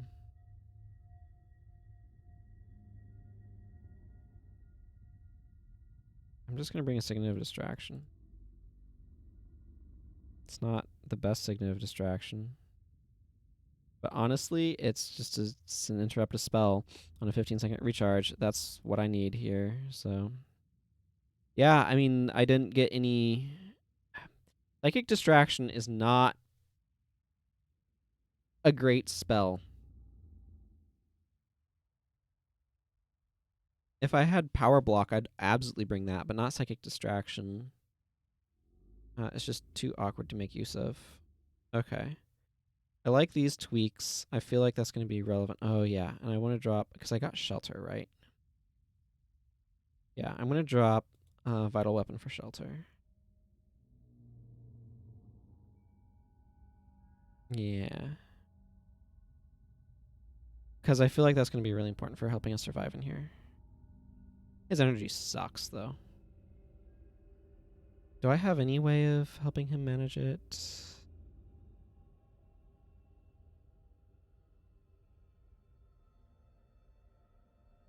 Not that I can see. Cool. His energy's just gonna suck then. I didn't get like Blood Ritual or anything. I got Blood Renewal. A couple of Blood Magic Elites I'm not particularly fond of.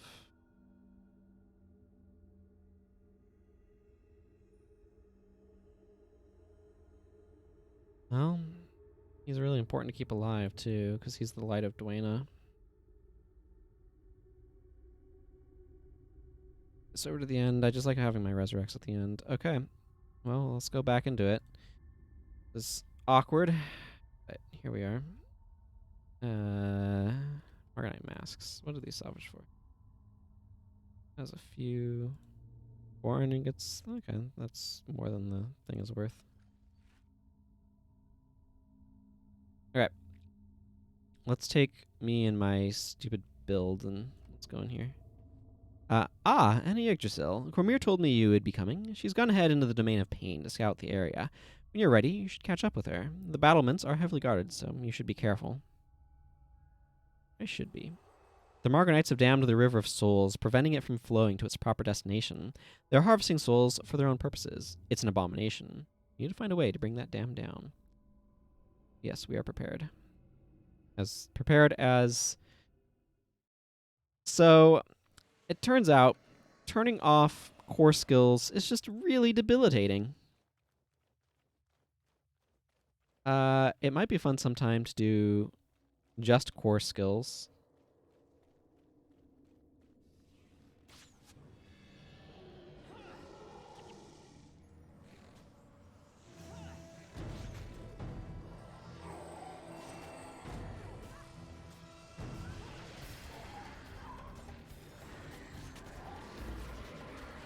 Aha! We have interrupts. Deal with that. Well, wait for my arcing shot to recharge.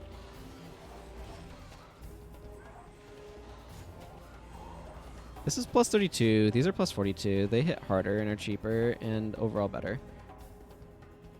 Wow. Somebody was busy spreading around them vigorous spirits.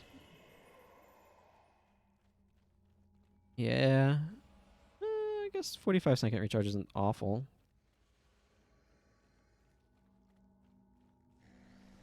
What are we looking at here? A couple Blades of Corruption. Let's try to take them down.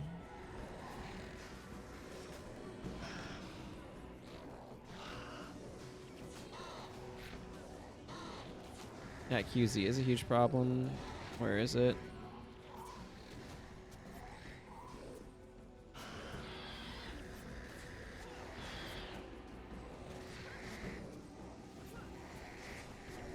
There we go.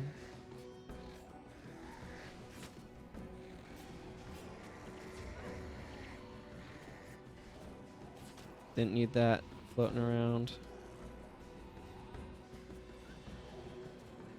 QZ is draining all my monks.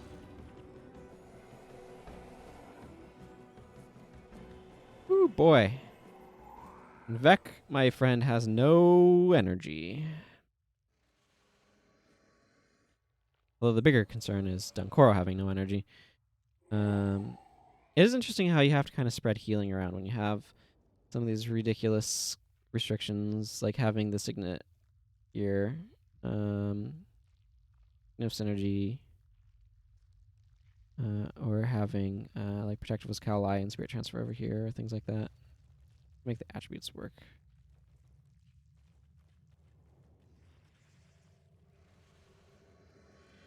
Wish I'd been given an interrupt, but it turns out they're like all core or something. That's not true. Most of them are.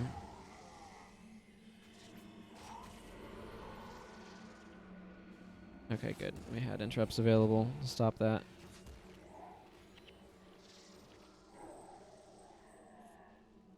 I'm going to move this over here. These are my bread and butter skills, as it turns out.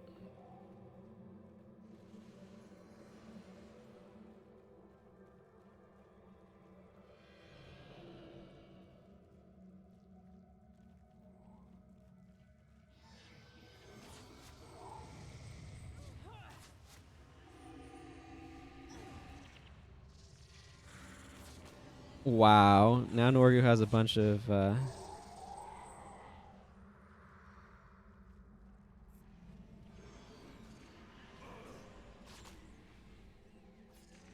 going to move my team further forward. I mean, I'm happy to be absorbing those. Because as a ranger, I have more armor against elemental damage. That's exactly why I wanted to bring Shelter, was to kind of deal with some of that damage. Okay, I need to give Talcora a moment for her energy to recover. The way I'm going to get to this successfully is just patiently letting some of the energy recover and stuff. It's why having like Blood Ritual or Blood is Power or something is so useful, because it can speed up some of this recovery.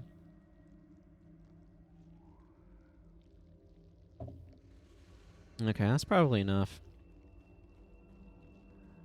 It's just very important to me that I'm being careful to not go in with empty monks who are not equipped to provide my team with the energy that, or with the healing and protection that we need. And Talcora is such a critical part of keeping us alive. It's important to look out for her.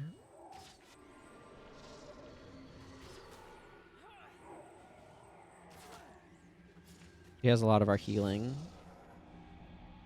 Aura of Faith is nice side effect, but I don't get something like Word of Healing. I would have really liked to have gotten Glimmer. Glimmer would have been really nice there. There are a couple of other effects that would have been nice as well, but this is what we ended up with. So, unfortunately, I had to get things like Ray of Judgment, which are not really doing what I'm interested in.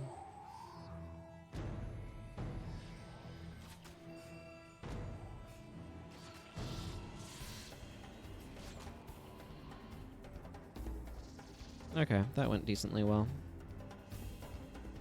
Oh yeah, we have Stunning Strike. Stunning Strike is great with what we've got going on here. I forgot about that.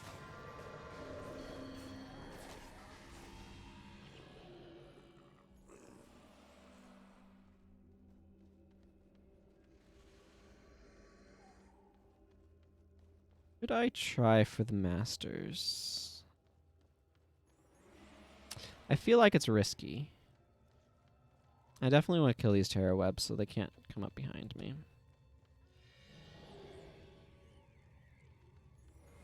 Ah, Kali ended.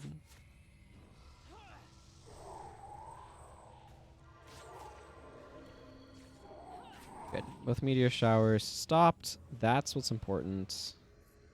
That's how we don't die. Not getting meteor showered keeps us alive. Very important.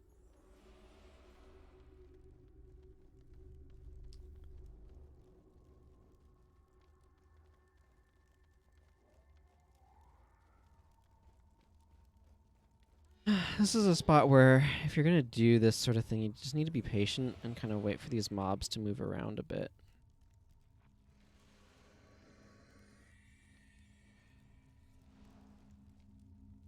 Otherwise, you're just going to end up fighting, like, way too many dudes, and then you're going to get destroyed because you're fighting way too many dudes, and it's just bad.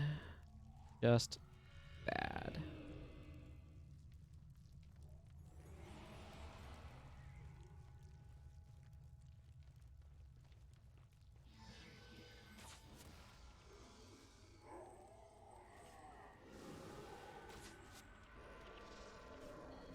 I'm going to pull my team over this way. I want to encourage them.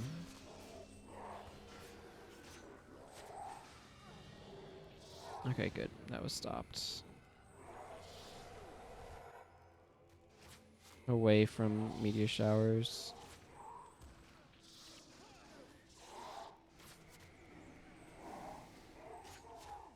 Dunmai's dead. That doesn't surprise me. Okay, she's been vengeanced. I'm like 100% sure of that.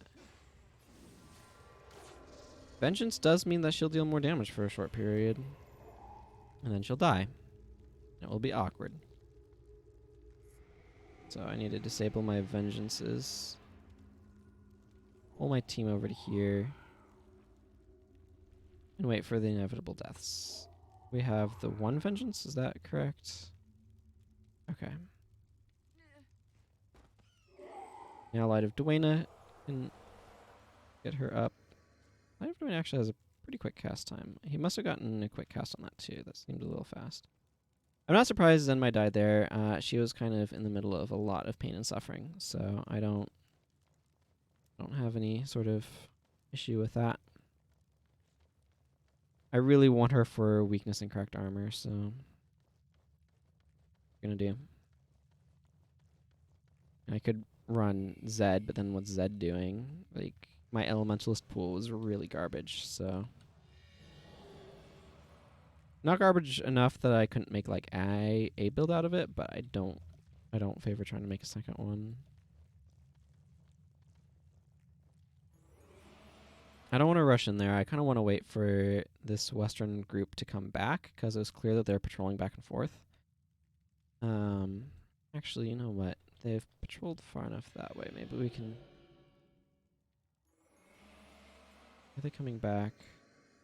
The thing is, I don't want to accidentally be fighting this and having this group come up on me. Maybe not the worst. Let's drop shelter and just go in there. Oh, well, I just started soul capture or soul torture, so that's not too bad.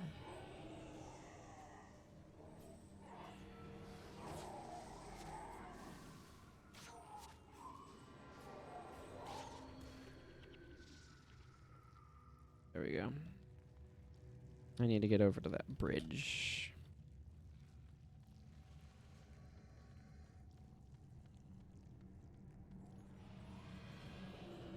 Okay, spend all of your energy again, please.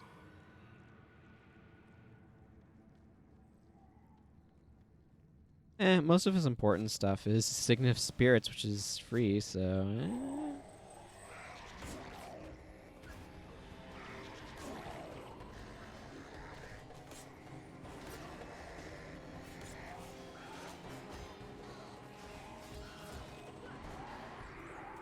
Hey, Harold. How are you doing over there? Getting shot by arrows? Excellent. That was my plan all along.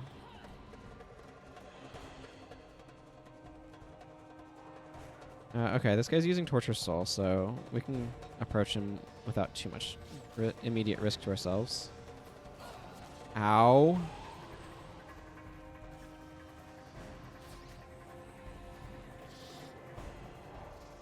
Okay. Well, we took care of him. That's the important part. We lived. I probably should generally wait for Shelter to be able to be up for those fights, though. Note to self. There's a couple more left, so. Good. That got interrupted.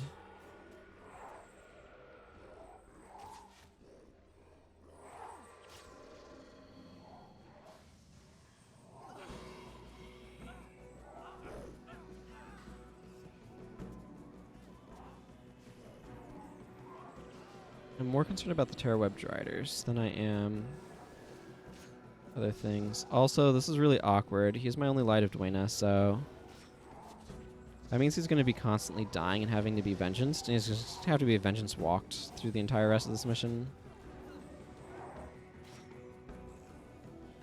It's doable, but it is going to be annoying. I'll need to make sure I'm paying attention to Price as a result of that as well. Because he's going to go kaput in just a moment here. Okay, somebody get him up. I should make sure I have 2 Light of Dwaynas. Having to do this is stupid. My own fault for not bringing more Light of Dwayna. Maybe I should put it on Norgu. That is something. Well, at least he doesn't have to worry about accumulating any more death penalty. That's technically impossible at this point.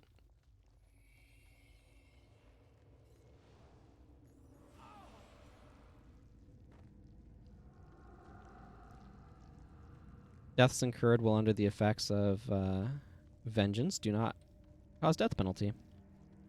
So, yeah. There's that. There is that. Get this up, please. Thank you.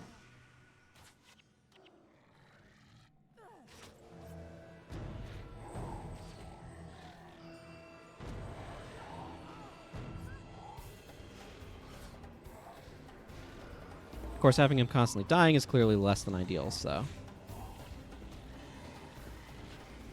we're just gonna have to deal with it, though. On the other hand, as a weird sort of background tech, it will mean that he will have full energy more often.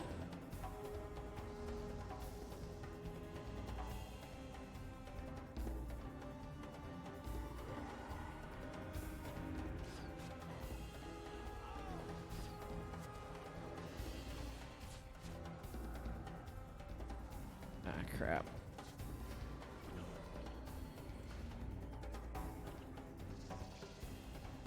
There. Got him out of the meteor shower for the most part.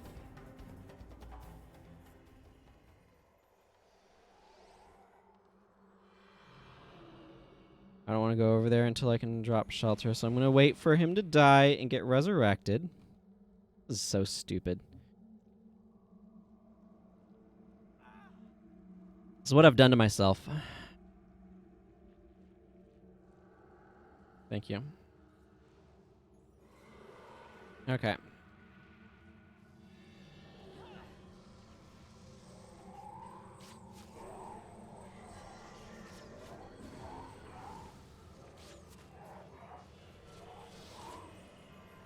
Right, well, that was taken care of pretty easily.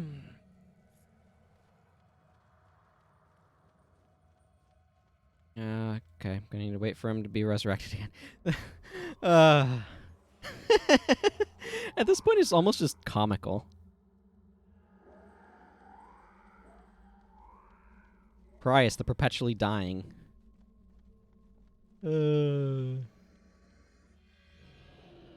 Definitely going to be putting Light of Dwayna on Norgu.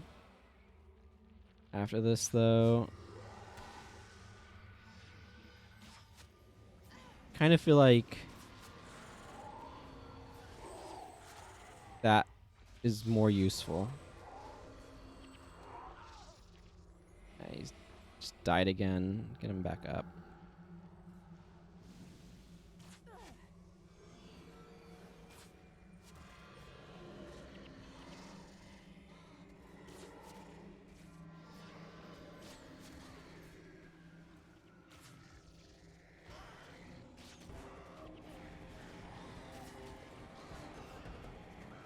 Mm-hmm.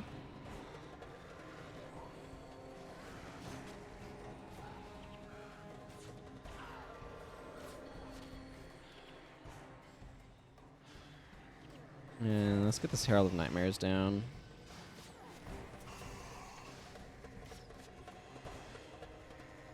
Okay. Jagged Horrors are going to be pretty easy to drop. Price is dead again. Who's surprised by that one? Nobody? Good. Okay, I want to get him over to here.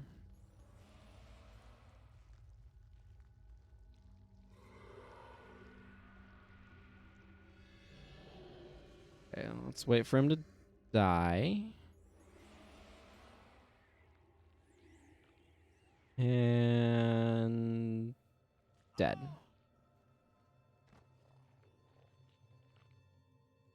And alive.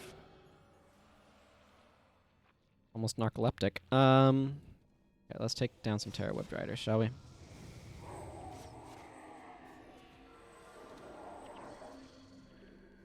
Ah, crap. Meteor Shower.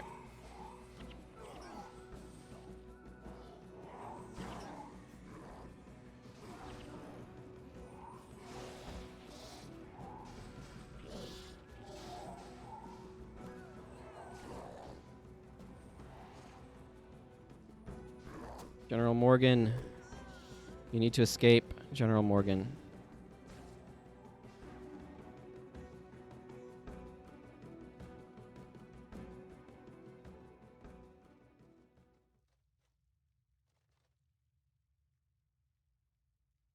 Okay. What information do I have? Emissary of Doom is right on top of me. Are you going back? Okay.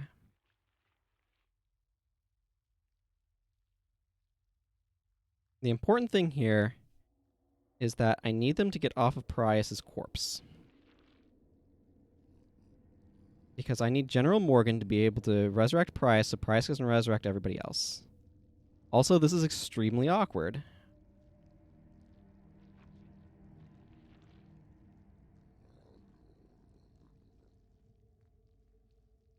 Okay. Let's begin working General Morgan back to the rest of my team. I don't need to be resurrected just yet. Norgu.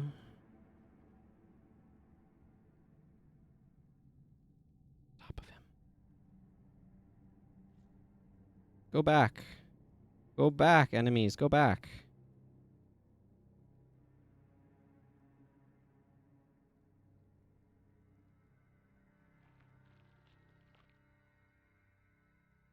Okay, can I... This is a good question. If I click on Price, can I click on Norgu? Can't queue that up. Okay. What I want to do is I want to tell General Morgan to resurrect Norgu. That was me. I didn't need you to resurrect me. Okay.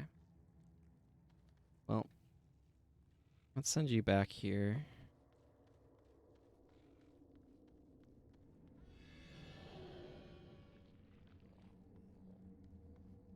What sort of damage can I do?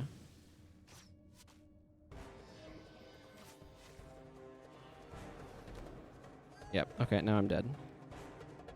It's what I expected. Oh, hey, that triggered their meteor shower. That's cool.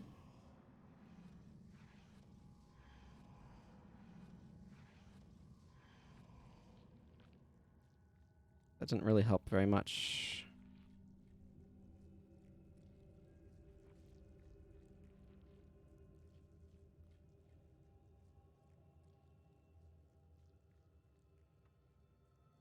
Okay. Over to here.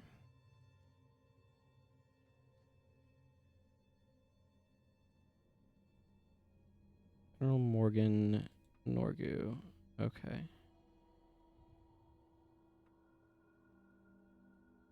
Please resurrect Norgu.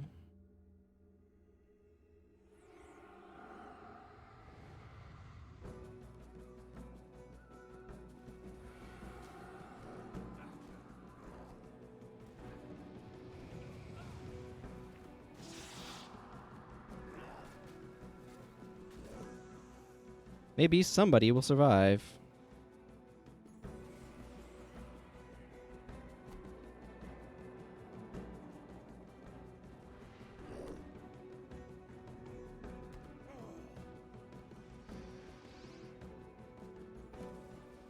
Not Prius, obviously.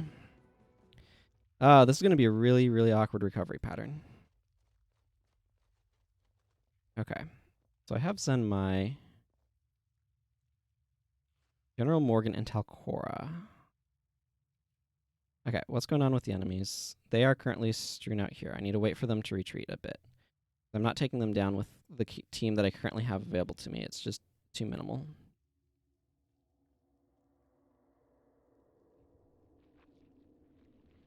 Norgu is a bit easier to resurrect now, though, so that's good.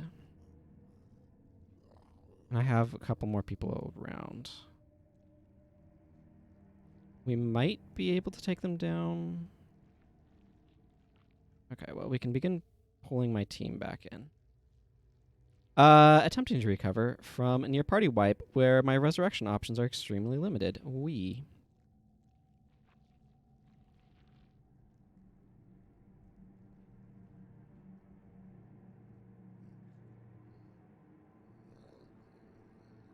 Does not help that these guys...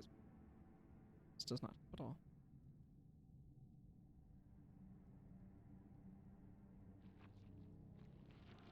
Okay.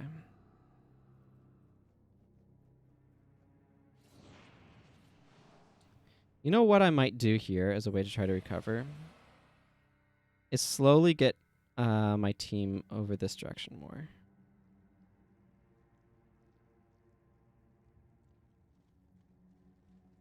That might be a good idea. I need to kind of stay on myself because I can see where the enemies are. I have limited radar range from heroes. Or limited sight range. I feel like this is a recoverable situation. I just think it's going to be very challenging to recover from. Okay. Vec is dead. Good. I want to get my team over here to where Norgu is.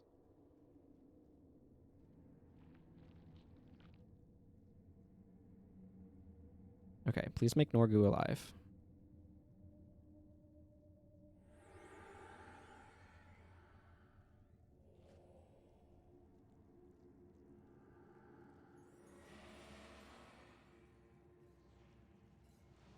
Not exactly 100% ideal. I'm going to turn Norgu's vengeance off.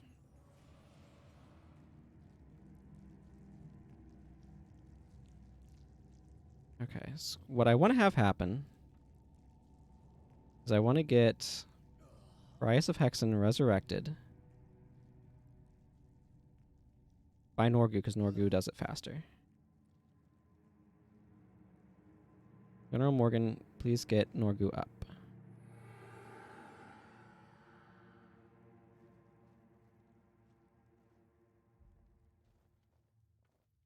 Okay, Prius, Norgu, please get Prius up.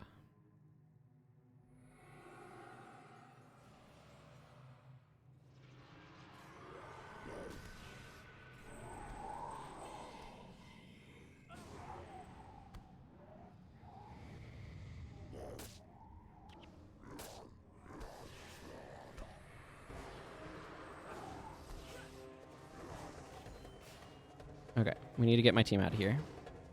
General Morgan must survive.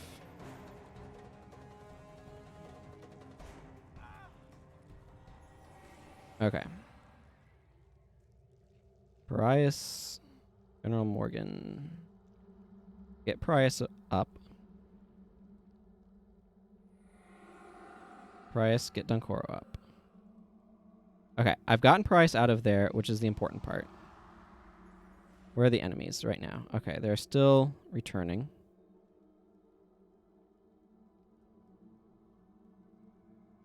I'm gonna move them over here. That's Alcora, Norgu. Who are they next to? Oh, they're just next to the boss. Okay. General Morgan, let's get him back up.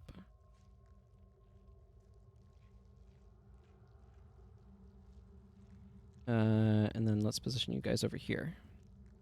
This is just going to be a very slow, tedious process, but I kind of want to do it this way because I don't know why. It's interesting to me. Okay, then we can come over to here.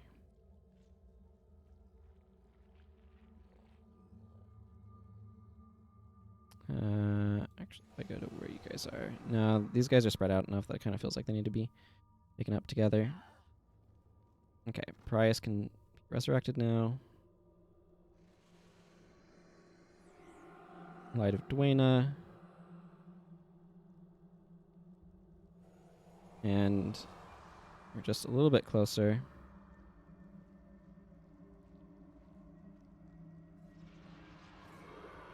Alright. Don't know if he'll get a chance to use Light of Dwayna again before Vengeance wears off. Because that's a 4-second cast time with a 20-second recharge. He's going to certainly try. He might even get it. Yeah, okay, he does. Just before he dies. Okay. I'm going to turn these Vengeances back on.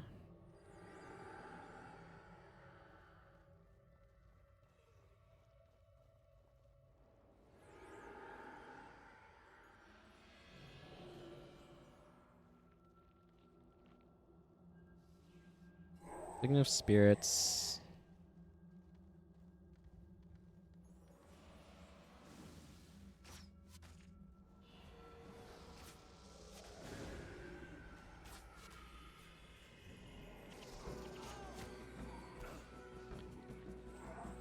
Okay, we have this at this point.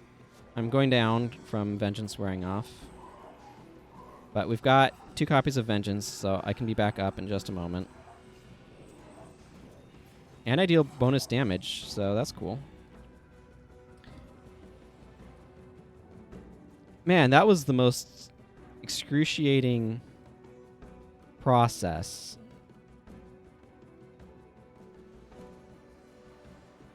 Okay, he's about to die, and then I'm going to die. And then General Morgan's going to have to resurrect me. Actually, no. I want to let Light of Dwayna work.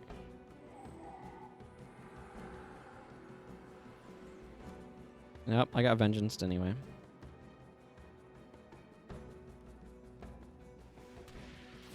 Let's get new shelter up. All we have to do is kill this boss, and that's it. Like, that's the end of the mission, so... Oh. Yeah, this is phenomenally bad when you're being resurrected by Vengeance. Well then, that was a heck of a recovery, eh?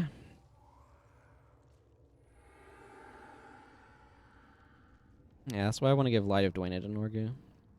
Hey, got there. Thank you, Father. We shall meet again in the mists.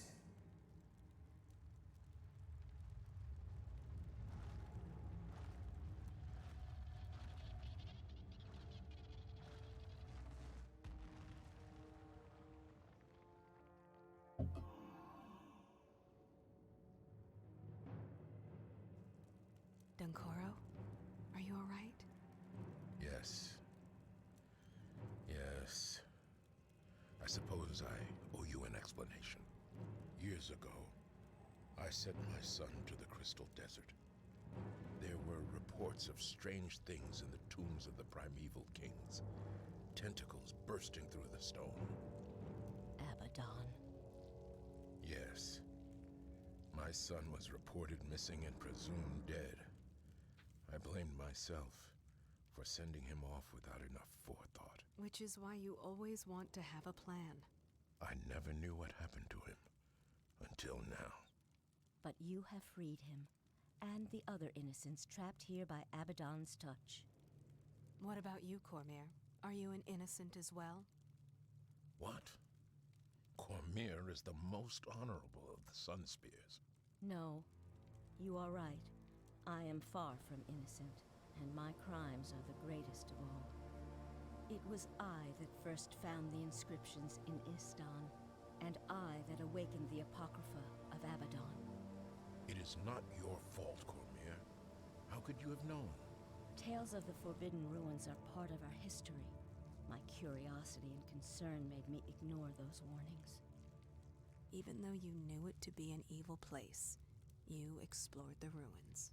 I did. And worse, I read the words of the Apocrypha. I felt his spirit. I was drawn into his web.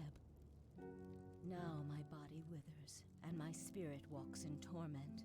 That is why I serve as your guide. Where is Abaddon? He abides at the heart of his realm. He is still chained, but his power grows, and the walls around him grow weak.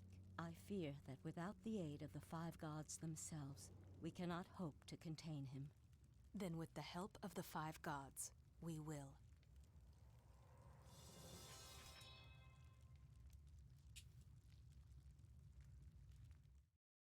I'm happy about getting a master's reward on that, despite the ridiculous shenanigans that went into getting there.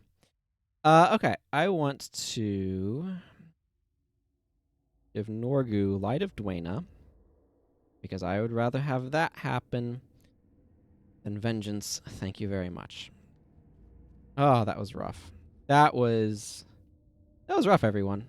That was a heck of a thing. How much of this stuff do I want to salvage? I mean, most of it, but...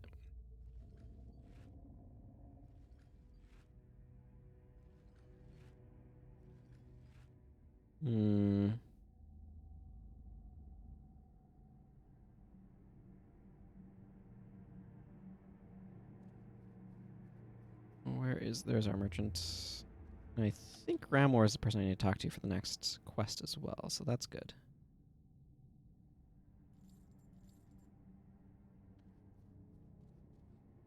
Yeah, Cormier is sending scouts out to search for anything we can use in our coming battle.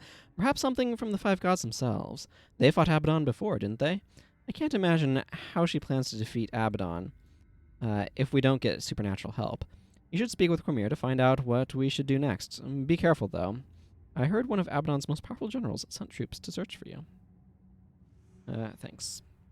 Okay. Into the Domain of Fear. This one makes us just do everything slower, I think. This is really annoying.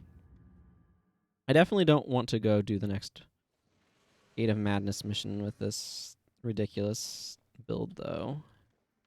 So I'm probably just not going to do this sort of challenge for that one. To have any hope of defeating Abaddon, we must find and wield something of great power against him. We're looking for anything from the five gods that might help us win. Go now, find what you can. Gods be with you.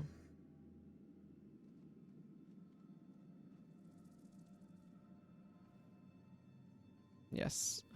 Let's get out of the way so her scouts can disperse. Anna Yggdrasil, there you are. Here I are. I've just sent my scouts out. With any luck, they'll find something we can use against Abaddon. But the more eyes, the better, eh? Come with me. We'll search as well. There's an area none of my scouts have ever searched. Be on your guard for trouble, though. There is some power here we can use. Abaddon will try to keep us from finding it.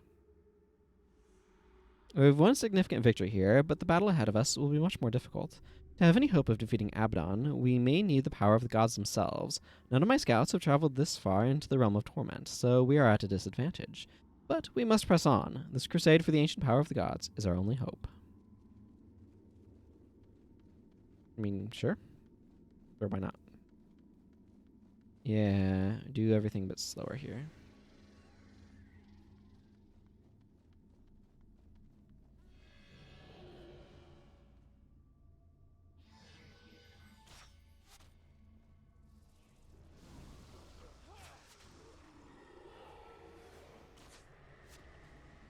Hmm.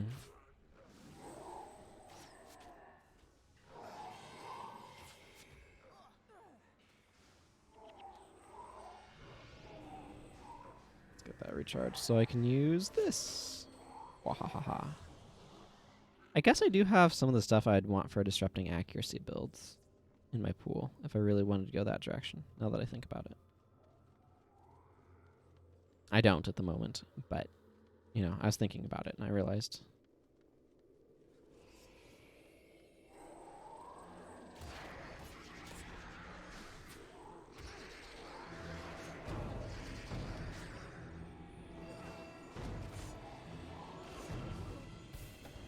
Save up for that, please.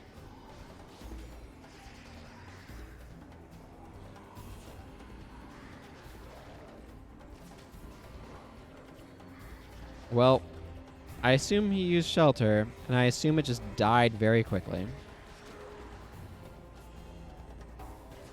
Because shelter's recharging, and I don't see its effect. And that just means it did its job. Prevented a bunch of damage. That sort of thing. How did Talcor die already?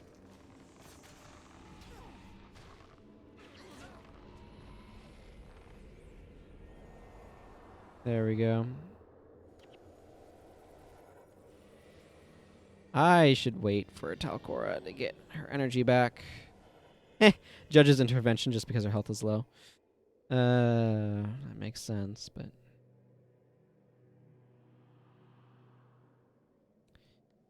I don't necessarily want to stand around all day waiting for that. Yeah, we've got some Shirokin over here. Hey, Torment Claw.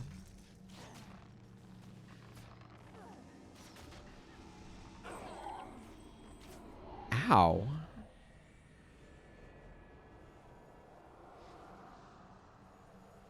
She got Vengeance up. Okay, well, might as well press forward then while Vengeance is keeping her alive. Yukin and Mesmers are actually kind of nasty.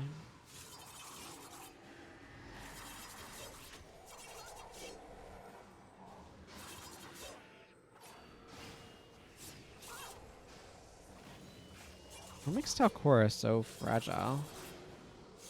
That's what I want to know.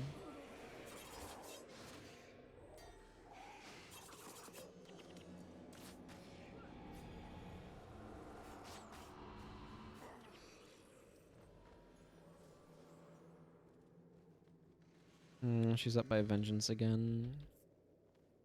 Not necessarily my favorite act.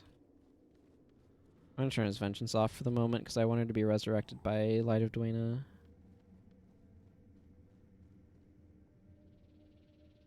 He's about to die.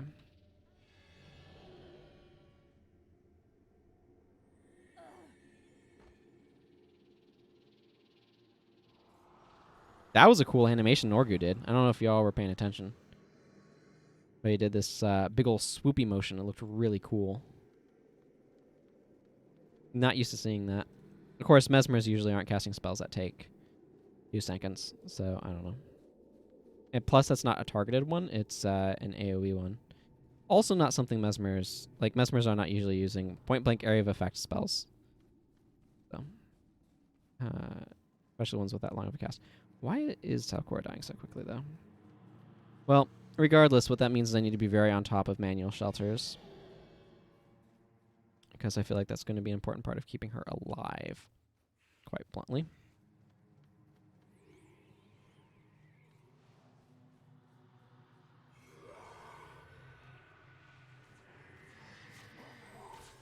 We got diversions. I cannot tell. I'm going to guess it was something inconsequential then.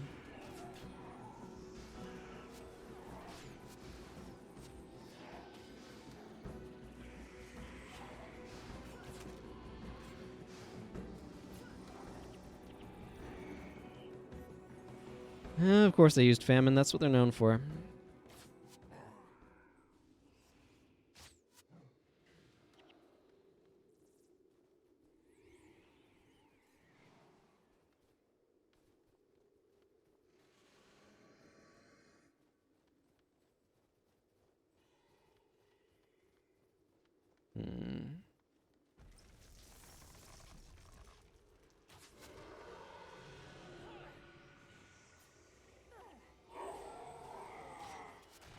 What is the interrupt that works on that? Oh, probably tonight's wind, actually.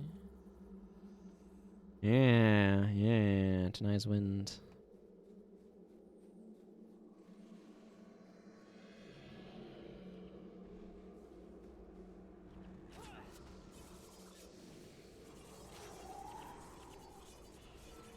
Probably better to actually target the Shidoken here.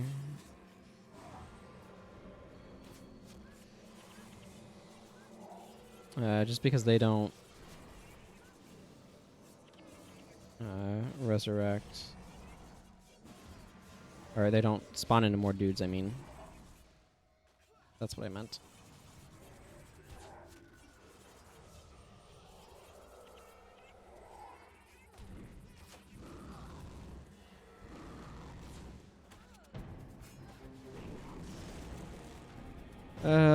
Seeking arrows would have been real good here. Maybe I should have brought them instead of Marauder Shot. I would definitely take it against these guys. Maybe that's just a general consideration. Maybe I should just bring Seeking Arrows.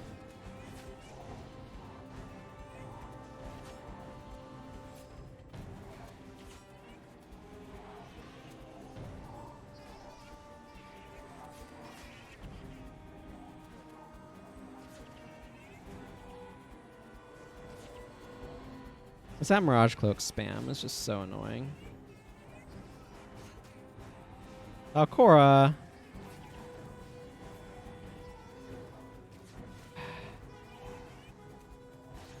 Fine. Stay alive by vengeance. See if I care.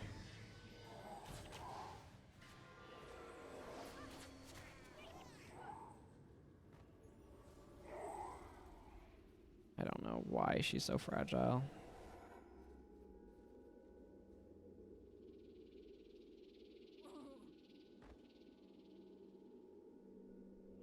There.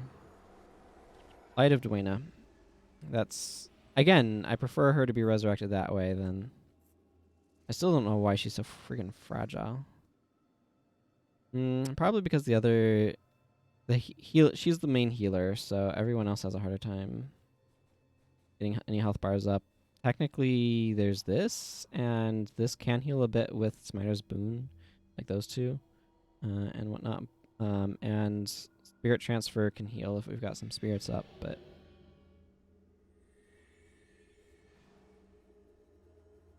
How do I want to go through here? I need to get to that gate.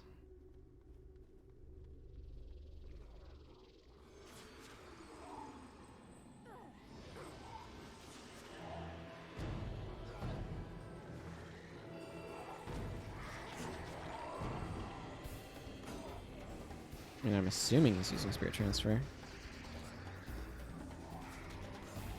This Scythe of Chaos super duper needs to go down.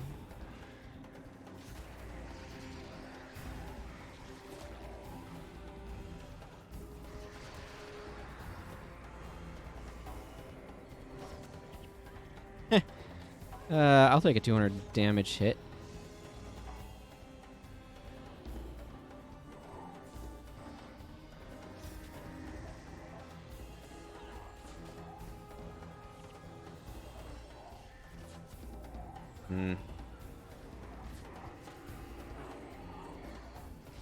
I mean, yeah, that definitely helps.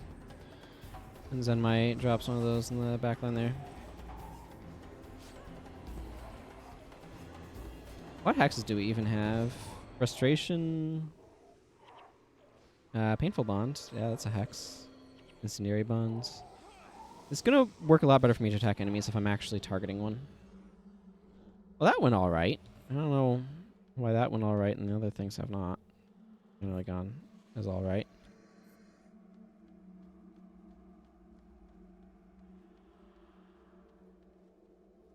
Let's drop this. We're going to fight some Shuriken Elementalists here.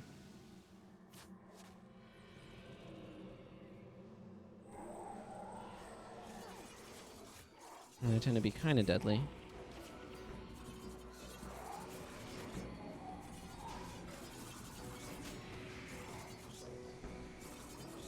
Okay, well, down.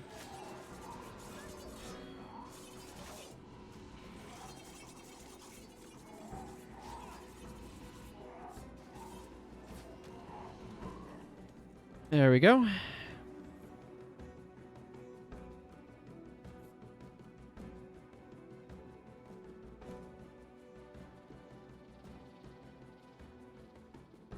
Pressing onward.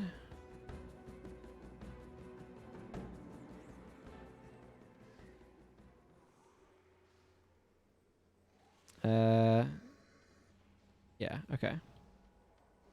Enter here. I talk to the keeper and get my reward.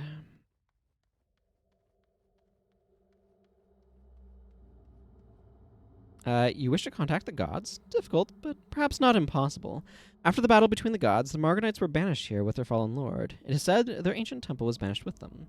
If there is a power that can pierce this realm and reach the five gods, you'll find it within that temple. I am afraid I do not know where the temple lies, though, but I believe it is still here within the realm of torment somewhere. While I do not know where the temple lies, I have noticed increased Morganite activity within the domain of secrets recently. It may be nothing, or it may be Abaddon marshaling forces at the temple. I told all of this to that other Sunspear scout who came through here before you. He rushed off on his own to search for the temple. I tried to stop him, but he seemed determined. Perhaps you should go find him. The domain of secrets is where Abaddon keeps his darkest and most terrible secrets, which no man should behold alone. I fear he may already be lost.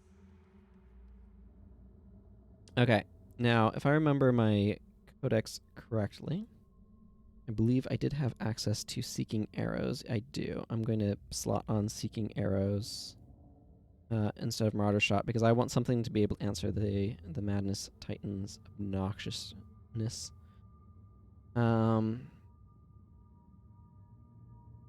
see. Do I want Dunkor to keep doing Smiting Prayer shenanigans? Or do I want to drop... See, that's dropping 4 skills or some Healing Prayers instead. That may be a good idea, though.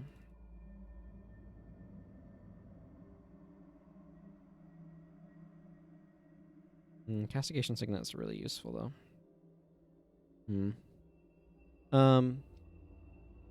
Because the rest of my protection prayers is super limited in terms of what it offered me. But I kind of want the additional healing, so...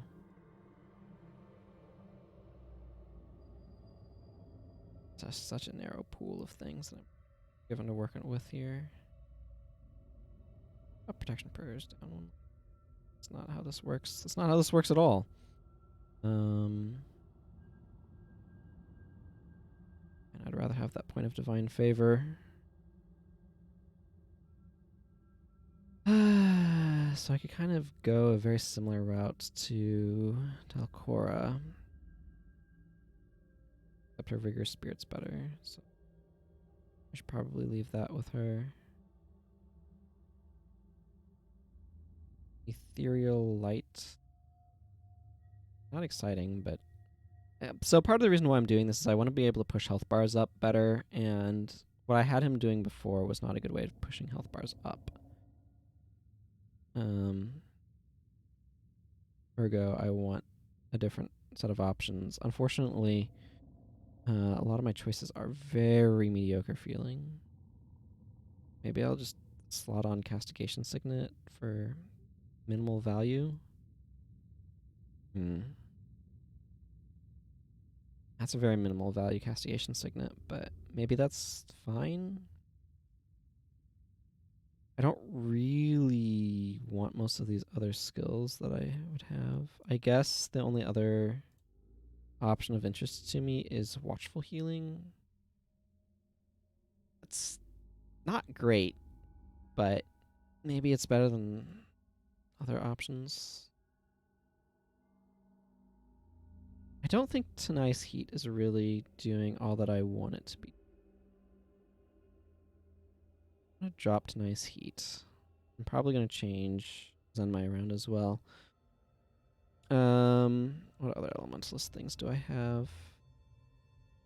I could bring my own Meteor Shower. Rock arrow might not be a bad idea though. Grab rock arrow.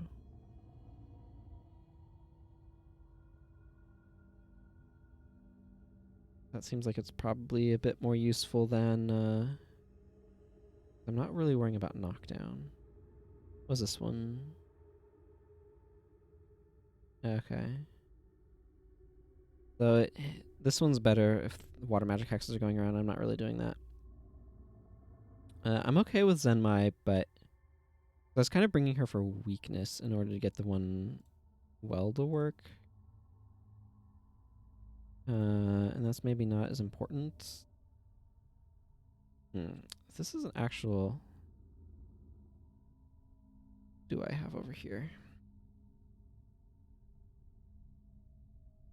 Lyric of Zeal.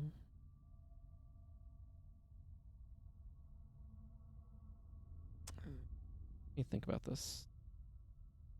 He's using protection prayers.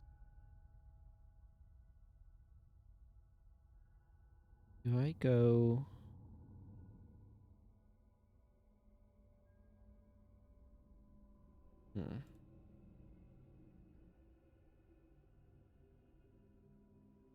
think this through. Lyric of Zeal. This guy. So what I'm currently thinking through, because this next zone makes stuff more expensive by like 40% or whatever. And that's not great for me. Maybe I put Finale of Restoration on instead of Unblockable Throw. Feels better.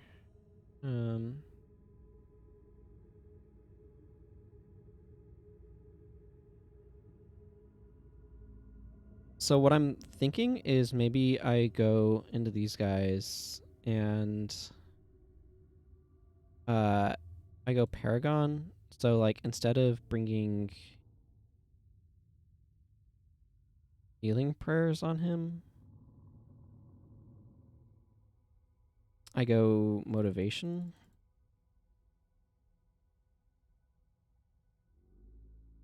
I may or may not want that.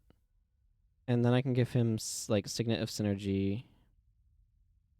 Okay.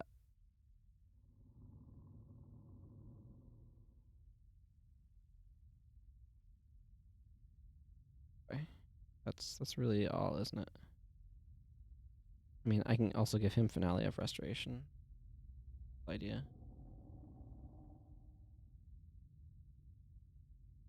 And then Lyric of Zeal. Really like that plan. I don't really like that plan at all. Okay, maybe I want to be able to run Signet of Synergy here. I'll have to think about what I'm doing with him.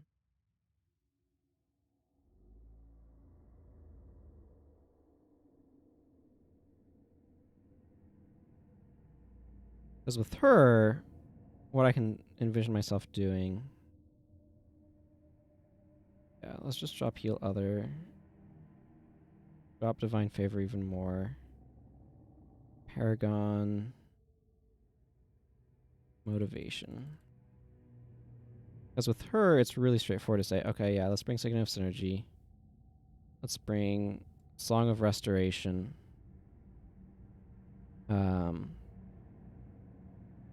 And let's bring... is it Finale? Restoration? Yeah, let's just bring Finale of Restoration here.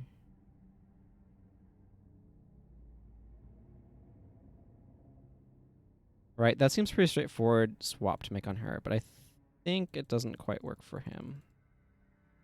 I like the idea of using the Signet, but...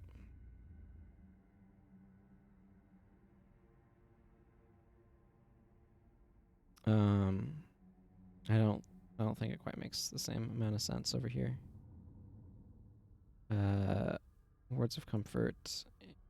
It's this Watchful Healing thing. Mediocre Watchful Healing thing. Because it's not like the Aura was really doing that much anyway. This gives them additional support.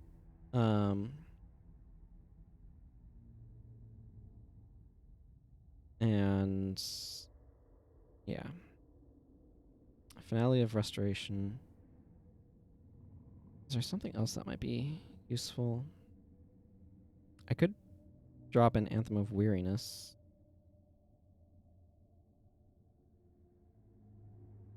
Instead of that, probably. I like that swap, actually. And then you can help get Finale of Restorations around as well. The reason why I like that swap is this will trigger off of the spirits that he's bringing. Shelter's been really good, but it's going to be so expensive here that I kind of feel like I need to drop it. Maybe I go back to Vital Weapon. I don't hate that. I don't love it, but I don't hate it. It does a similar thing, right? It gives additional buffer. Not as effectively as Shelter, but I really, really, really, really want some more energy management for him, but I don't get Essence Strike or something like that. I guess I can run a tune with Sonkai, but that means giving up Signal of Spirits, and Signal of Spirits is just so much clearly superior that it's just untenable of a choice.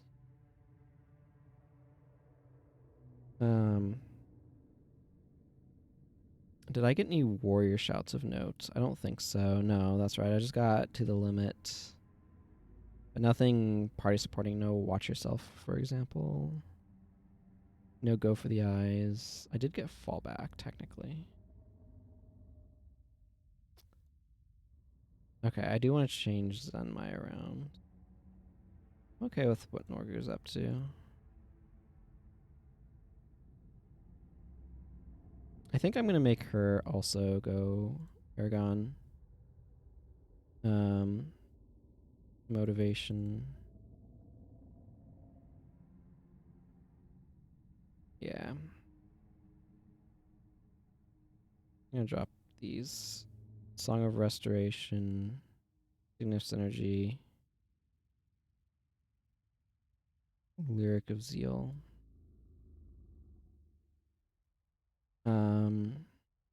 Let's scroll back to Assassin, see what other options she has in there. It's too far. Assassin's in.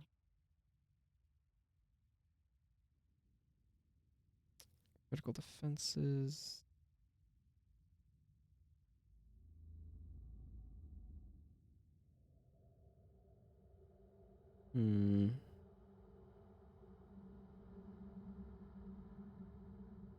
I could just give her Golden Phoenix Strike, and she can just use that when she's enchanted. She's going to be enchanted plenty.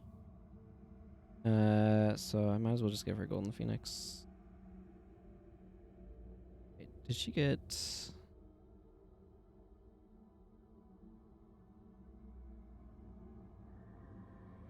okay, nothing there really stands out. Let's go ahead and give her Golden Phoenix Strike. That's an alternate way to get there. I mean, she's not got the quickest combo chain, so, you know, there's that, but...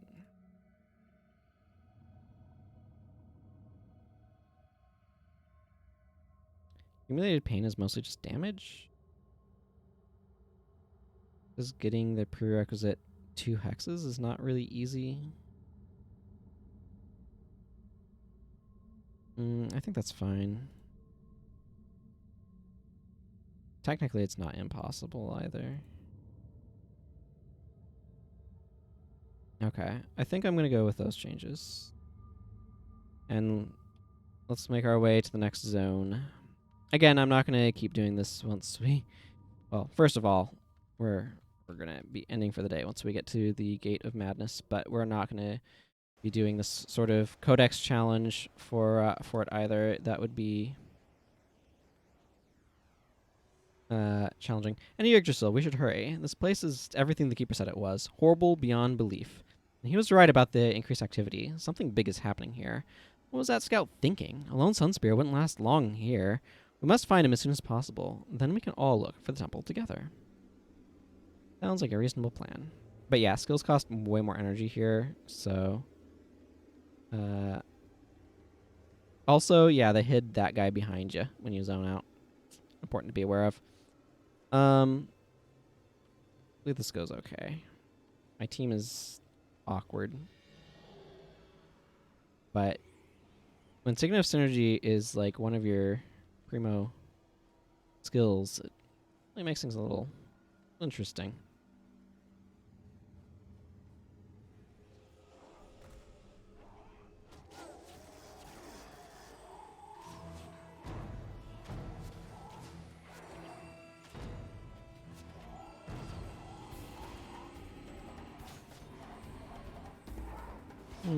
We are going to get a lot of weakness in some of these ways.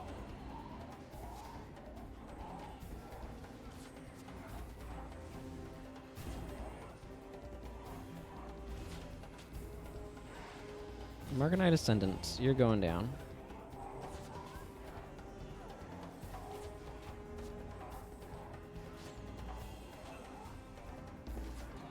Okay, it doesn't help that we just grabbed another group.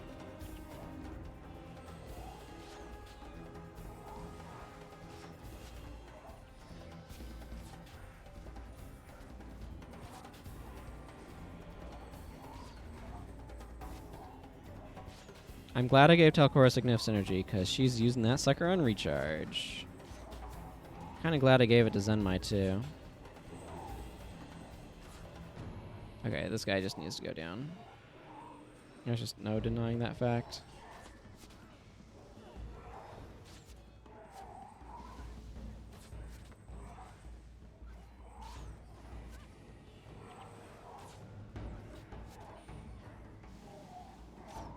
Okay. Now these guys should go down a lot more quickly, that they don't have a monk healing them.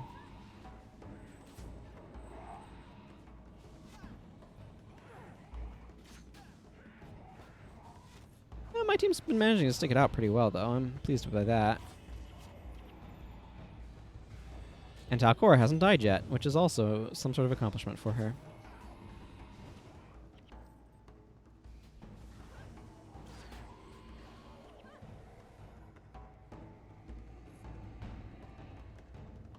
I mean, we're in hell in many regards, at least this game's idea of what that would be, and Shido will be around, so yay. Yeah, and we've got a lot of Song of Restoration. Interesting that Talcora's energy is doing a bit better than Vankoro's.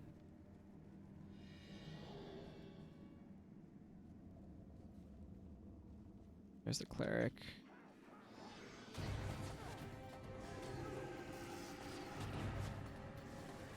Aegis is going up. Time to switch.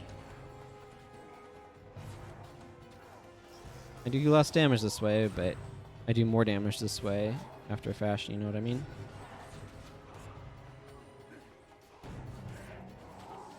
Okay, let's get this back up. Yeah, we aggroed from the back. That's not good. Vec is being very hard to keep alive right now.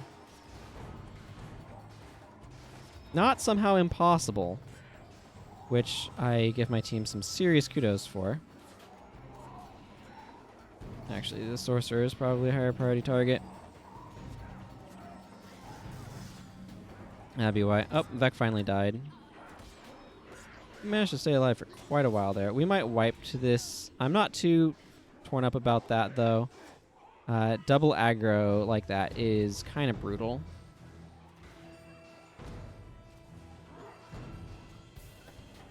Talcora's been vengeance, so she is still up for the moment. Vengeance is also very vulnerable to enchantment removal.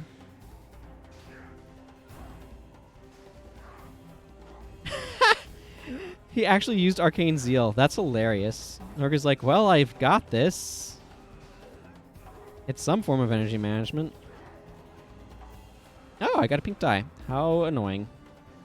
I'd much prefer purple.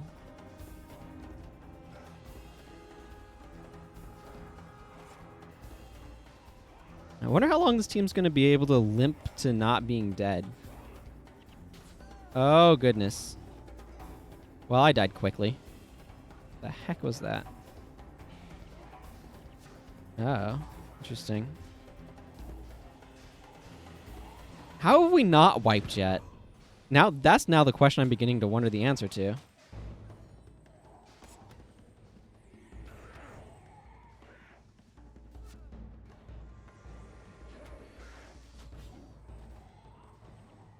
Okay, well that guy's dead.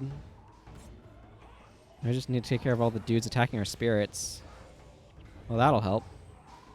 This Marganite Reaper is very weakened. All of these spirits just weakened it with pain.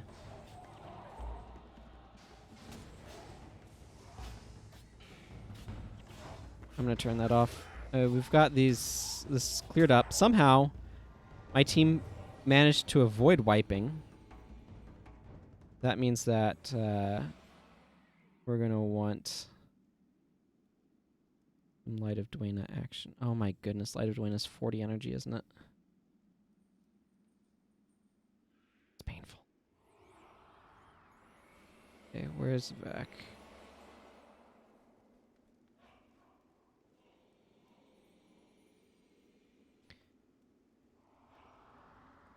I want a better resurrect than Light of Dwayna every time, but here we are.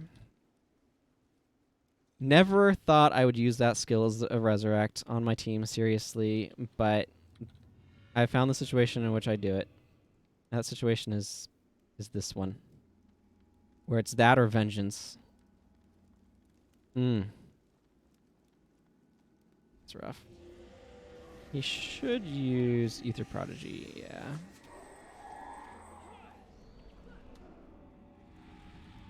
Okay, well that thing died, so that's good.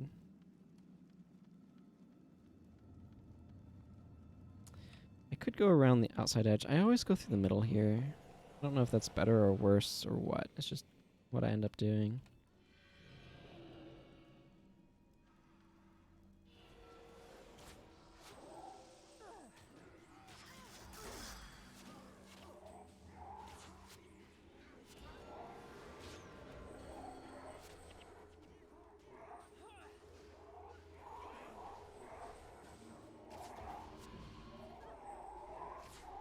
I feel like Zenmai is getting loaded down with junk. Yeah, Zenmai is definitely getting loaded down with junk. On the other hand, he has a bunch of healing skills going on. Hey, would you look at that? This team is way more durable than it has any right to be. That is what I have discovered on this day. Just eons more durable than it has any right to be.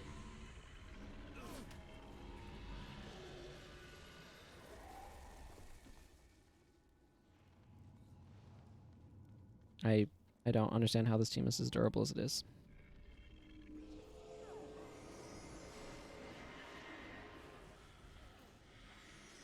I mean, yeah, you might as well. If you've stolen freaking Conjure Phantasm and you have that much inspiration or illusion magic, you might as well use it.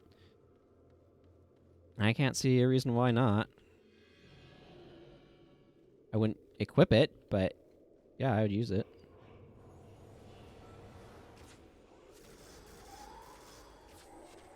Look, this guy needs to go down first, and then we'll take care of the other dudes. Where's the sorcerer? There. Sorcerer is definitely the next highest priority target. I wonder if Marauder Shot is preferable to Forked Arrow here. I don't know. Shadow Song's doing its job, though.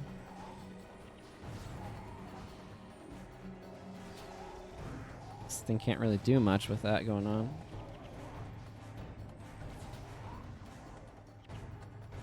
I still find it really funny that Norgu's like, yeah, okay, Arcane Zeal. I can use that. Not well. Let's be frank here about that. But, I mean, technically, I guess.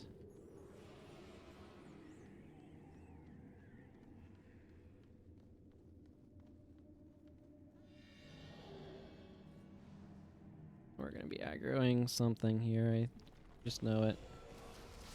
Yeah, if we don't end up fighting that group over there, I'm going to be shocked. Yeah, we did totally end up fighting them.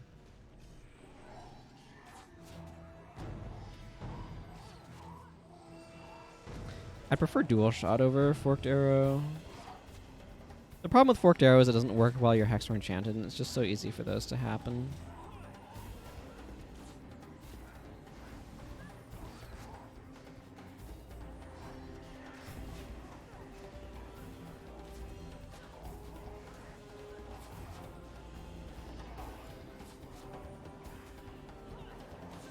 Is there a second?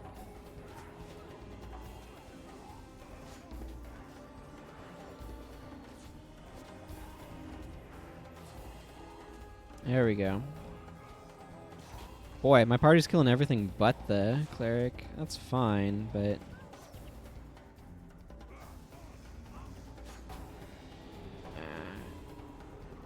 Okay, at least there's no healer here. I want to get out of this as well. I don't need to add the degen pressure.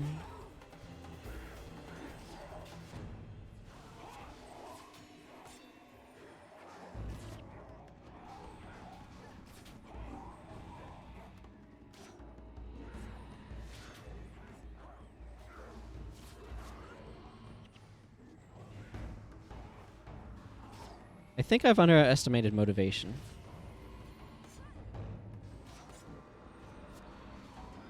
I'm reaching that as some sort of conclusion here. I mean, what conclusions am I left to arrive at, you know?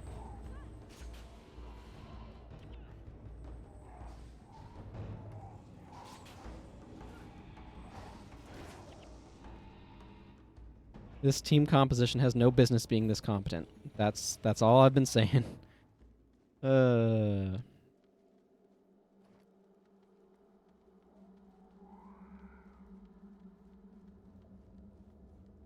we've pressed through. Now we just need to go kind of through this field of titans. Our scout is over there. Got some graven monoliths to take down.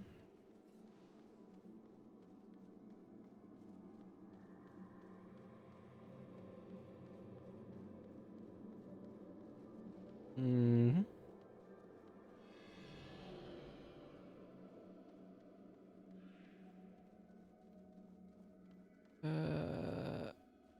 I guess I just start Pain Titan, feel my wrath.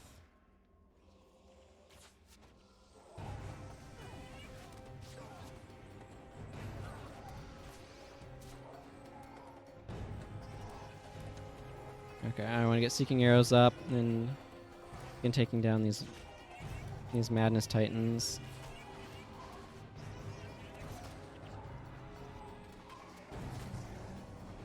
Seeking Arrows is about to wear out, which is a sad day.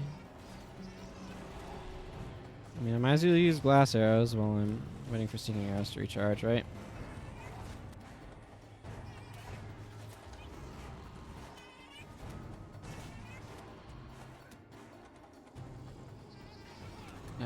Okay, well. All of our supplies were taxed a bit tight there.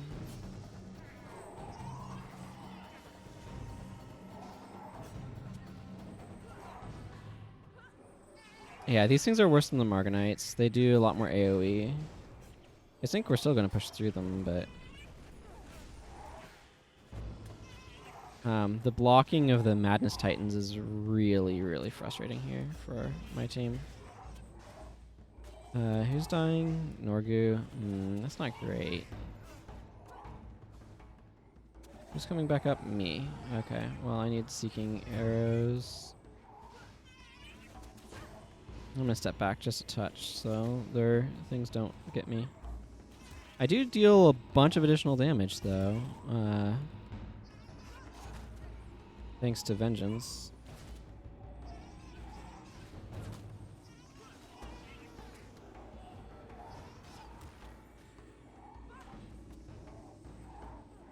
%, increased damage.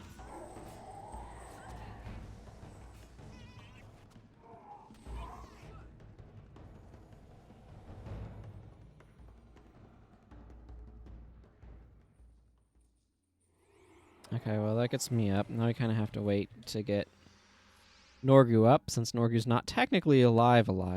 He's kind of pretending at being alive at the moment.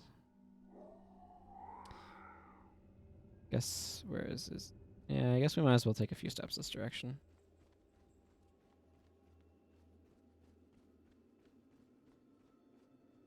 Here he goes. Managing vengeance is not something I thought I'd be doing, but here we are.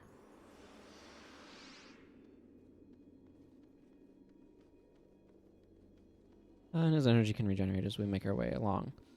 Definitely we do a lot better against Margonites than we do against Titans. So if I can kind of avoid fighting the Titans, that's probably a good plan.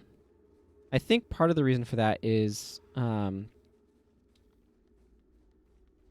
Signal Spirits and Shadow Song account for a good bit of damage, as well as the fact that we've got 3 physical attackers in the form of Zenmai, myself, and General Morgan, which means that when the Madness Titans come out with their Mirage Cloak spam, they deal a lot of area of effect damage to my party, and then also just make it very difficult for us to actually hurt them, which is, needless to say, a bit of a challenge. But there's Scout Atok. He screams for help because these Margonite are about to attack, and we need to make sure that their attack is fruitless.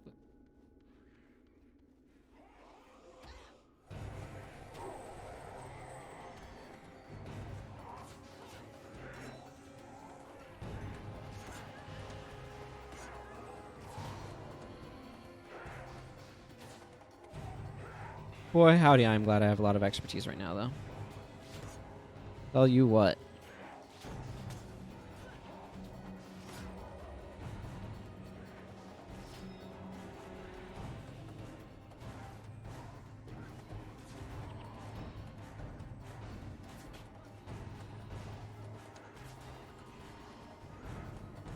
Almost pushed through. Just this last Margonite Reaper. Whew, that was close. So Scout Attack.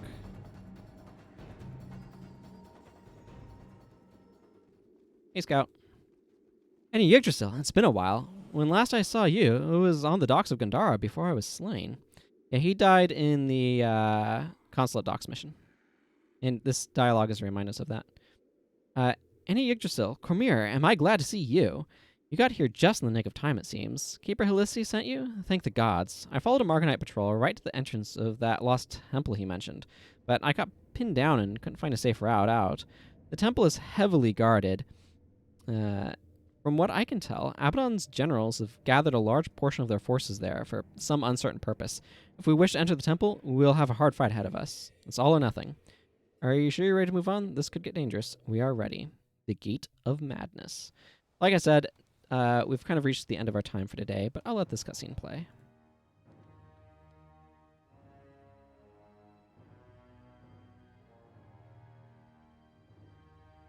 Report, my friend. It is an old temple of the 6 gods. 6 gods, from a time before Abaddon's fall. Indeed. Once this temple stood on the shores of the Crystal Sea. But the Morgonites so loved Abaddon that they defaced the statues of the other gods. And when Abaddon fell, he pulled it down into torment. It is now overrun by his Morgonite worshippers. You have done well, Spirit. Join your fellows in the mists. Thank you. May the gods stop Abaddon's madness. How does she have power to dismiss a spirit like that? All right. No. We teeter on the edge of chaos, and it is my fault. It's not your fault.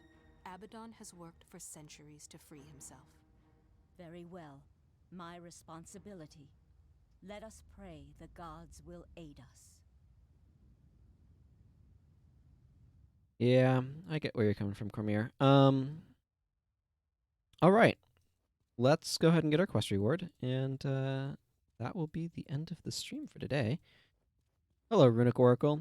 The temple you seek can be found here, but entering it will not be easy.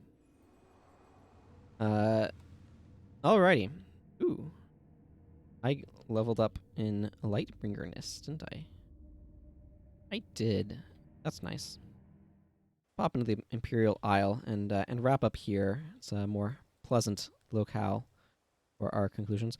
Well, I'm kind of surprised with how well the party managed to hang out and survive all of that.